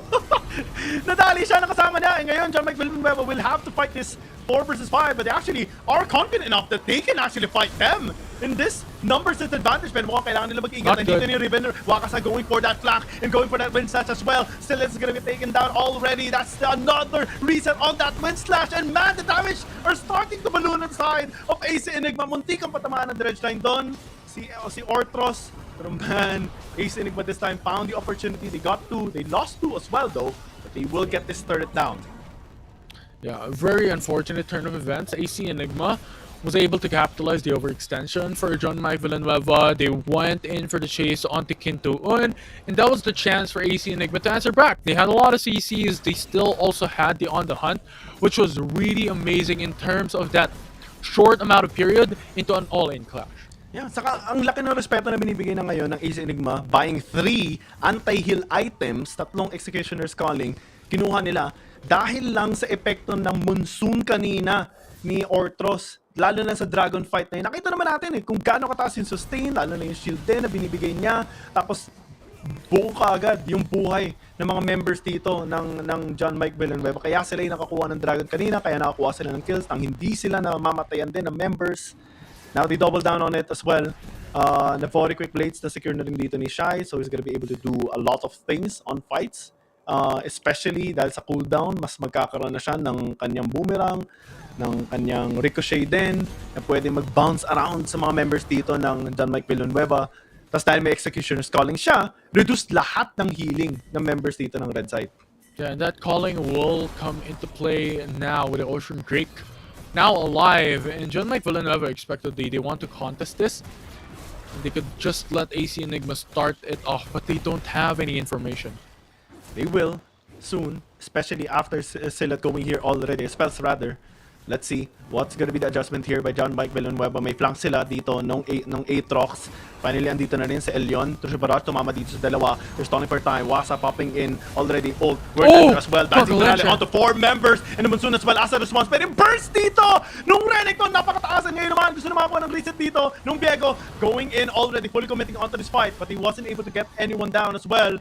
One has been CC'd off. Pero mukhang makakatakas pa rin naman. Ace Enigma still got the objective, and John Mike Villanueva lost only 1 member. Yeah, that's unfortunate for John Mike Villanueva as well. They're opting to go for the kill onto up to something, but the Gargoyle Ancient was just perfect time. 1 HP left, the Mash Injustice in, Gargoyle Ancient was procced, and that just negated the amount of damage and the amount of utility, the skills that they invested into that single target, and up to something was able to live. And we mentioned this. The calling will come into play onto that team fight, and yes, it did. There was no sustain for JMV. Man, the sustain is much better this time, and the utility on AC Enigma, especially that the talisman that the Sonder bought actually was so useful. On top of the severe ult as well, right? Kaya sobrang bilis nila eh. Gigil na gigil si Up to Something. Gigil na gigil din si Kinto-un. And ngayon mukhang subukan nila ulit sumugod. Naku, medyo delikado yung position dito ni Orthros. He has to be very, very careful. They have a ward there, if ever. But they don't really have the members backing up. Si Sonder lang. Saka si Up to Something nandun. So hindi muna sila sumugod. Yeah, so far so good. Now they're just looking onto the Baron Nashor that is currently alive already. And we're seeing how John Mike Villanueva is playing more towards the top side of the map, because at moment's notice, Baron Nashor could be depleted, considering AC Enigma's advantage. Nakakatakot yung position dito ni Kinto-un. There's a lot of members surrounding him. And si Wakasa din, pati si Spells mag-1v1 sa may bottom lane, which is gonna be a tough situation with both of them. Both have anti-heal as well, as a respect, kasi parehas naman silang may mataas na sustain, especially dahil naka-Thunder Sky dito si Wakasa, di ba? Again, the thing we noted about a while ago na sobrang OP talaga na item ngayon, and now they engage up to something, actually being denied there of his position. Ooh, it's gonna be a tough one. Ace Enigma, they want to bait for a fight as Wakasa is split pushing in the bottom lane. It's not worth. Ciliot lost his flash. Ciliot lost the depth charge. There's just so much investment out from that engage with no casualties, with no trades. AC Enigma still has all Summoner Spell up and running. And now John Mike Villanueva still really clenching for that hope to turn things around. Yan, dito natin talaga may kita yung disiplina ng parehong teams natin dito. I mean, both teams has a lot of history already in the league. Itong members ng John Mike Villanueva, iba sa kanila galing Fennel, iba sa kanila galing hinahalo na yung lahat ng kaalaman nila, especially sa macro play, yung sa lane swap din, galing League of Legends. I mean, dyan nang galing sila Spells, sila Ciliat eh. Tapos ina-apply nila, kaya sila yung may lead kanina ng gold Pero ngayon mukhang medyo nadadahan-dahan niyang matapyas dito ng Easy Enigma. Sila naman ngayon na may kalamangan pagdating sa gold. Power spikes are now coming in. Kintoon is actually quite ahead in terms of gold compared to his counterpart, which is the Nautilus of Sayonara with the Blade of the Ruin King. Actually, mukhang magsa-Standard Sky nga rin siya. Or Sterox, kung gusto niya. Oh! That was so close to steal the blue buff. YYDS, you sneaky. You sneaky little champion. But for now, no true shot barrage, but a very quick cooldown nevertheless. Oh, that charge gagamitin na. Pay-flank pa dito. Si Wakasa. Ako, medyo delikado na nga yung position dito na John Mike Villanueva. Pero Monsoon ginamit na rin para may sustain sila. Will Wind Slash gonna be used. No execution. No reset this time. Oh! Yung dunk dito na sila at mukhang na-deny because of that stasis. And now all of the abilities has been used. Pero yung Ricochet, sobrang sakit. Kailangan nila umatras. Easy Enigma getting that one kill of an advantage. Oh! And look at Shy! Just going full confidence, chasing 4 members down alone and getting one more kill. This is Baron for sure for Ace Enigma. Yeah, I mean, Celia's still alive, so the threat of Smite is still there, and Kito-on was not readily available coming down for it, so they still have time. Jean Mike Villanueva, if they want to go for it, however, only Hex Flash rather is available. Yeah, and up something is going to be there to back up the team as well. They fully commit. They sacrifice the life of up to something in exchange for that Baron. I think it's actually quite worth it. Yeah, it definitely is. Up to something. Traded for the Baron. They also have the Hex T-Rex as well to play on. They could definitely take more turrets in their favor and actually turn it into something. Also, the Infernal Drake is alive. Yeah, Ace Enigma, I think they can still contest this, if ever, but I think they're not gonna push it, especially when they don't really have the numbers advantage anymore.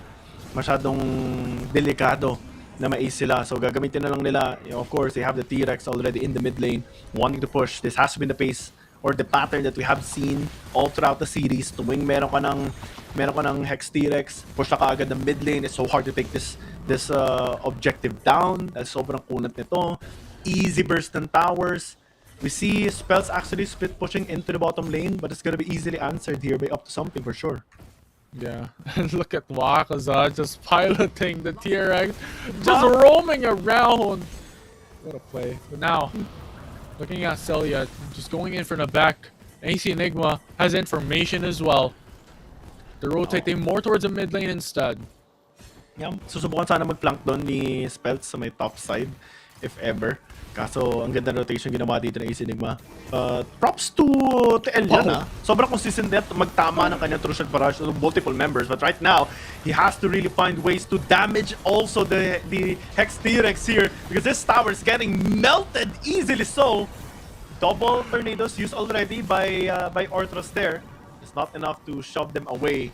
Well, they managed to push them away, but after the tower has already been taken down. It's really funny how Wakaza has been piloting the T-Rex. I've been watching the movements, and he's dodging with the T-Rex. The skill shots from John Michael Villanueva, it's interesting. It's actually insane how he's able to do so. But now, they're going for it. They're going for the dive in and all in. Dancing finale, and to that kill. And wala na magagawa doon yung Atrox, already been taken down. And look at the dive, even here by Wakaza, just piling onto the 4 members. Confidently so, as he take the inhibitor tower down. The only target now is in the bottom lane, but it's actually much better for them kasi andyan din yung Elder. 18 seconds before it comes up, and John Mike Villanueva, yes, they have the jungler, but this will be a very risky play on themselves. Macy Enigma, actually quite clever, just going for the reset before they go in to challenge the Elder. Andyan naman si Wakasa sa may bottom lane. May vision din sila kung sakaling i-start to ng John Mike Villanueva. They have taken the Scuttle Crab as well. So it's very disadvantageous here for John Mike Villanueva right now. Especially with the waves crashing topside, someone has to defend. Yeah, someone definitely has. They need to send someone up there. A single player could do so. But actually losing a single player on topside in the map could start a signal for AC Enigma to go for the Elder Drake and actually turn things around if they want to go for the objective. This is the biggest advantage right now of AC Enigma. This is a time for them to pop off to punish John Mike Villanueva. Someone has to defend top lane, but they're looking to pile on instead. Dancing finale again! Look at the chain CC and the sustain! The Janna is dead! No more sustain here on the side of John Mike Villanueva. They have to disengage already. A double kill already for Shy as well. And they're just running them down. Look at the Severe! So fast already, especially with the Talisman. And now they're just gonna be running it down mid with 4 people dead. And Elion gone, running to the wrong side of the map. looks like that the first sweep is gonna be denied, and AC Enigma will take first seed in this day 2 seed. What a play coming in for the victors. AC Enigma. They ballooned their advantage, sitting across the top consistently across the board from the start to the very end. The phenomenal end of our open qualifiers number 2. But nevertheless, John Mike Villanueva, you know what? They still played it out. Tipping my hats off to them. They played a good fight, but AC Enigma, a whole nother level and a whole nother beast. Ang ganda na sana performance sa pinakita dito ng John Mike Villanueva, diba? Early game sila may magandang macro plane, na takedown nila kaagad yung top side turret dahil kay Elion, pati kay Ortros, tapos lumipat sila sa may bottom lane. Spell's actually doing a really good job in managing the weak side of the lane as well. But when it came down to the team fights, that's when we saw AC Enigma actually shining. Target selection sobrang ganda, yung placement sila front to back team fighting nila sobrang linis, and they managed to really punish the minor mistakes na meron sa side ng John Mike Villanueva consistently. That's why we see the turnaround in terms of gold at around 9 minutes because of that constant team fighting pressure na binibigay nila. Yeah. I mean, just to look at the graph, they went a complete sideways from that fight. But now, there's only one series left for the day's Wild Rounds Open. Yeah, it is going to be FAP UAPH versus in the almost same organization, FAP, but Supremo this time. Any final words, Infinity, before we head down to the break? Yeah, I mean, a lot of good stuff coming right at you for Wild Rounds Pilipinas. So a lot of expectations for the viewers watching at home, so stay tuned. Yes, it has been a pleasure showcasing with you. We have one more series, everybody. We have a UAPH versus Supremo coming right up after this short break.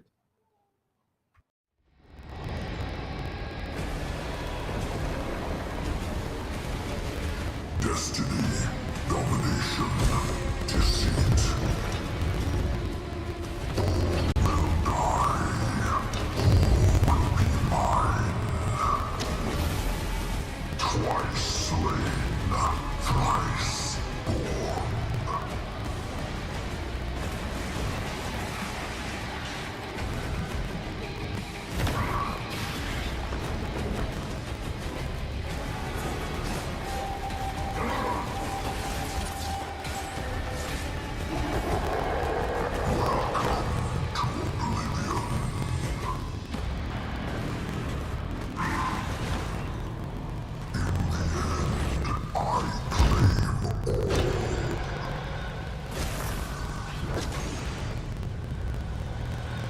I was born as Sokol, but now I am Mordekaiser.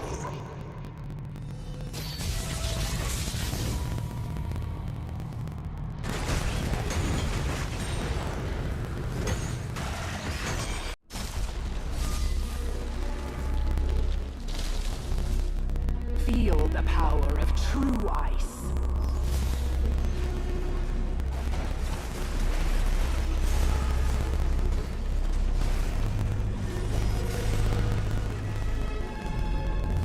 Surrender. My triumph is inevitable.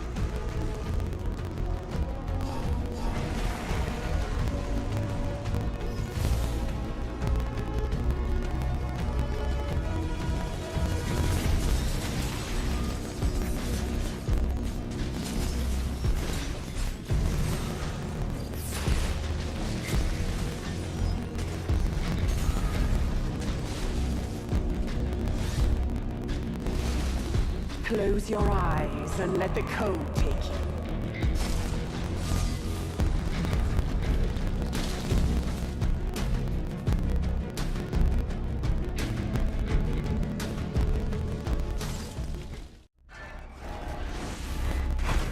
Bow before your damnation.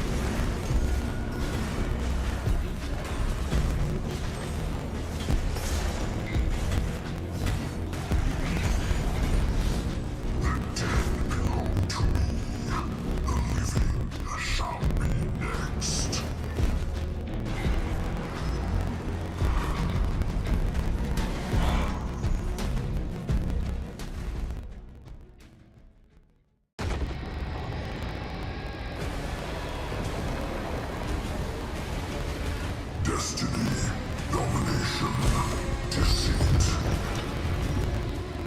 All will die. All will be mine.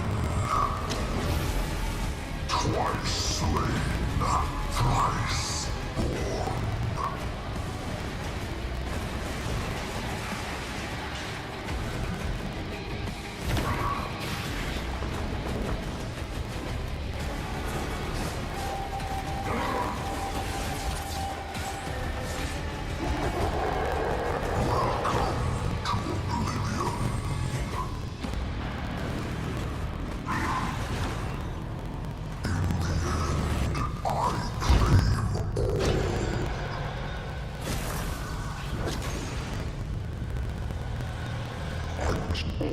Struggle solved. But now, I am Mordekaiser.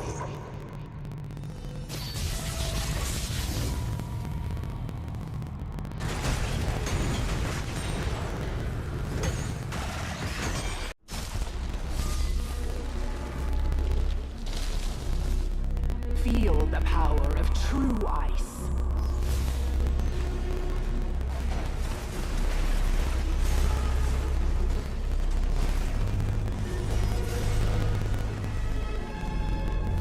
Surrender. My triumph is inevitable.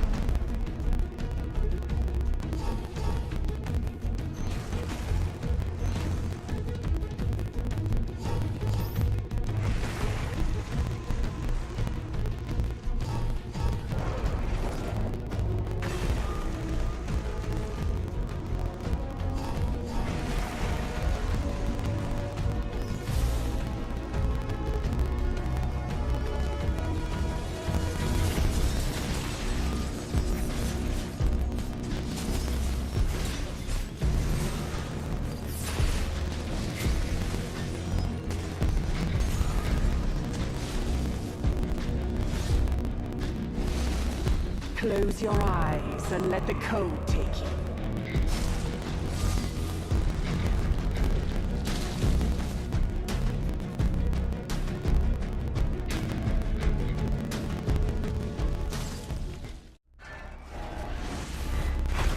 Bow before your damnation.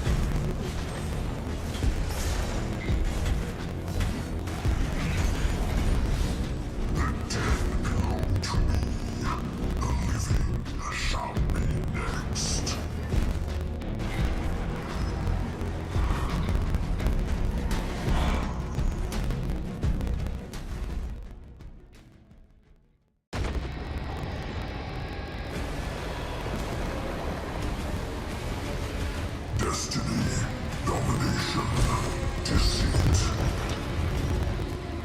All will die. All will be mine. Twice slain, thrice born.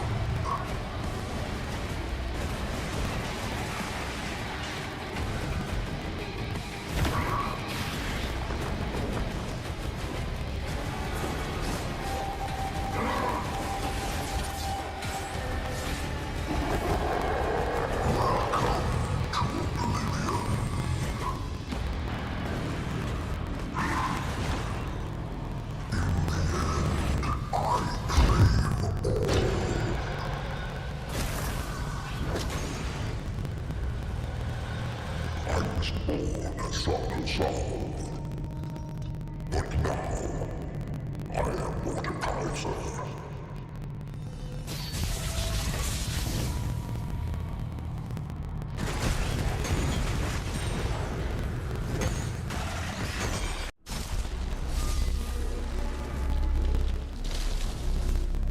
Feel the power of true ice.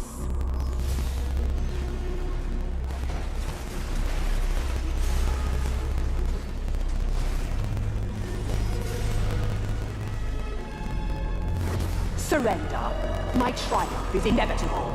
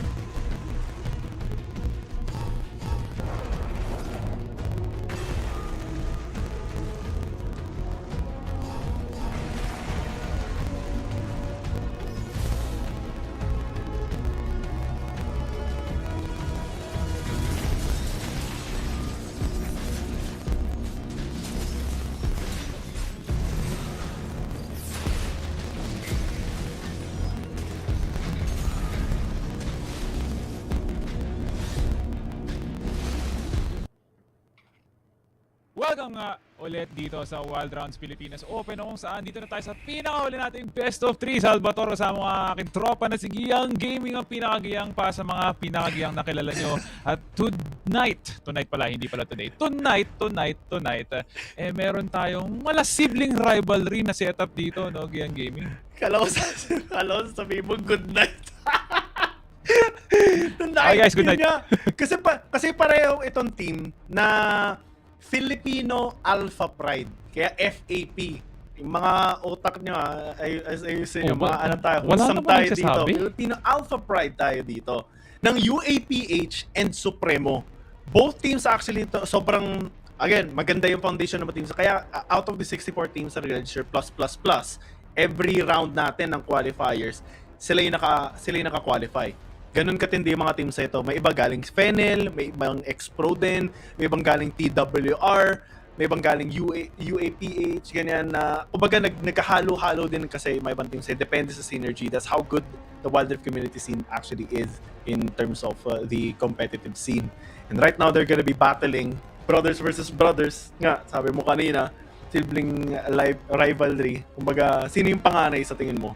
Ako ano? Ay nako, hirap sabihin. Supremo. Pareho pa yung pangalan na dinadala nila, no? Pero siguro mas masasabi natin na pag narinig mo talaga yung UAPH, kakalembang yung tenga mo kasi kung saan mo talaga naririnig pagdating talaga sa grassroots community or even at the pro level ng Wild Rift talaga, no, hindi nawawala kagad si UAPH, no. Pero entering into this matchup, for sure naman, no, pareho tong dalawang kupunan na to na equipped with enough knowledge sa isa't isa talaga, no, para maging equal. I do expect na talagang aabot tayo talaga sa pangatlo nating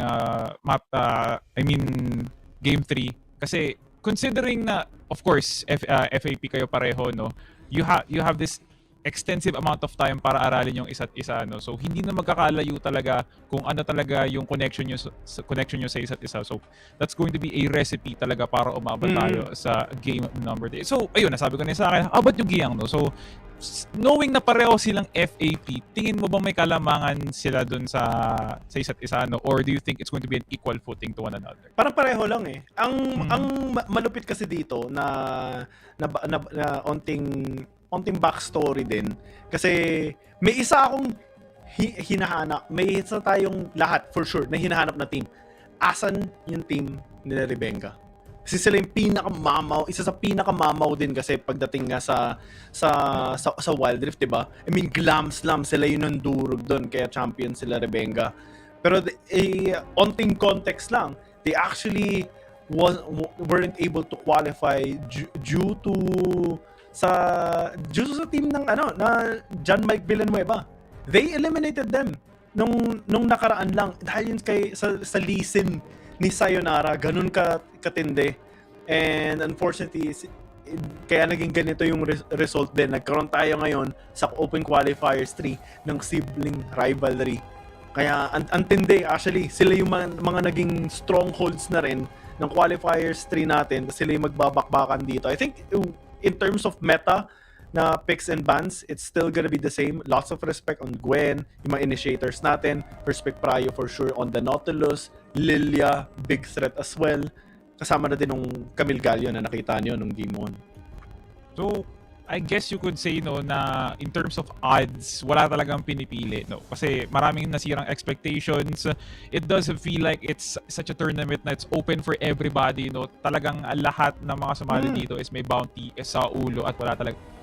So, there is no such thing as a stacked team, kumbaga, no, kasi talagang dinadaanan lang ng mga teams tulad ng kanina ng SSC, pa rin nga rin ng John Mike Villanueva, pero dikit yung laban nila kanina sa AC Enigma. So I guess you could say na merong alas na binato si AC Enigma na ngayon ang talaga in-expect ng John Mike Villanueva, pero still kudos outing para sa kanila na. Pero dito naman na tayo sa bagong dako between FAP UAPH and FAP Supremo. We're in already, no? So kaya nga nasabi mo kanina, prenayan nila yung pagban sa Nautilus, so okay lang din naman kasi sobrang ganda niya i-flex as support or even jungle. But I do think the moment that you pick Nautilus, parang it opens up so much compositions talaga, you know, kumpara talaga pag binubuo mo yung Alistar around Thresh, around Blitzcrank. Pag inopen mo yung Nautilus, apakadami nilang opening na pwedeng buuin. Sa akin yung malupit pa dito, Salvatore, add din lang ako ng konting info sa parehong team sa ito. Filipino Alpha Pride, both teams actually was actually coached by Coach Reckmeister. Kung naalala nyo guys, yung nagkaroon ng Coach live Rick. stream dati, si Coach Reckmeister, nagtuturo siya ng macro, nagtuturo ng mga, kumaga yung nitty-gritty details na talaga ng sa game kung paano ka makakuha ng lead. That was Coach Reckmeister. I mean, siya yung nag-coach ng Grind Sky, ng maraming teams dito, ng Wild Rift scene natin, kaya sobrang lalakas nila dahil kay Coach Reck. Sana nga makasama din natin siya soon, di ba? Kasi syempre, we need his knowledge. Big brain yun, aside from being a very big dude. And onting shoutout lang din i-add ko lang dito sa UAPH, is actually an organization na led down by Doc Fryan.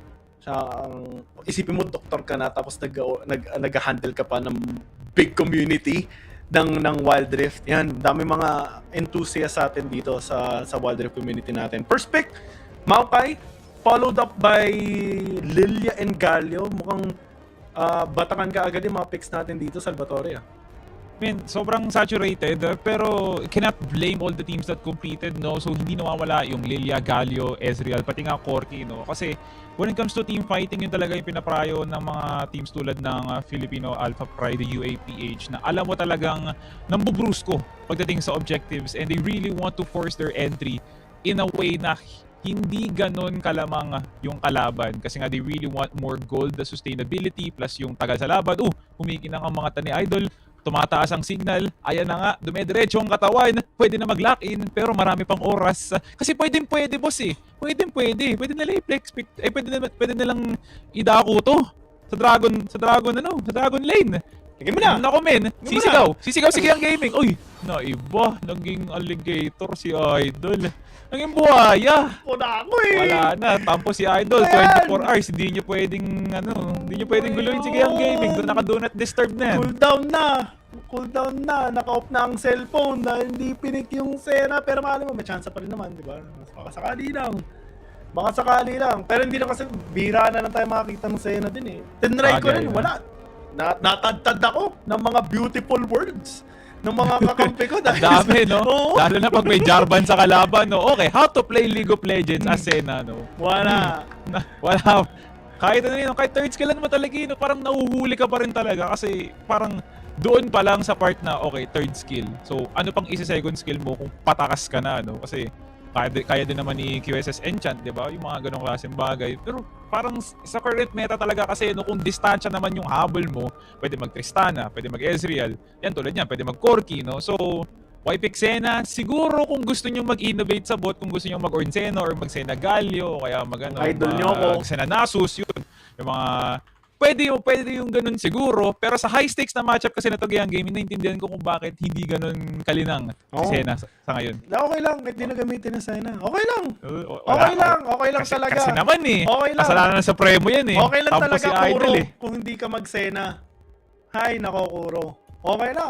Kahit Kaysa na yung gamitin mo. Sige, lock mo na yan. Kahit saya. Sana nakikinig sila. Awa na lang. Sana nakikinig sila sa stream. Pero yun, sige, saya. Pwede na katulog ng Sena. Nakita naman tayo ng napakagandang Zaya performance kanina. Kay Elion pa nga nung game 2 ng JMV versus AC Enigma. AoE damage kasi, tas may Lilia ka. I mean, Lilia, Zaya, yun nga yung nilagay ko na parang MVP during that match. And I think, itong Filipino Alpha Pride Supremo, na tinake note din nila yan. Okay, so entering into the last phase of ban, understandable sa Yasuo. Pinoit mo nga kanina talaga yung sustain, especially from the Garen. Sobrang straightforward, pero yung impact niya pinapakita niya sa teamfight para talaga punterihin yung mga malalambot is really brings out the best dun sa composition na yun na hindi niyo na problemahin kung nasaan nga ba yung ADC, nasaan nga ba yung mid.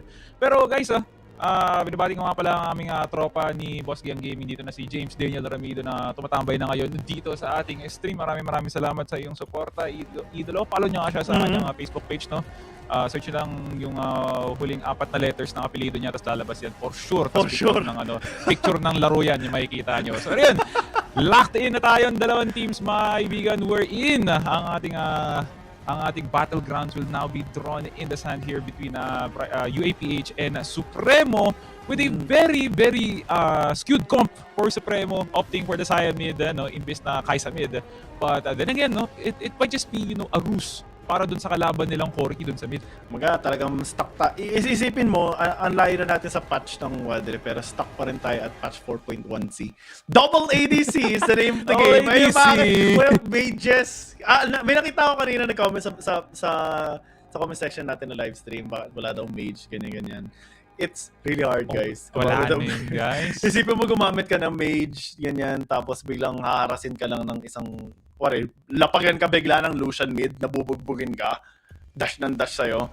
Medyo hassle talaga. OP ngayon ng mga ADC ever since, actually, patch 4.1c, 1c or 4.1d. Dati, isipin mo last year pa yun, pero sobrang tindi pa rin ang epekto ngayon na binoff yung stats na lahat ng ADC. Pero kung tutusin naman talaga kasi para sustainability in the late game, may value talaga tong si ADC. Kung sakaling magkaroon ka man ng idea, if there are 2 ADCs in the late game, sobrang dali ng spacing pagdating sa objective take, lalo't Elder Dragon pati Baron yung pinaglalaban niya talaga, So you could really utilize the Lilia meta right now para doon kayo kumuha ng AP damage source, tas kumuha na lang kayo ng more on DPS from the mid and the bottom side. Kaya nga talaga sumisikat yung Lucian mid or even Lucian ADC, tapos bigla na lang magkakaroon ng Corki. If not, Tristana is also considered, Pero kahit sabihin mo, okay, pipik tayo ng Veigar kasi nga meron namang Event Horizon na pag-counter doon, it's not really that efficient kung talagang isang target lang naman yung kukunin nyo from that stun alone, So might as well use that one roll to add even more layers of damage doon talaga kasi mahirapan yung current cruiser stacked na Baron laners tulad ng mga Aatrox, yung mga Fiora, talagang yung kailangan mo ng spacing para ma-target mo sila. And this double ADC that we have currently as a setup for the game of Supremo, parang nandoon sila sa direction na yun para magtuos. Ayaw namin ng mage, man. Ayaw namin ng mage. Wala yan. Overrated lang yan. Propaganda lang yan. Dito tayo sa double ADC na uso. Hashtag UAPH win or hashtag Supremo win. Bota na kayo dito sa may comment section. Binabasa namin lahat ng mga comments nyo and natutuwa kami sa support na binibigay nyo para sa mga teams and players natin dito. Tinanong kayo sa sobrang haba ng pangalan sa kanila. Yeah, guys. Tindi. Filipino Alpha Pride. Actually, I like that name, to be honest. Alpha Pride. Para kang, alam mo yun, leader of the pack. Yung nila, di ba? Parang definition ng being an alpha, you're a leader. Yung mga nakita natin sa Facebook na yung may nagtutulak sa naghihila, ikaw parang tumutulong ka sa paghila. Yun. Bago naman yun. Anong tawag? Leader ata yung tawag sa ganun. Kasi iba ang leader sa boss. Oo. Ayun na. Ikaw Gyang Gaming, leader ka ba o bossing? Edi tawagan na natin. What's up, Leader Salvatore? Yun. Uy, wag naman. Hindi na boss, Ay, hindi ako boss. Hindi, parang sanay talaga ako sa bossing. Pero kasi may masamang connotation kasi si bossing pag ganun. Pero shoutout kay Malupitan kasi binigyan niya ng ibang definition yung salitang bossing, Kasi parang lahat talaga ng establishmento maririnig mo, boss yung tawag sa'yo. Bossing! Ito nga, tawag ko nga sa'yo, boss G. Bossing! Sipin mo, since 2 months ago ata yun, basta medyo matagal na rin sumikat yun, pero may peak yun kasi sa parang tropa namin sa Discord. Lagi! Yun yung maririnig mo sa Discord, yung linya na boss! Bossing! Kaganon. Sipin mo, magkamali ka na play mo sa game. Yun ang tatawagin ka, boss! Boss! Lada! Alam mo na. Pero kasi diba, ang daming pwedeng i-convey na emotions ng bossing. Parang, boss, parang malungkot ka. Boss! Uy! Parang pwedeng puri. Pwedeng sobrang flexible. Bossing, parang daw. Uy! Nakasap mo yun? Galing naman. Sabi ba, bossing? Sabi, boss. May matagal-tagal na scaling gagawin na nakakaisa ka, nakazaya ka, Corki and Ezreal. Isa sa mga parang pinaka-late games ko. Yun lang! Nauli yung no! Ba't naman Lasing! Diba? Lasingin ko ba? Bossing! Wait lang. Okay, gets. Kasi kumukuha siya ng honey fruit. Pero feel ko naman talaga dapat ibigay mo na lang sa amin. Nag-reset ka na lang. Mas buo pa yung buhay mo, boss Ririko sana yung Ezreal, si RB. Kaso nga lang, kita siya sa ward ng Tribrush. Di yung ginawa lang ni Kuro, nagbato lang ng mga feathers niya, tapos binalik lang. Talaga. Kuha ka. Nabos tuloy. Dali, yun talaga. Ang ginagawa mo dyan, boss. Ikaw na naman, boss. First blood na naman. Pero at least, no? Parang kahit pa paano early game. So, glutinous grapes kagad yung kinuha ni him. So, kahit pa paano may sustain. But then again, no, kasi dahil hindi niya inuna yung tier dito, hindi niya makukuha agad yung snowball at pag nagmurama na siya. But I do think that's not going to be like a big factor para ma-let down na kagad yung carry potential dito ni him with the shield of Duran. Pero magang true shot barrage, no? Pero chunk down lang yun. Merong usaha dito na nanganib. At gusto talagang pumwesto dito sa bandang bottom side. Ting lalabay doon sa Corky. Ay naka-armada ng atake dito ng Supremo. Mabuhay pa. Pero yun na nga yung one hit na kuha na nga doon ng Kaisa. Here comes the Featherstorm para pan-disengage dito ni Kuro. Meanwhile, Franz gustong-gusto talaga kumuha ng engage. Pero napakalayo ng mga miyembro ng Supremo. Medyo napalalim nga yung pagsugod doon ng Team Supremo, especially dahil namatay kaagad si Hachi. And overextended basically ang ginawa nila doon. Pero at least nakakuha naman isang kill si Elurophile. And interesting enough, onting trivia lang sa pangalan dito ni Elurophile. That literally means pag translate yan, cat lover. Meta yan, boss Oo, galing no? Ubus Sinerge sa'yo, pa yan eh. Parang, Ubus What does napapansin means? ko ang gaming parang napapadala sa ating research mentality parang naman. grabe nga naman no, nakakatakot ka pag hinanapan ka ng mga screenshots. Ikaw ata yun marami ka atang screenshots sa cellphone no. Oo naman, kailangan makilala natin ng players natin. Katulad dito ni Enzo, 'di ba yung pangalan niya? Enzo Shibelasikia. 'Di ba? Haba ng pangalan Haba na last pero name. Enzo ka na lang sa amin Diba? Pero okay lang ba kung Enzo na lang, no? Enzo. Hindi naman siguro magagalit sa amin pag hindi namin binuo yan, no? Si Enzo yan. Tropa yan. Tropa. Si Enzo yan Ano ba? Enzo yan. Si Enzo yan. Dami Enzo. May Enzo dito sa Wild Rift. May Enzo nga din sa Si Recti. PC counterpart diba? Si Recti. Oo. Yun. Si pinaka-pogi yun. Kaso sino mas angat sa kanila? Syempre, si Recti. Doon tayo kay Doon tayo kay Enzo. Alam mo sino, di ba? Pare-pareho lang 2,000 gold lead meron dito sa Team Supremo habang yung objective natin mag-spawn na kaagad. Knowing this, it should be advantageous para sa side dito ng red side team natin. Nagugrupo na nga sila. Makaka-first item na nga dito yung dalawang ADC na sa kanila. Medyo mabilis. Samantalang double scaling items ang meron kasi para dito kay Jelik pati kay RB. So, mana win items, not really the best first items Kailangan nalang tipirin dito yung Sword Seed para kahit paano may pag-poke sila. There's the Howling Gale plus True Shot Barrage. In-activate na napakadami nilang binato para lang talaga ma-chop down si Viva El Fuego. Pero it's not gonna be enough. Package was activated pero ginagamitin niya rin yung Valkyrie Pantakas.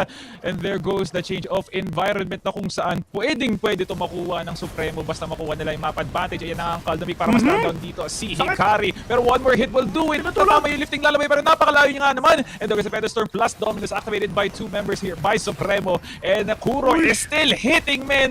Galit na galit. Gustong manakit. Slice and dice inside of the tower. Men, meron pang toring buhay para sa UAPH pero dinadive pa rin sila ng Supremo.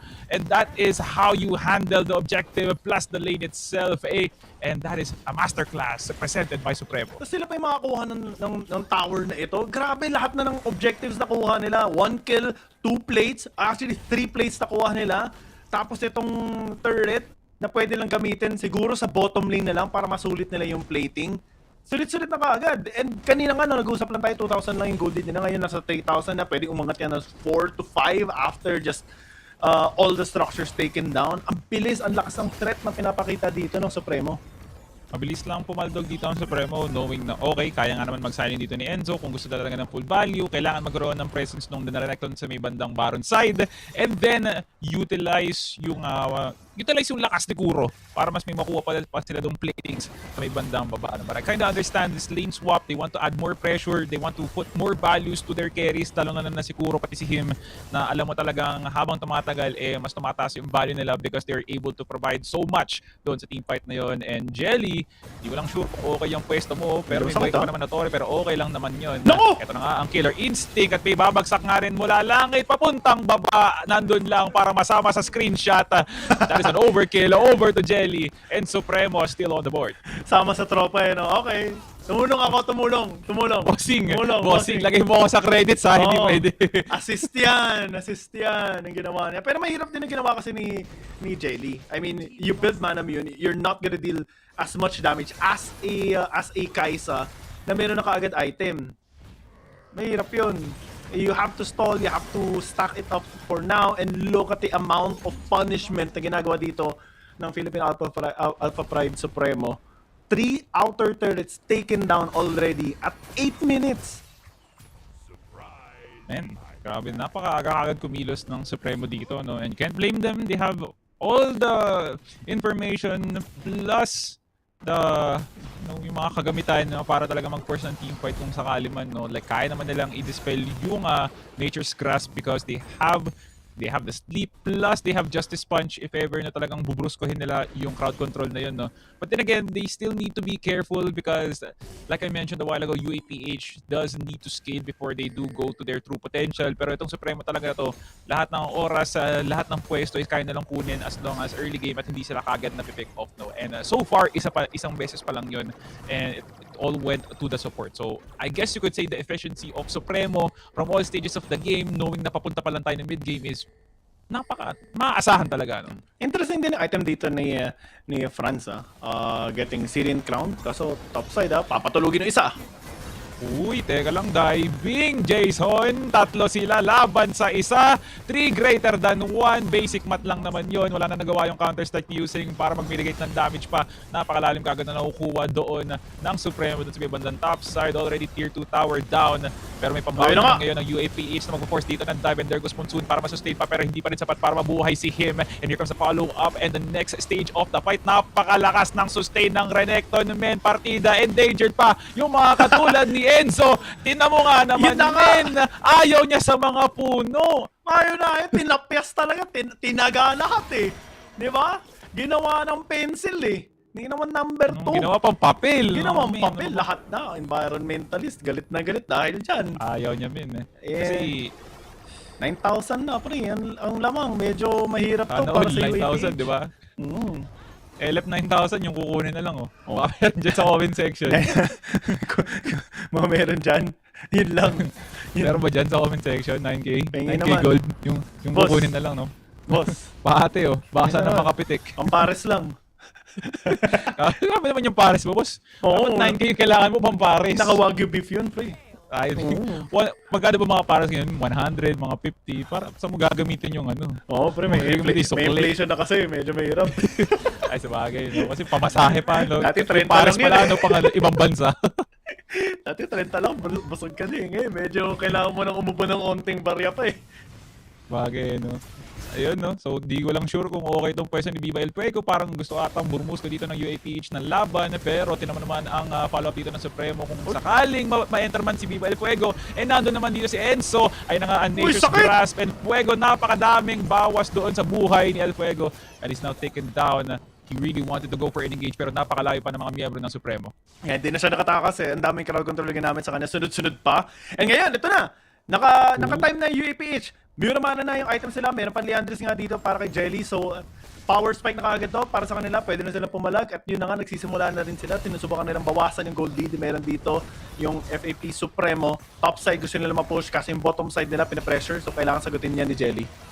Uy, Yusen, gustong i-stun kagad doon si Awakening. Magandang sleep. Tatlo, lahat is-sleep well. Partida hindi pa nag-good night yung mga kasamahan nito sa buhay. And ang follow-up ng Supremo dito para sa susunod pa na laban. France now running away. There goes a flash. Pero doon sa may bandang gilid, nandun si Anurophile. And here comes Hero's entrance. Nandoon lang para masama ulit sa screenshot. Double kill over to Delilia. And another one over to Kuro. Supremo. Every time of the day, kahit anong piliin mong araw, basta sila magsisimula, sila ang papaldo. Yun na, eto na kasi yan, naggagabi na. Alam mo naman kapag gamer, kapag lalong late Pag na ng gabi, 10 o'clock mas na, no? lumalakas yan, pre. Check. 10:45, no? Sobra na sa oras ng alas 10 pero mas nagiging demon time talaga pag sumasobra na ng alas 10 kasi diyan talaga lumalabas yung potential ng mga tao Kasi it's time to sentin pero dito nilalabas sa Wild Rift. El Fuego tumatakbo na plus low health din dito si Enzo pero si Yusing gusto talaga to besting men. Grabe isang Icatian Rain lang yun men. Sakit Naku nga naman, napakasakit nga naman. Ikari gustong kumuha ng crowd control doon sa Howling Gale pero napakalaki ng mga miyembro ng Supremo. And they will go for the reset. Will UAPH find this as an opportunity para magsimula ng Baron? 3v5. 3v5 by the way. Nature's Quest plus Twisted Advance. Lockdown doon kay El Fuego. Pero lahat sila tumatakbo na. Lahat naman ng Swirl Speed. Sleepwell na naman sila. Mala Stephen Curry lang. Hikari tumatakbo na nga. And everyone goes down on UAPH as the Renekton goes on the rampage. Kuro gets the last hit over to France. Indeed, Supremo reigns over this game. My God, what a fight by Supremo. And maybe they can actually end this game. Maybe? 80 seconds para mabuhay dito yung Ezreal and RP's gonna take a lot of time. Fastest game natin, take note, Salvatore was 14 minutes and 26 seconds. They wanna end it faster than that. Pero meron tayong Nexus Shield dito na mababasag na kakaagad nila. 1 second, 4 seconds para maka-respawn yung isa. Mukhang hindi nila matatapos muna. Okay, wala munang world record na magaganap dito. Ang gaming! Uy! Ito shot barrage! Uy! Buhay pa siguro. Si nun men. Parang hindi ata siya nabawasan din. Nailagan niya pa yun. Pinag-isipan kasi ni Kure. Ganyan talaga pag mga Saya players, di ba? Oo. Ano yun? Kung gumiling pa siya ng onte. Gumiling pa. Tita boss, nakapikit pa yan habang feeling ko nakapatay cellphone yun habang nag-wild rip Oo, nag-chat muna kay Bebe ng good night. 10 na kasi, mag-11 na kailangan na, baka natulog ang na. buong comment section na inggit. Oo, yun. Nadali ang comment section natin. Kasi nasabi nga nila, di ba dati, kapag gamer yung kalaban mo, una mong titingnan kung ano yung hairstyle niya. Di ba? Kasi mas batak yung player kapag alam mong parang ala Vegeta yung yung hairstyle. Mahaba, no? Ngayon hindi na. Ang titingnan mo na kung gaano kakapal yung eye bags niya. Kasi yun yung mga batakan mag-grind kapag gabi.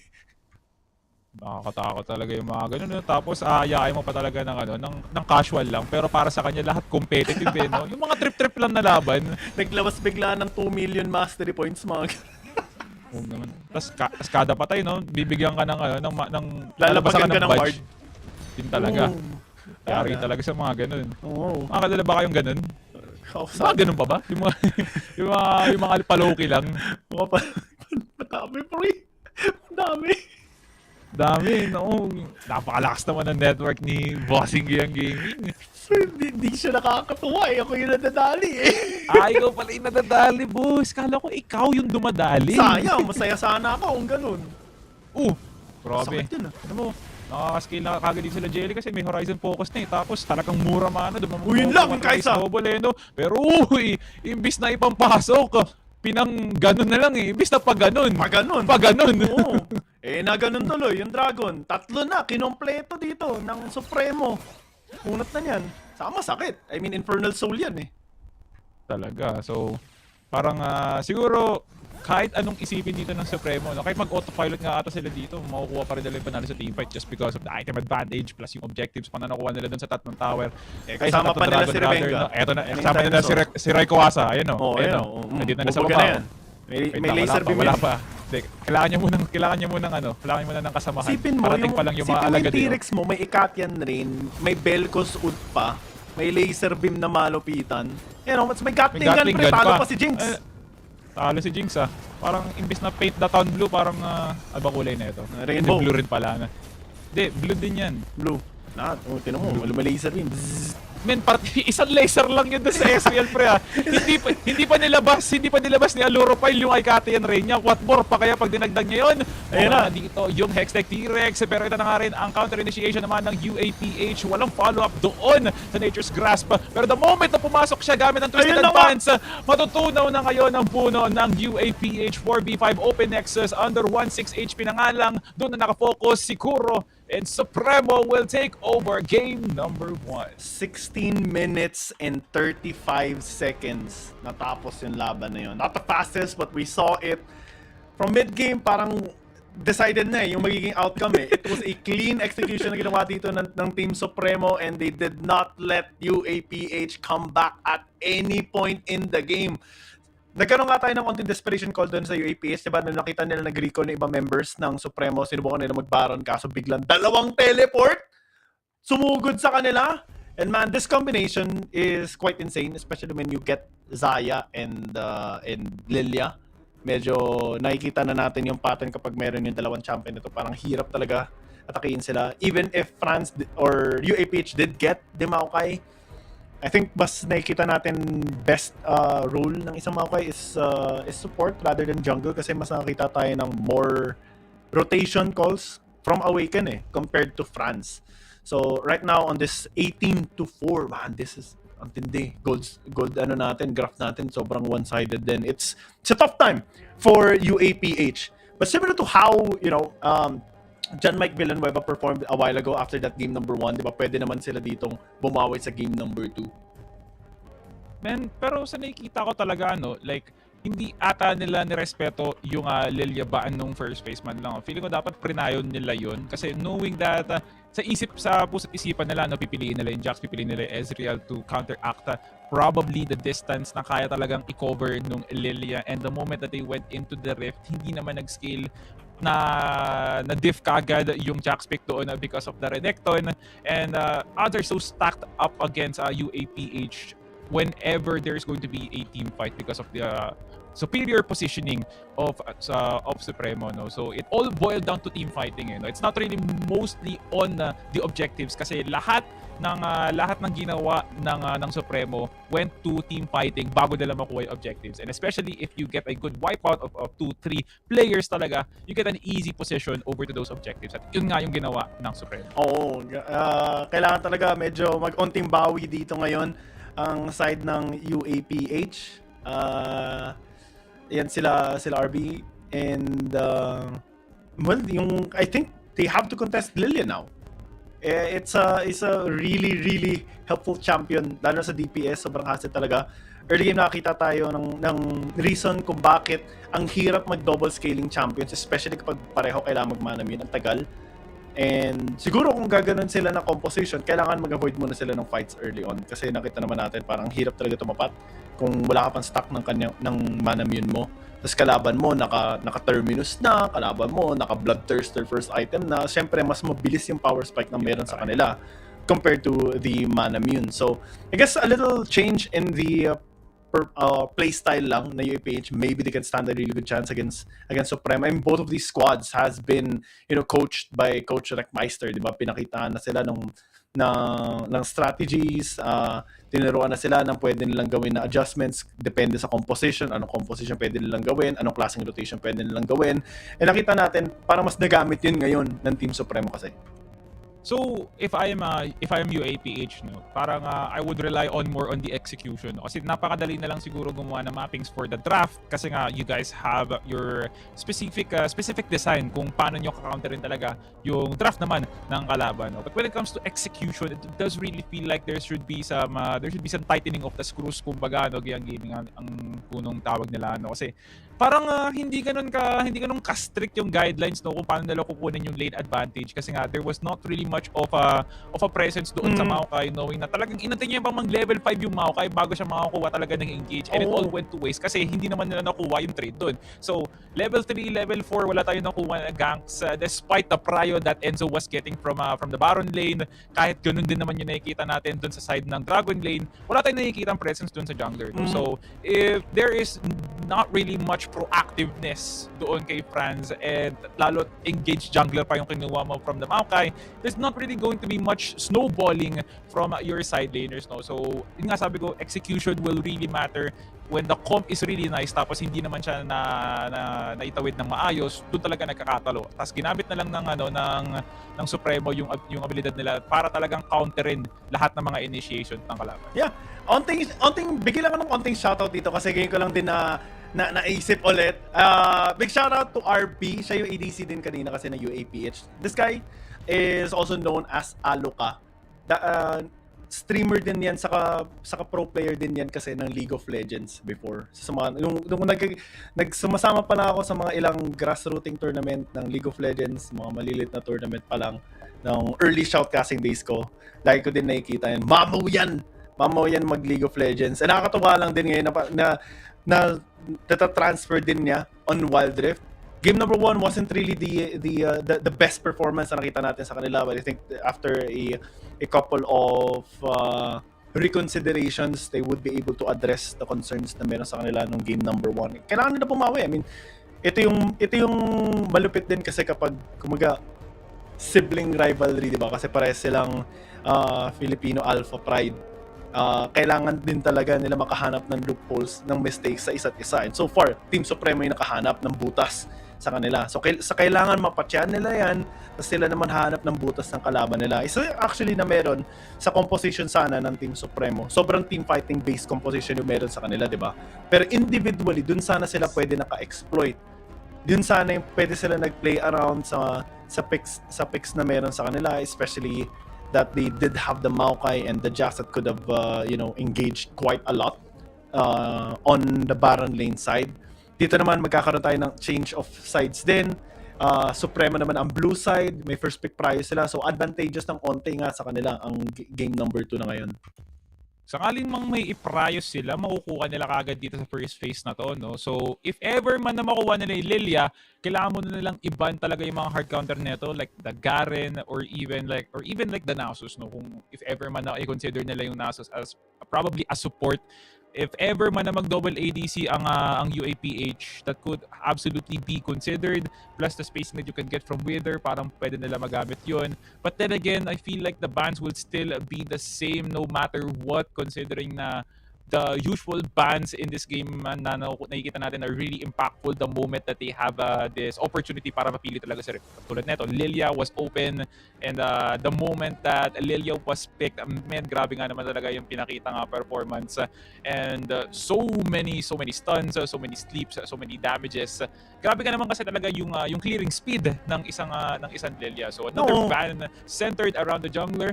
And that's going to be Vi because level 3, level 4, hindi mo talaga gugustuhin na may prayo ka sa lane kasi dali ka talaga the moment na maklear ka agad ng Vi yung caps niya. And there goes, sila na mismo yung ayaw sila nila na mismo yung sila na yung nagkompromiso. Okay, hindi na kami yung maglililia basta hindi kayo maglililia. Kayo din, basta wala ka rin kayo, okay lang. Okay lang. Pwede naman sila mag-pressure dito ng Maokai pick nila kung gugustuhin nila, di ba? Isa sa mga nakikita natin na parang madalas ng iprayo ngayon. Siguro yung Severe din, ayun nga, nilock-in na nga nila. Ito yung nakita natin nung Game 3 din ng AC Enigma eh. Prayo kagad ng Severe, tapos siguro Sona, pick up Viego, yung mga ganun. Yung mga dependent sa bilis din nila. Nagtataka nga ako ba't di tayo nakakita ng Hecarim dito kasi yun sa mga parang popular na pick din. Kapag may ganun, di ba? Apat yung paanan, pre. Mabilis din yun. Mabilis yun. Mabilis yun ba kay, shoutout kung may mga tatay kayo dyan na nanonood kay Hagdang Bato, kilalang nyo yun, promise. May mga tatay dyan na nanonood kay Hagdang Bato, mas mabilis pa si Hecarim kesa doon. Mas mabilis pa? Mas mabilis pa yun, promise, no? Parang ilang beses silang, isipin nyo na lang, no, pag nagkaroon ng gano'n, racing, tapos si Hecarim yung pambato. Papaldog ka talaga doon. Pag the moment na makita mo yung pangalan na Hecarim pinangalan sa kabayo. Baka maganda yung pagpapaalaga sa kanya pag ganun, no? Sinibukan ko i-search, iba yung lumabas. Kasi kailangan lagyan mo pa ng word sa dulo, di ba? Kasi baka sinerch mo lang talaga, Hagdang Bato. Hindi talaga bibigyan ka na hagdan niyang boss. Anyway, parang lugar kasi yung pinakita sa akin na somewhere on Mandaluyong siya na lugar. Okay, sige. Mamaya isa-search ko ulit yan. Mamaya search yan. Promise. Pangalan ng kabayo. Grabe naman yung mga nag-aalaga, no? Ang innovative magbigay ng pangalan, no? Pero ganito rin ka-innovative ang Supremo. Uy, Ornn. And Ornn. And most likely this Ornn is going to the support side to be alongside Alurophile with the Sivir. Pero Jarvan pick, no? Medyo shaky pa ako si Jarvan kasi prinayan nila kagad instead of probably having the opportunity na mag-Xin or even Bolivar, no? Pero siguro may inisip sila sa Jarvan kung dadagdagan nila to ng probably a Galio or even a Camille if ever man, baka maging okay din to. Saka so far as of today, di ba? Isang beses pa lang natin nakikita yung Jarvan aside from this one. It was a game of, the previous series. And it was the game that AC Enigma lost their game as well. With the Jarvan of Quinto Un or Aqua, yung isang IGN niya. Pero at least okay naman ito kasi at least double ADC yun sa kanila, di ba? Ang maganda kasi sa Jarvan, lalo na sa build na ginagawa sa kanya, yung may Heartsteel, may mga pampakunat, Amaranth Twin Guard din. Ang hirap talaga patayin ng Jarvan and pwede ka talagang mang-irita lang na mang-irita sa teamfight. And that provides a lot of peel for the potential double ADCs na meron sa kanila. And I think at least one will pick up Manamune. Siyempre, Corki yun talaga yung binibuild sa kanya. And Kai'Sa, na nakita naman natin kanina, di ba? Ang binild ni Kuro sa kanya is first item Terminus. So it's not gonna be as difficult to scale up compared to double Manamune items, di ba? At siguro, mas maganda nito para sa side ng UAPH. Okay, so garantisado na yun, no? Like, locked in na talaga na makukuha ni France yung Jarvan dito. So, they are going for the Jax ban despite the pick na meron ng Riven. I think they're not going to the Jax route pagdating sa jungle kasi they want to be more high octane kasi meron na silang Riven, meron na silang Ornn, so they have a good amount of engage. So, kung sakaling pwede na lang tusin yung early game, now is the time to probably pick Xin Zhao or Lee Sin for Supremo, no? But with the Sona ban, that's gonna leave us so much of a space para dun sa Kai'Sa na mag-engage support na lang with an Alistar, knowing na okay, may Riven naman, may Sivir, pang-cancel out doon sa Spell Shield. Plus, kung ayaw talaga nila doon sa idea na madaming tatamang Call of the Forge God, kailangan nila ng Alistar para doon.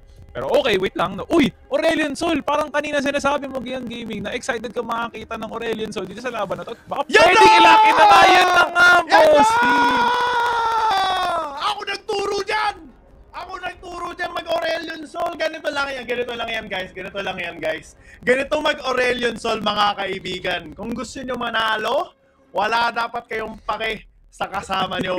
Wala kayong iisipin. Mag-Chobi CS lang. Wala akong stocks lang ang importante sa akin. Importante, malapag ko yung black hole ko dyan ng tapos bubugahan mo na parang ganun lang. Tapos kunin mo na. Pag umabot na ng 400 yan, wala na. Talo na yung kalaman. Ganun lang yan, mga tol. Kasi naman, boss, yung singularity niyan, the moment na mag 400 stocks, top 1. Napakalaki, boss! Kailangan maniwala sila sa akin. Kasi alam mo, top 1 ako, number 1 ako sa leaderboards ng Silver.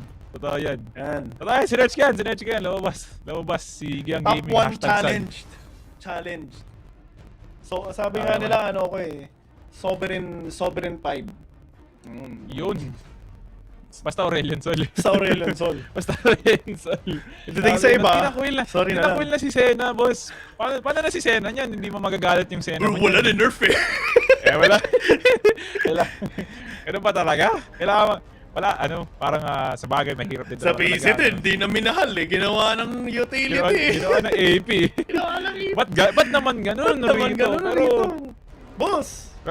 Boss, paano na yung mga pangangailangan ni Gian Gaming? Hindi siya makapag-Senna. Pero buti na lang, ginawa niya si Aurelion. So, kasi ito naman, no? Grabe, giyang na ngayon si Gian Gaming. Tumataas na balahibo niyan. Biglang tumaas yung adrenaline count nito ni Idol. Kasi the moment na pinili nila yung Aurelion Sol, okay, manapat pa sa Corki, yun ang nakakatakot para dun sa Aurelion Sol. Kasi matapatan niya yung Corki. Ano magagawa ng Corki? Nakasakay lang yan sa helicopter? Gagawin yan? Isa may pakpak? Kinapitan ng technical. Lumulutang sa galaxies yan, pare. Nagbabagsak yan ng meteor. Gagawin nung na yun. Si Bossing ginamitan ng technical. Sa bagay, hangin, laban sa kalangitan, di ba? Anong gagawin ng baril mo sa dragon? Sauce. Di ba? Malakas yung hininga ng Aurelion nun kasi sa baril ng Corki. Ganun ba yun, boss? Ganun yun. Pero in all seriousness naman, di ba? Let's try to digest the composition ng parehong teams natin. Lots of engage, lots of resets actually, lots of scaling on the side of Supremo's composition. May Viego sila, may Aurelion Sol sila. Mid-game power spike lang naman yung Sivir. Tapos since may Ornn sila sa Riven, ang taas ng frontline capacity nila na pwede mag-provide ng peel para sa Aurelion Sol again. Kasi doon magre-revolve around yung team fighting nila. For UAPH, doon medyo naging reason kung bakit nag-Aurelion Sol din dito yung Supremo. Kasi Corki does take some time to scale up. Kai'Sa takes some time to scale up as well. Ang pinaka-threat lang sa Team Supremo dito, yung Jarvan saka yung Renekton sa early game. And since they don't have an additional support na tanky, pero utility naman na binibigay, kaya okay lang din. May heal, may tidal wave na pwede bigay, pero since hindi yung tank, halos pantay lang sila ng frontline capacity dito ng Team Supremo at Team UAPH. So it kind of all boils down again to execution, figuring out when yung power spikes ng kalaban and making sure you get your own power spikes, then utilize it to punish your opponent as well. Kasi ganun game number 1, di ba? Team UAPH rather, yun na punish ng ganun. Ang tagal pa ng power spikes sila, nilalabanan kaagad sila, tapos nahihirapan silang lumaban, of course. Pero this time, I think, UAPH, mas pantay na yung power spikes na meron sa kanila sa Team Supremo. Late game scaling though, on the other hand, well, ibang usapan na yan. Infinite stacks potential. Infinite. Nakikita mo yun scaling. kanina? Lumulutang yun. Grabe yun, boss. Paano yan? Si Corky din, lumulutang din Wala, Basta maubusan ng gas din yan mamaya. naubusan kasi ng gas. Oo. Kasi naka-full tank si Aluropel, no? Yun lang, mahirap yung binabaril ka. Ito lang yung nakakatawa talaga sa early game ng Aurelion. So, nakakapag breath of light ka na, nakakagalaw ka pa, no? So, may spacing ka pa na nakukuha. Though mabagal ka, at least meron ka na nakukuha ka, di ba? Nakukuha ka movement. At least gumagalaw. Pero sa PC, may least ganyan gumagalaw. ba? Wala. Wala. Kailangan pa mag-double kayo, di ba? ngayon, mga PC pros. Oh. Ayun na. Tama yun, Feel ko naman, pre. Feel ko naman yung gaming kinikilig ka na ngayon kasi hindi niya hinaharas si Jelly. Pero wala ka rin yung buhay niya. Masakit yan! Bumubuga ng apoy yan! Ingat ka! Kapabari. Ha? Magagawa ng rockets mo sa Breath of Life. Napabarrier si Bossing. Pero napansin mo sa sobrang lupit ni Aluropile, inuna niya yung minion bago yung kalaban niya, no? Stacks muna, pre. Tingnan natin ngayon kung makakasaks mo siya dito kasi flash up na kagad dito. Si Awaken, gigil gusto patayin dito si Jelly. Flash in! Sorry, Aluropile! Ginamang stacks! Yung namilipad na helicopter na makakatawas pa dito si Awaken. And that's 2 kills actually in total dito para sa Team Supremo.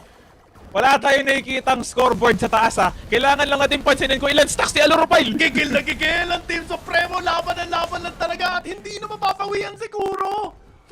4-0 start at 1 minute pa lang. What? Men, parang ang gusto lang naman ng UAPH, di ba? Bumalik ng Torre. Pero sabi ng Supremo, laban na lang tayo, ganun na lang, para okay, di ba? So it's just weird na Supremo is forcing these fights kahit 50-50 yung kakalabasan kasi there's still a good amount of early game presence from him and Hikari.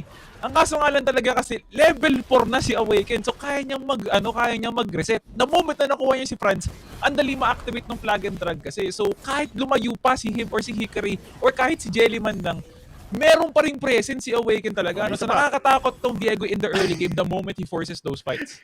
Kita mo yan? Ito, Yung boso. mabilis ang ilaw lang.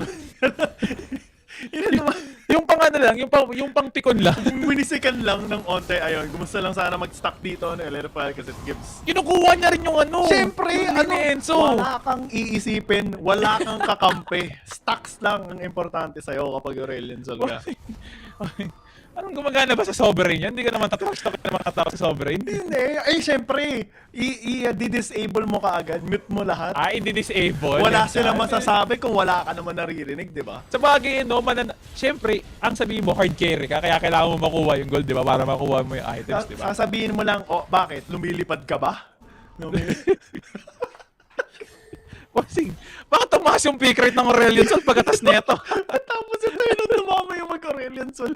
Makagawan na ako. Hindi nga peak rate, baka ban rate yung tumaas eh. Pag makita tuloy sa rank, di ba pag sa rank game, nakikita yung pangalan mo. Pag makita nila ako, baban nila Aurelion Sol. Hindi na Sena, no? Kasi okay na, tapos na kami sa phase ng Sena. Nakakaintindi na. Para nag-move on na si Iggy gaming sa dun sa champion na yun. Hindi na tayo sa panibagong na yung bumubuga ng apoy. Doon tayo sa Scholar tayo sa lumilipad naman. Butane, butane flame, Grabe. The more you know. Alam ko LPG yan si Aluropile, no? Butane lang pala. Butane pala, Di maliit lang pala yung bao ni Aluropile. Oo. Yan ang Aurelion Sol. May init yan. Kahit pa paano, nakakapagluto nga ng kanin Huwag ganun Yan ang gusto ko sa Aurelion Sol, di ba? Yan hindi lang naglalaro ng League of Legends. Kaya rin maghanda ng pagkain sa pagkainan. Diba? Yan natin. Kasi hindi na siya kino-contest, diba, sa may mid lane. Medyo nahihirapan na dito si Jelly. Actually, at level 5 onwards, easy clear na lang kasi. Lalo kapag na level 4 mo na yung Breath of Life mo, dali na lang talaga mag-clear. So you always kinda have that lane advantage, yung prayo mo. Kaya nagkakaroon na siya ng oras ngayon makapag-rotate. Nakita natin, pumupunta siya ng top side, pumupunta siya ng bot side ng onte. Ngayon gusto nila mag-gank ng top side. Nako! Yuseng! Atras na! Nakita mo ba yung lumilipad na dragon? Bossing, may emphasis talaga pag dumadating si Aluropile sa lane, no? Kasi lumilipad, ang hirap hindi makita kasi the moment na sinasabi mong lumilipad, nandun na yung Aurelion Sol may hudyat no? Yung sabi nga Pero- nila pag may dragon tas may tatong pusa, kasi olerophile cat lover natatakot ka na. Yun. Pero nakakagulat na hindi Rengarmin si Aloropel, no? Nag-AD. Flex pa nga siya, kanina nag-ano pa siya, nagda-Dragon Lane ngayon, hindi na siya, no? Sabi gusto Hindi ka Rengarmin, boss. ko maglaro ngayon. Ah, Nakita talak. na Sakto kasi makikita mo kagad si Aurelion Sol, di ba? Hindi mo na kailangan i-scroll. Hindi na kailangan. Ngayon, labanan na ngayon sa may Hex Turret. Medyo mahirap ito para sa UAPH, pero ang ganda ng paggamit ng package dito na separate mga members dito. Aurelion Yung Sol. Supremo Killer Instinct, ginamit na kagad para matakas ang onte at makapatay nila dito yung Ornn, Dragon Secured as well. Kaso nga lang, yun lang. Hindi sa UAPH napunta. Nakuha dito ni Awaken. Never mind. Actually, Dragon na nakuha sa kanila and yung turret nakuha pa rin ni France. Good job para sa UAPH pa rin. Isa 1-for-1 doon sa sa objective. But then again, mas nakakalamang sa Supremo kasi hindi na nila makukuha yung mid, pati yung bottom side. Though papunta naman doon si El Fuego, at least may magre-react doon sa 4-man, may kita 5-man push kung isasama mo yung Hex turret doon sa bandang taas. Pero feel ko rin naman, kahit ganun, hindi naman sila mahihirapan. At probably pwede na naman kuha dito si El Fuego. Yun na nga! Double TED na kaagad. At dalawang tori pa nakuha doon ng UAPH. That is a lot of gold if you ask me. And makakatulong yun sa kanila na makabawi ng onte sa dami ng gold lead na nakuha ng Team Supremo. Kasi nakakuha din sila ng isang tore. Mid lane, na-push na nila Bottom lane, na-push na rin nila. Pero dahil doon sa extra na nakuha nila, napantayan nila yung structure score kahit papano. Tingin ko FAP mananalo dito. Ikaw boss dito naman. Oo, FAP FAP. mananalo. Uy, teka lang, team fight! Yun na nga, Tidal Wave ginamit na kagad. Pero yun na nga, yung meteor na yung kita mo, yung layo ng abot, may shockwave yun May yung pagyanig yun no? Oo, may- Lalo pag nag 100 stacks pa yun. Di ba parang kada 100 stacks ata yun, nag-upgrade yung ulti. Di ko binibilang basta pag nag-blue na, sugod na Pwede na.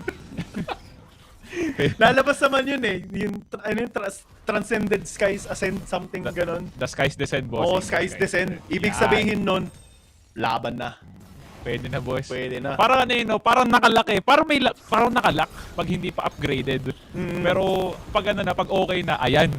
Talagang manginginig na yung hinlalaki mo niya kasi gusto mo ng pindutin. Gusto mo nang Kasi lahat gamitin Diba? Kasi kapag lahat yung talaga maliit masastan lang, pag maliit lang, stun lang yun Gusto mo yung yumayanig yung kalaban mo. Ayun na! Yung boomerang! At nako, medyo delikado dito si Hikari pero nakapag-flash out naman. May heal kahit paano. Tidal Wave ginamit na rin para makatakas siya. Pero yung boomerang na naman! Tumatama na talaga! Dinaktakan na dito ni France para makabawi sila kahit paano si Jelly din. One more auto attack and mapatay na dito yung Dragon. 2 for 3! Actually, habang si Jelly sinusubok makatakas dito si El Fuego, hinahabol siya pero hindi niya mahabol yung kalaban niya at nakabawi ngayon yung UAPH. sobrang iksi ng braso ni El Fuego. Isang one hit na lang si Jelly. Maski rin si Aloropile nang walan siya ng mana pagbuga ng Babe Tricks doon kay Jelly, min. So hindi niya Nasunugan, nakuha. Nawala, min. Nag-overheat si Idol. Nawalan ng gas. Tapos wala pang tao doon para magpa-restock. No, Kailangan tumawag muna kasi. Ayun, balik muna sa base. Alamin, doon na muna sa Super Kalan magluluto si Aloropile. Kandila muna, pre. Hindi lang, parang yung uling muna. Uling muna, tama. Ganun muna. Magpabaga muna ng uling. Pero baka maya-maya. Kasi nawala na yung stocks yan, di ba? So baka nag-iipon na yan. Mamaya, na yan? Pressure cooker na yan si Aloropile, guys. Gigil na yan, maghanap na ng ganap yan. Parang ako yan Pag nakakita na, hanap na tayo ng ganap. Kanina ganun ginawa nila pero naghanap din dito yung UAPH. Siguro na naman ang mapupunterya at galit na galit talaga sila sa kanya.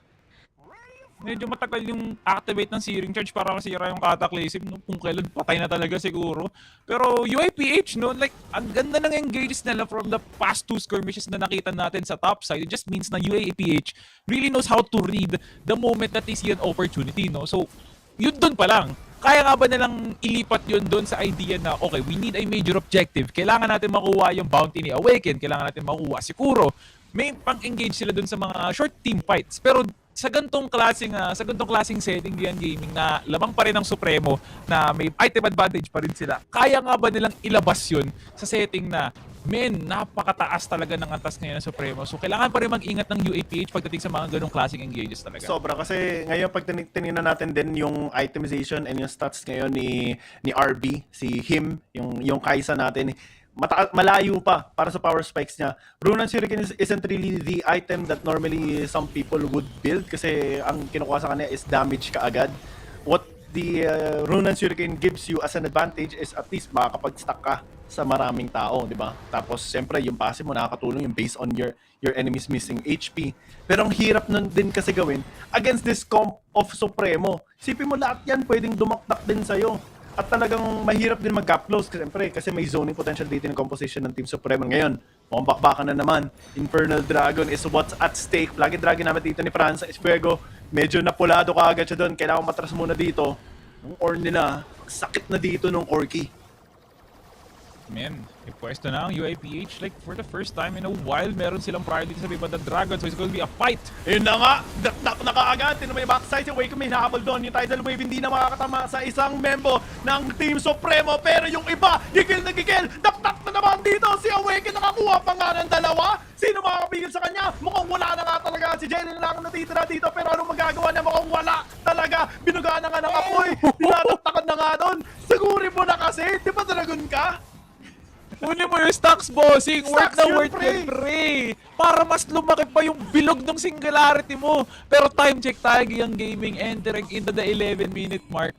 Grabe naman yung mga nakukuhang objectives na ngayon ng Supremo. Hindi lumalayo yung game style na pinakita nila nung game number 1. So napaka-seamless ng transition ng Supremo into this very high-stakes game para matapos na nga tong series na to. They are pressuring UAPH despite the position na nakukuha kagad ni Yuseng pati ni Franz because of that slice and dice plus Demacian standard, Dragon Strike combo.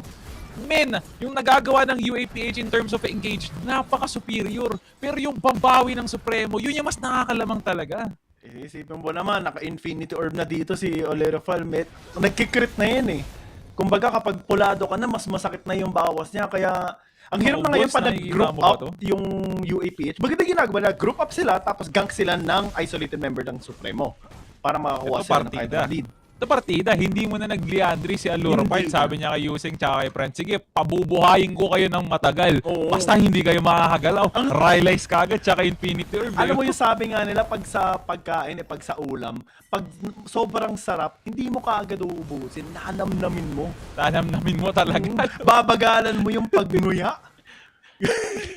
Tapos iingitin mo yung kasama mga mo. imbis na 3 subo lang ng mga nagiging 15.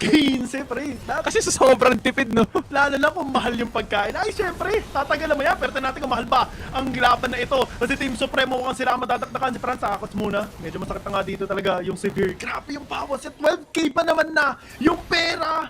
Siya ang pinakamayaman dito sa buong game na ito. Lamang pa sa ibang miyembro niya.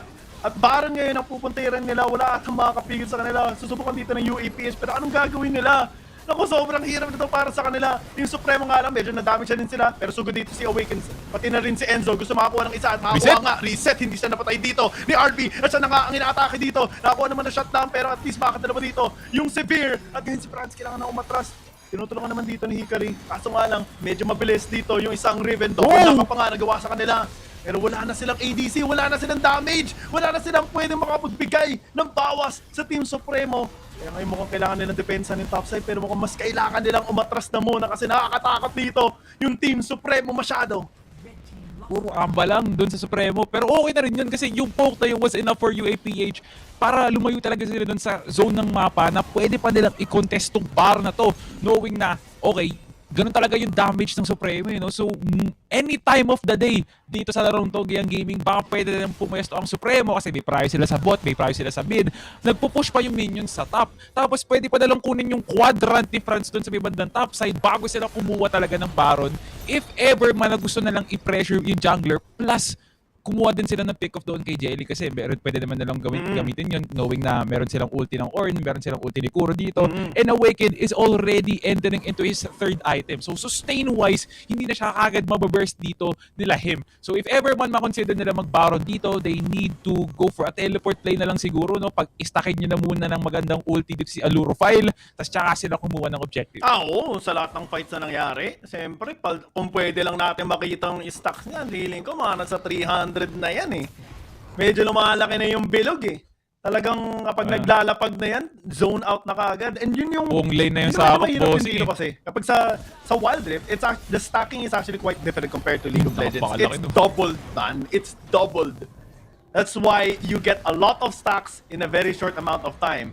And right now, ticking time bomb na rin dito para sa Team UAPH kasi sugod na kakagad dito ang Team Suprema, pero Call of the Fortune ginamit na kakagad. Oh, Medyo Jelly! isolated nga dito si Jelly, flash out na muna pero wala na siyang Valkyrie. Nako, sugod na kakagad, medyo na late yung tidal wave. Reset. At mukhang sila na nga ang makakatakim ng wave of damage dito ng Team Supremo. At yun na nga, pinartagol na nga. Triple! Para dito, para kay Awaken, kuha pa siya ng quadra kill. Pumapasok sila sa base. Andito na nga, gusto pa nila. Kaso nga, may isang nahuli sa kanila, si Awaken. Atras na muna. Yung UAPH, medyo buhay pa.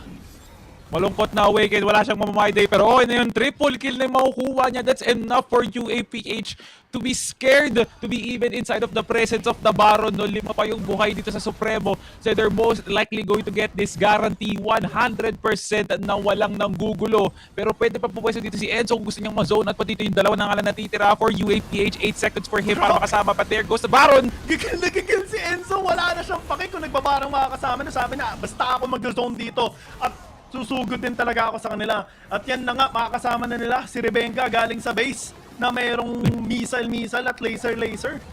Nako, Grabe nga naman si Bossing Rebecca. sorry, Wala Rebecca. man dito sa tournament na to. Nandito siya sa Wild Rift. siguro nakailang kagat na yun ng labi na nakaka-mention ko ng pangalan. Sorry. Ano, nakakain pa ng mga si Coach Rebecca no? Sabi nga ni Infinity, pag Elder Dragon daw dapat Sorry. Okay lang yan. Ikaw pa rin pinakamalakas. Ikaw ba, Gengi, mas gusto mong masamid o makagat yung dila? Masamid na lang. Pre, baka Masamid na lang, siguro, yung labi mo pag gano'n Pero makaduguan na nga dito si RP. Ayun na nga.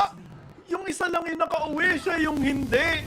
At Team Supremo ngayon, binabasag na yung... Sipin mo, pre, dalawa yung kabe-habehan nila, oh. Kita mo yun?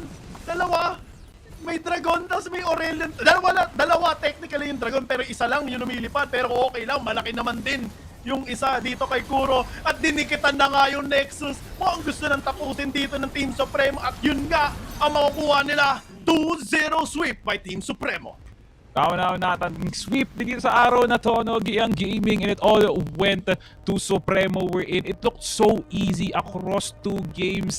It didn't even look like a contest doon, no. And kudos pa rin kay UAPH. I really do think there was a glimpse of hope the moment na nalock in nila yung Jarvan, tapos nagko-connect yung combos niya doon sa mga engages talaga ni ni Yuseng. But just what really was not enough, no. So it was really hard for UAPH to even recover in the early game. Kung doon pa lang, katulad ni Awaken pati ni Enzo, nag-roam na kagad. Partida pa Giyang Gaming, hindi pa nag-roam masyado si Alurofy kasi busy nga siya sa pagsa-stack. So, lahat talaga, hindi immortal words of Coach Reckmeister. Seems family, no? Kasi nasa panel meta ba tayo? Kasi lahat ng pera napunta kay Kuro at yun lang yung kailangan nila. At talagang hindi na... May onting time na nakita tayo ng dip, di ba? Around 10 minutes or so.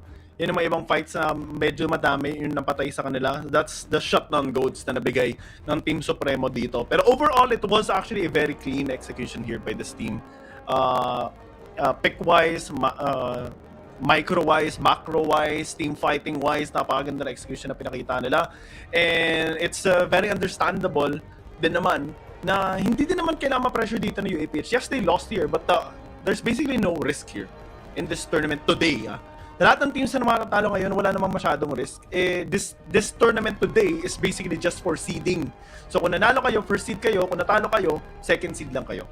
But they're also still qualified for the playoffs here of wild rounds. That's why we have this kind of tournament. Para at least makita nyo din, magkaroon kayo ng onting glimpse kung gaano kalakas yung mga teams na kasali dito sa tournament na ito. So we have 6 teams that entered into today's matchup where 3 went as the first seed, tapos yung dalawa naman went as the second seed. But then again, the competition is still stacked over here, no. Marami pa rin pwede tayong makitang kwento doon sa mga seeding dito, whether it will be first and second seed, upsets after upsets. Pwede nating sabihin na talagang Cinderella story pa lang to ng mga naging second seed, or even one of the stories na talagang nakakalabang yung mga ganitong klaseng performances ng Supremo. Pero pagdating sa playoffs, doon talaga nagkakatalo, at doon naman talaga dapat nagtutuos yung mga naratibo natin na hanggang ganito lang ba sila, hanggang dito lang ba sila. Doon talaga natin sa playoffs malalaman Giyang Gaming. Saka bigyan lang tayo ng onting recap lang din bago tayo mag-close out. Itong tournament to, again, this is just for the seeding. Actually, 7 teams actually ang naka-qualify na talaga sa playoffs. That includes Team IIX. IXWR, yung team nila Karma. Nakikita naman natin palagi na very very active in the community tournaments natin. Ito na din yung placements nila, sobrang updated, and props to our production team for updating us all the time. Sobrang ganda ng graphics din na meron dito. So yung nag-iisa nakikita nyo dito na color white, LCQ means last chance qualifier. Magkakaroon na naman tayo ng isang tournament kung saan back-backa na talaga lahat, all for that one spot in the playoffs. So kailangan todo-todo na talaga. Maraming teams ang inaabangan dito. That includes the team of Rebenga.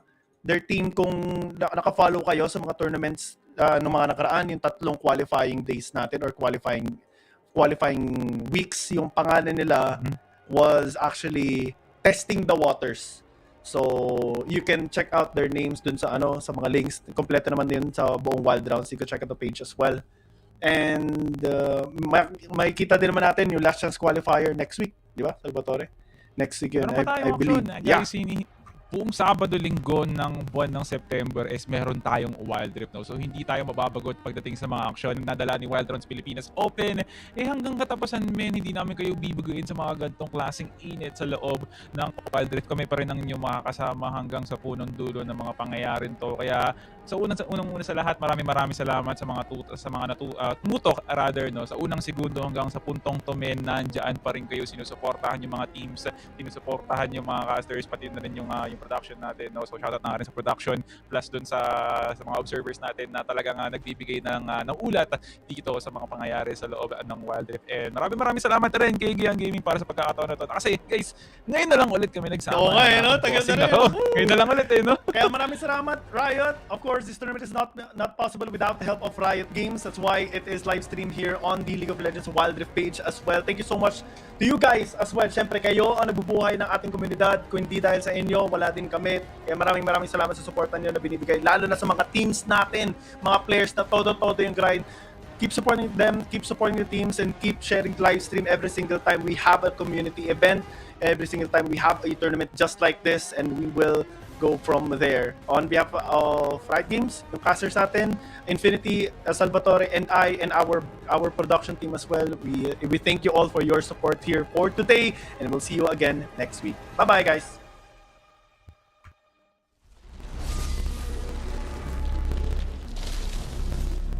Feel the power of true ice.